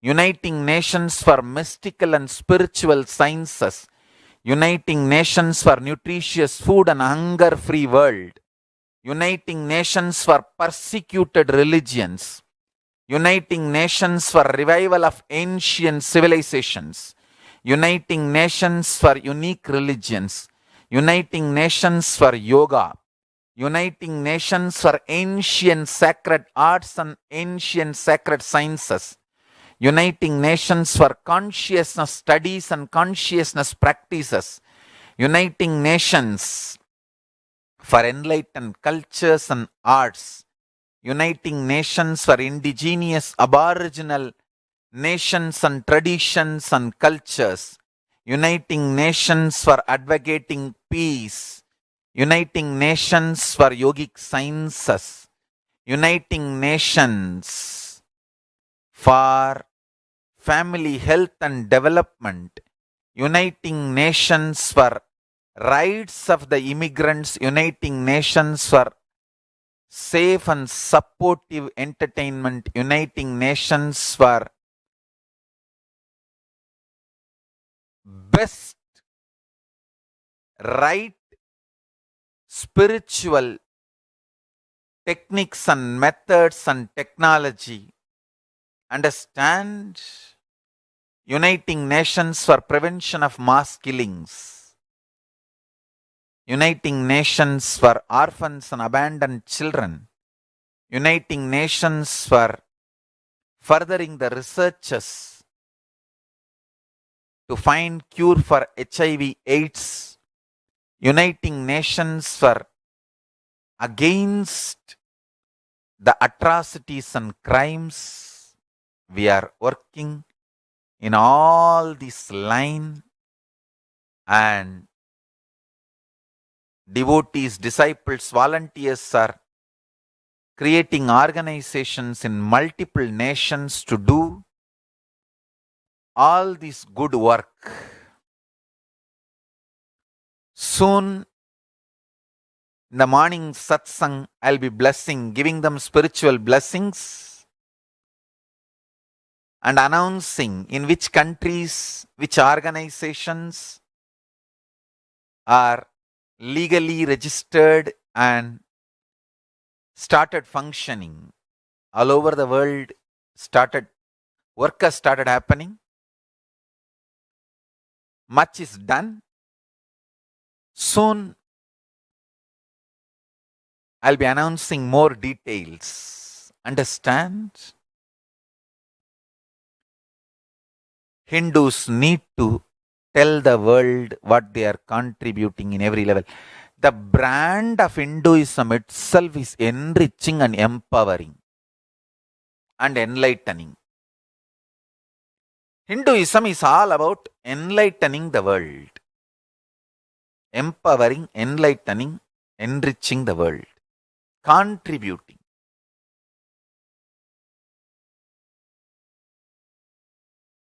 That is our spiritual life. That is our spiritual strength.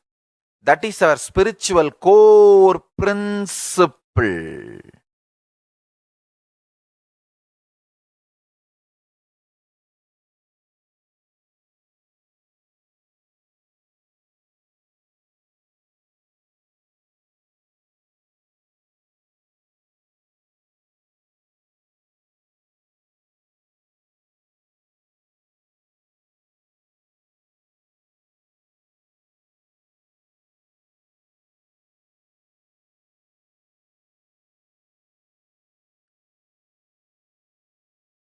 When you contribute, life explodes in your consciousness.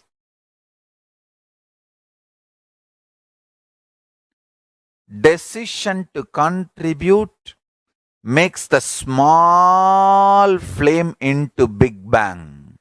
Understand? Small flame, Angushta Matra Purusha. The consciousness in you, which is just thumb size, Angushta Matra Purusha, awakened with the decision to contribute, can become Parama Purusha, explode into Big Bang of Parama Purusha. Contribution, decision to contribute.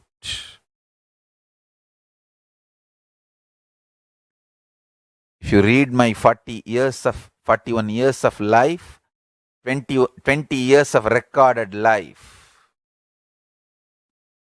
if I have to reduce the whole thing to one line, one word, contribution, I tell you, wherever contribution happens, Parameshwara manifests through Jiva, Paramashiva manifests through Jiva to bless the universe, to bless the world.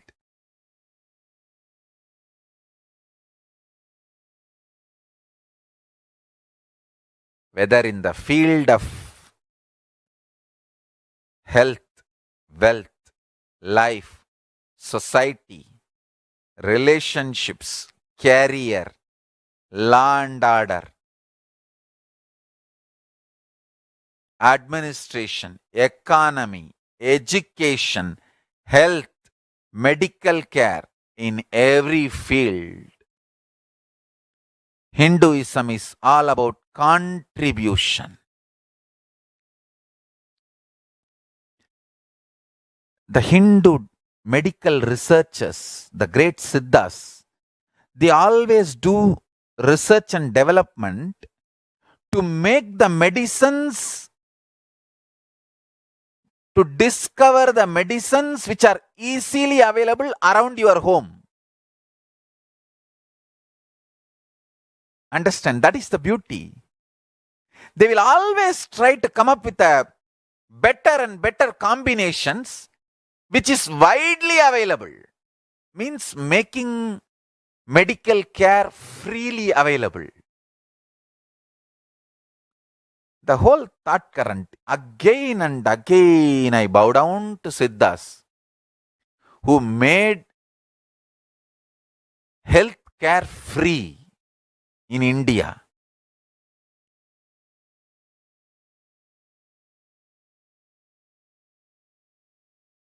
Till the time I grew up, I remember literally healthcare is free in the whole village, because we all know simple 50 medicines which we can get from Tiruvannamalai hill, which almost keeps 99% of diseases away from us. 99% of the city is kept healthy.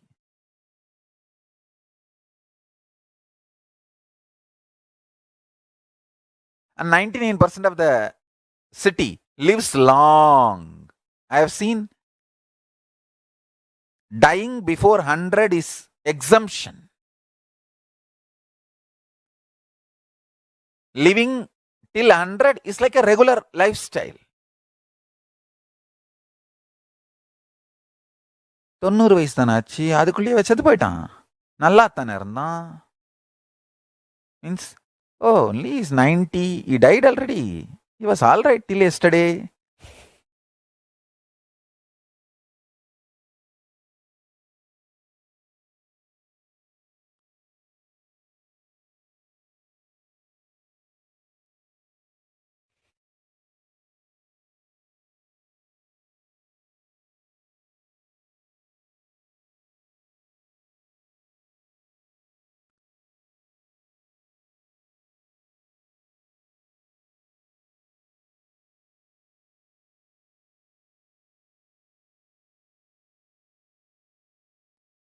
Fundamental principle of contribution was the core context, whether they do research and development on medical care or they do research and development on law and order issues, or they develop a new law, or they develop the idea of what is valuable socially and what is economy, what for human beings should work, what is poverty and what is richness, what is having, what is not having. Even these definitions are framed based on the core principle of contributing. Who will be respected in the society and who will not? who will have the best things of the society and who will not. All these decisions are made based on the principle of contribution.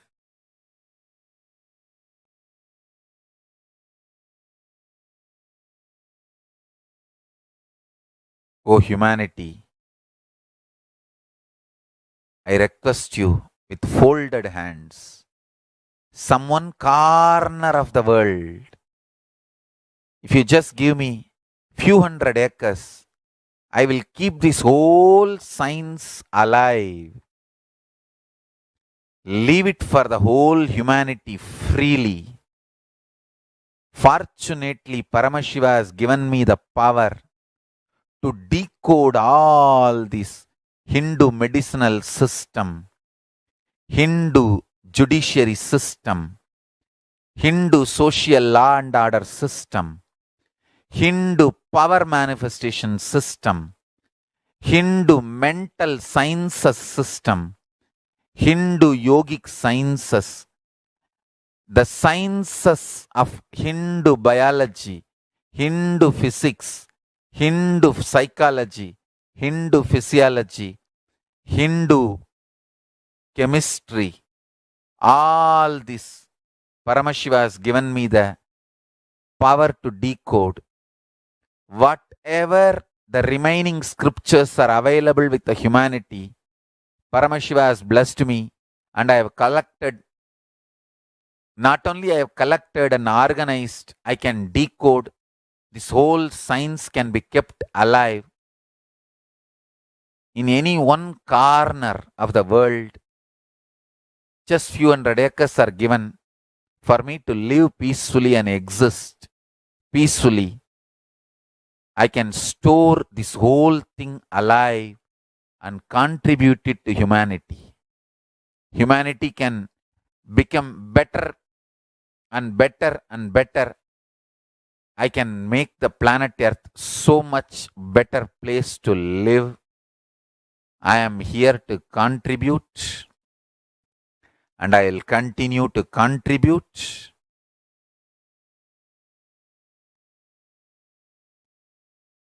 As long as I am allowed to live, I will contribute.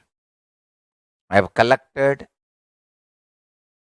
all the remaining available scriptures, maybe 2 crore books.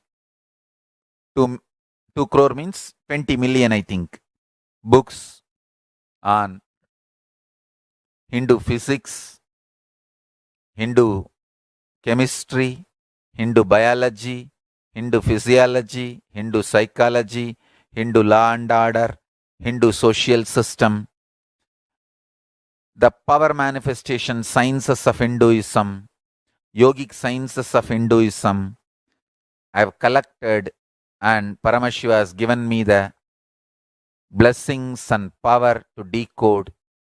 I have decoded and continuing to decode them. If the humanity, somebody is kind enough to give me few hundred acres in one corner of the world and let me live peacefully, I can keep all these scriptures there and go on sharing with the world, revealing these whole sciences to the world, and go on contributing. I don't need anything other than 1 cup of curd rice every day. That's all. A cup of curd rice per day, over. I can go on be giving this to the world. I can add to the world. I can make the world better place to live. That's all I have to say.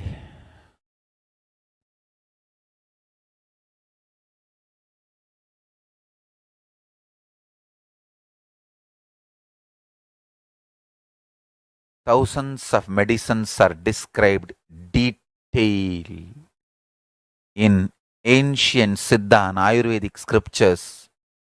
Paramashiva has given me the power to decode them, read them, and properly translate and map them to the modern day human language. And I am ready to work 20 hours a day. I just need few hundred acres where I can sit peacefully and keep this library, run a Gurukul where thousands of people can learn this and share it with the world. Understand?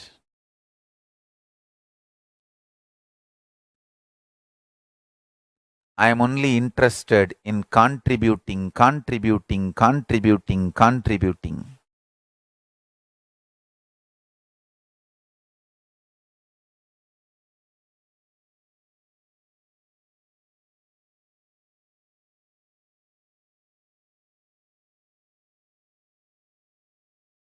If we can decode all this great knowledge, whole world can prosper from this knowledge. Whole world can enjoy from this knowledge. If I prosper, I will only create a university. I will not create anything else. If the Hindus prosper, they will only create education institutions. Because Hinduism is all about giving, contributing. If I prosper, I'll create university, that's all. KAILASA is all about university to decode the ancient sciences and share with the world. Understand?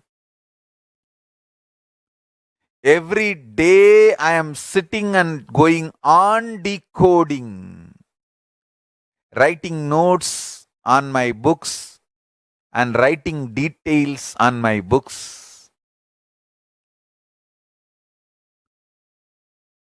Whether it is making human beings manifest powers, and I have also now started downloading and decoding the science of making animals manifest powers.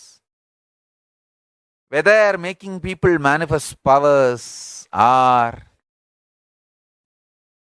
healing,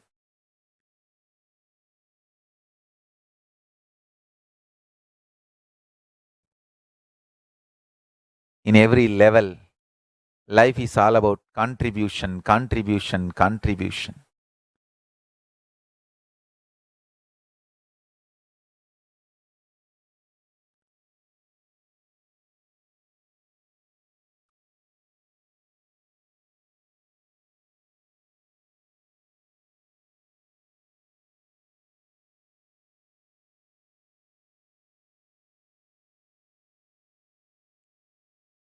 Hinduism is all about contribution. I tell you. I really tell you. I do not comment on politics, but this one line I want to tell. If Ayodhya Ram temple is built, India will become rich economically. Because the principles of Rama is all about contribution. If the principles of Rama is revived, if Rama Bhakti is awakened in Indian consciousness, it will become so much contributing. India will become wealthy, I tell you.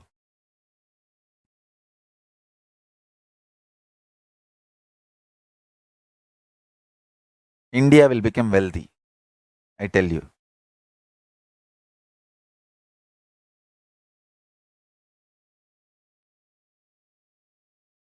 Anyone who gives money to build Rama's temple in Ayodhya is contributing for Indian economy.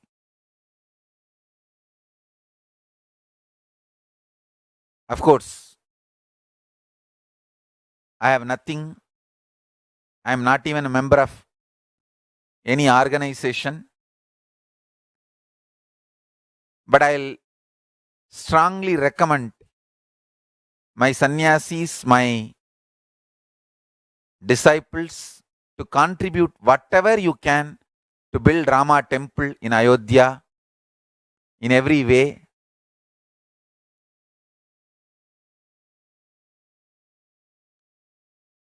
Because Rama is all about contribution.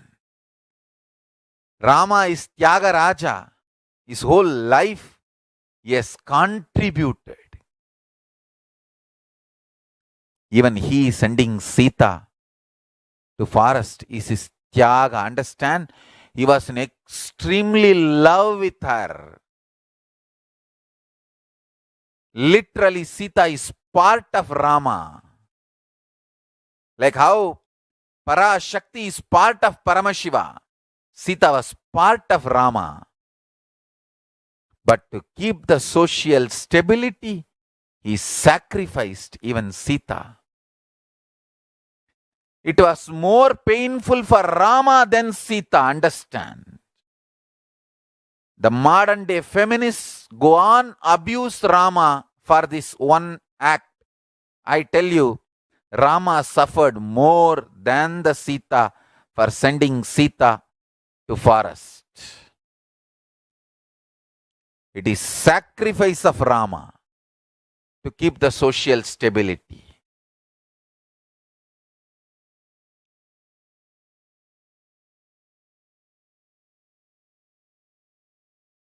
Nobody can contribute like Rama. Rama is embodiment of Tyaga, Tyaga Raja. And we should not judge those great people's act based on the today's modern days situations and social setup. See, at that time, what was the society? How was the situation? All that we should think before judging them, commenting on them. It's not like a Facebook post you read and you put any comment you want. No.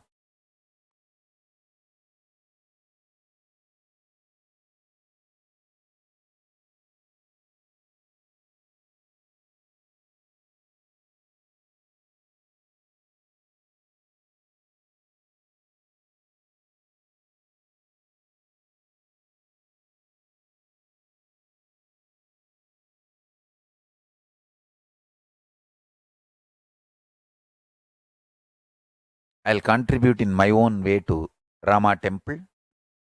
I don't want to say I don't have anything. Lakshmi is with me. I know. So, we'll contribute. We'll contribute in right way to build Rama temple.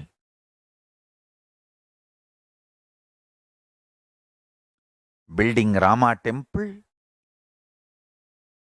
will raise the economy of India.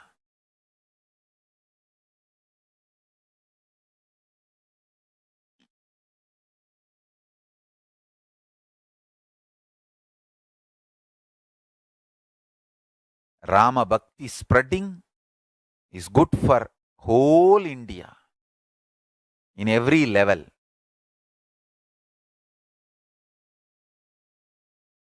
Socially, morally, spiritually, economically, legally, in every level, Rama Bhakti spreading is good for India and the whole world actually, in a way.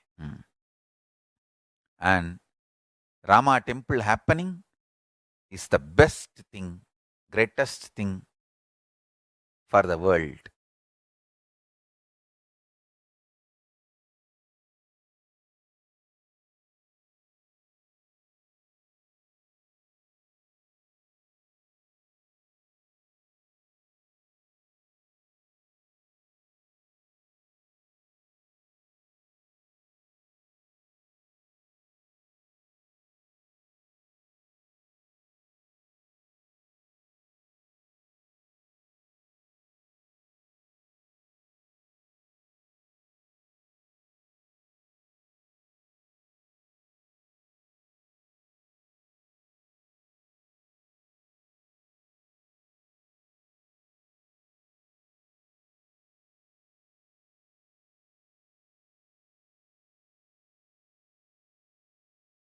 I want to tell this to my sannyasis.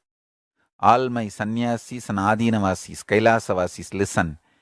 Every minute you are active and enriching and contributing, you will be showered by Paramashiva, fulfillment and completion and enlightenment, and your purpose of life will be fulfilled. Laziness is the devil. Contribution, enriching is Paramashiva's energy. Don't think you need to be monitored and driven. Contributors are blessed by Paramashiva. Paramashiva continuously showers on contributors. Actively contributing, you will manifest more and more powers and blessings and energy. I have seen all kinds of people. I tell you, contributors are the best people to associate with. Lazy people are not just innocent, dangerous to be associated. Because to protect their laziness, they will become cunning. When they become cunning, how they will behave, even they do not know. So lazy people are dangerous people. Contributing people are the best people to associate with. I tell you, the greatest blessing I have received from Paramashiva is in the young age. I was brought up by people who contributing continuously to society, to the humanity, and set a trend of contributing as lifestyle.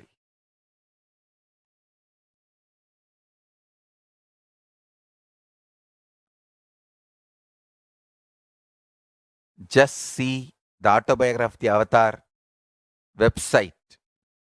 I think now almost 1,000 slides they have put, collecting, presenting all the different events. If you just see the 1,000 slides, you will understand.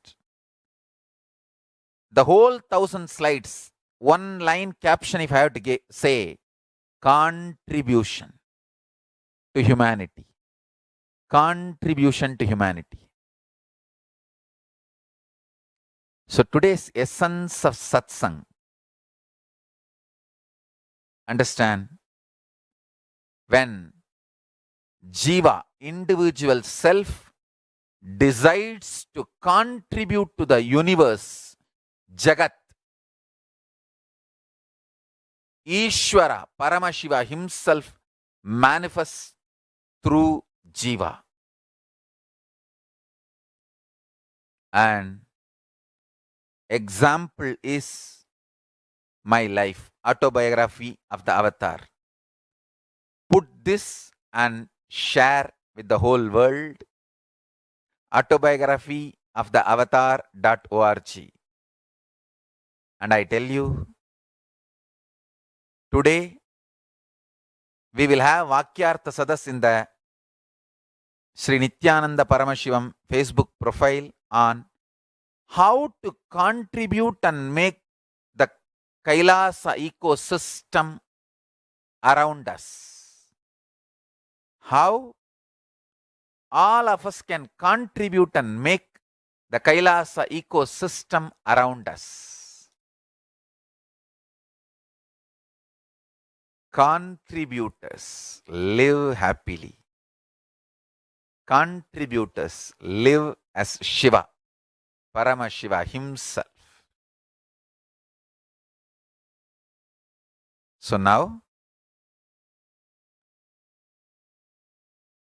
I'll connect all of you with the space of Kailasa, with the grace of Ganapati, Nandi and Paramashiva. You need all three blessings and Devi. Of course, all gods and goddesses, mainly Ganapati, then Nandi, then Paramashiva and Parashakti. Of course, Subramanya and all the gods, all of them exist. Let's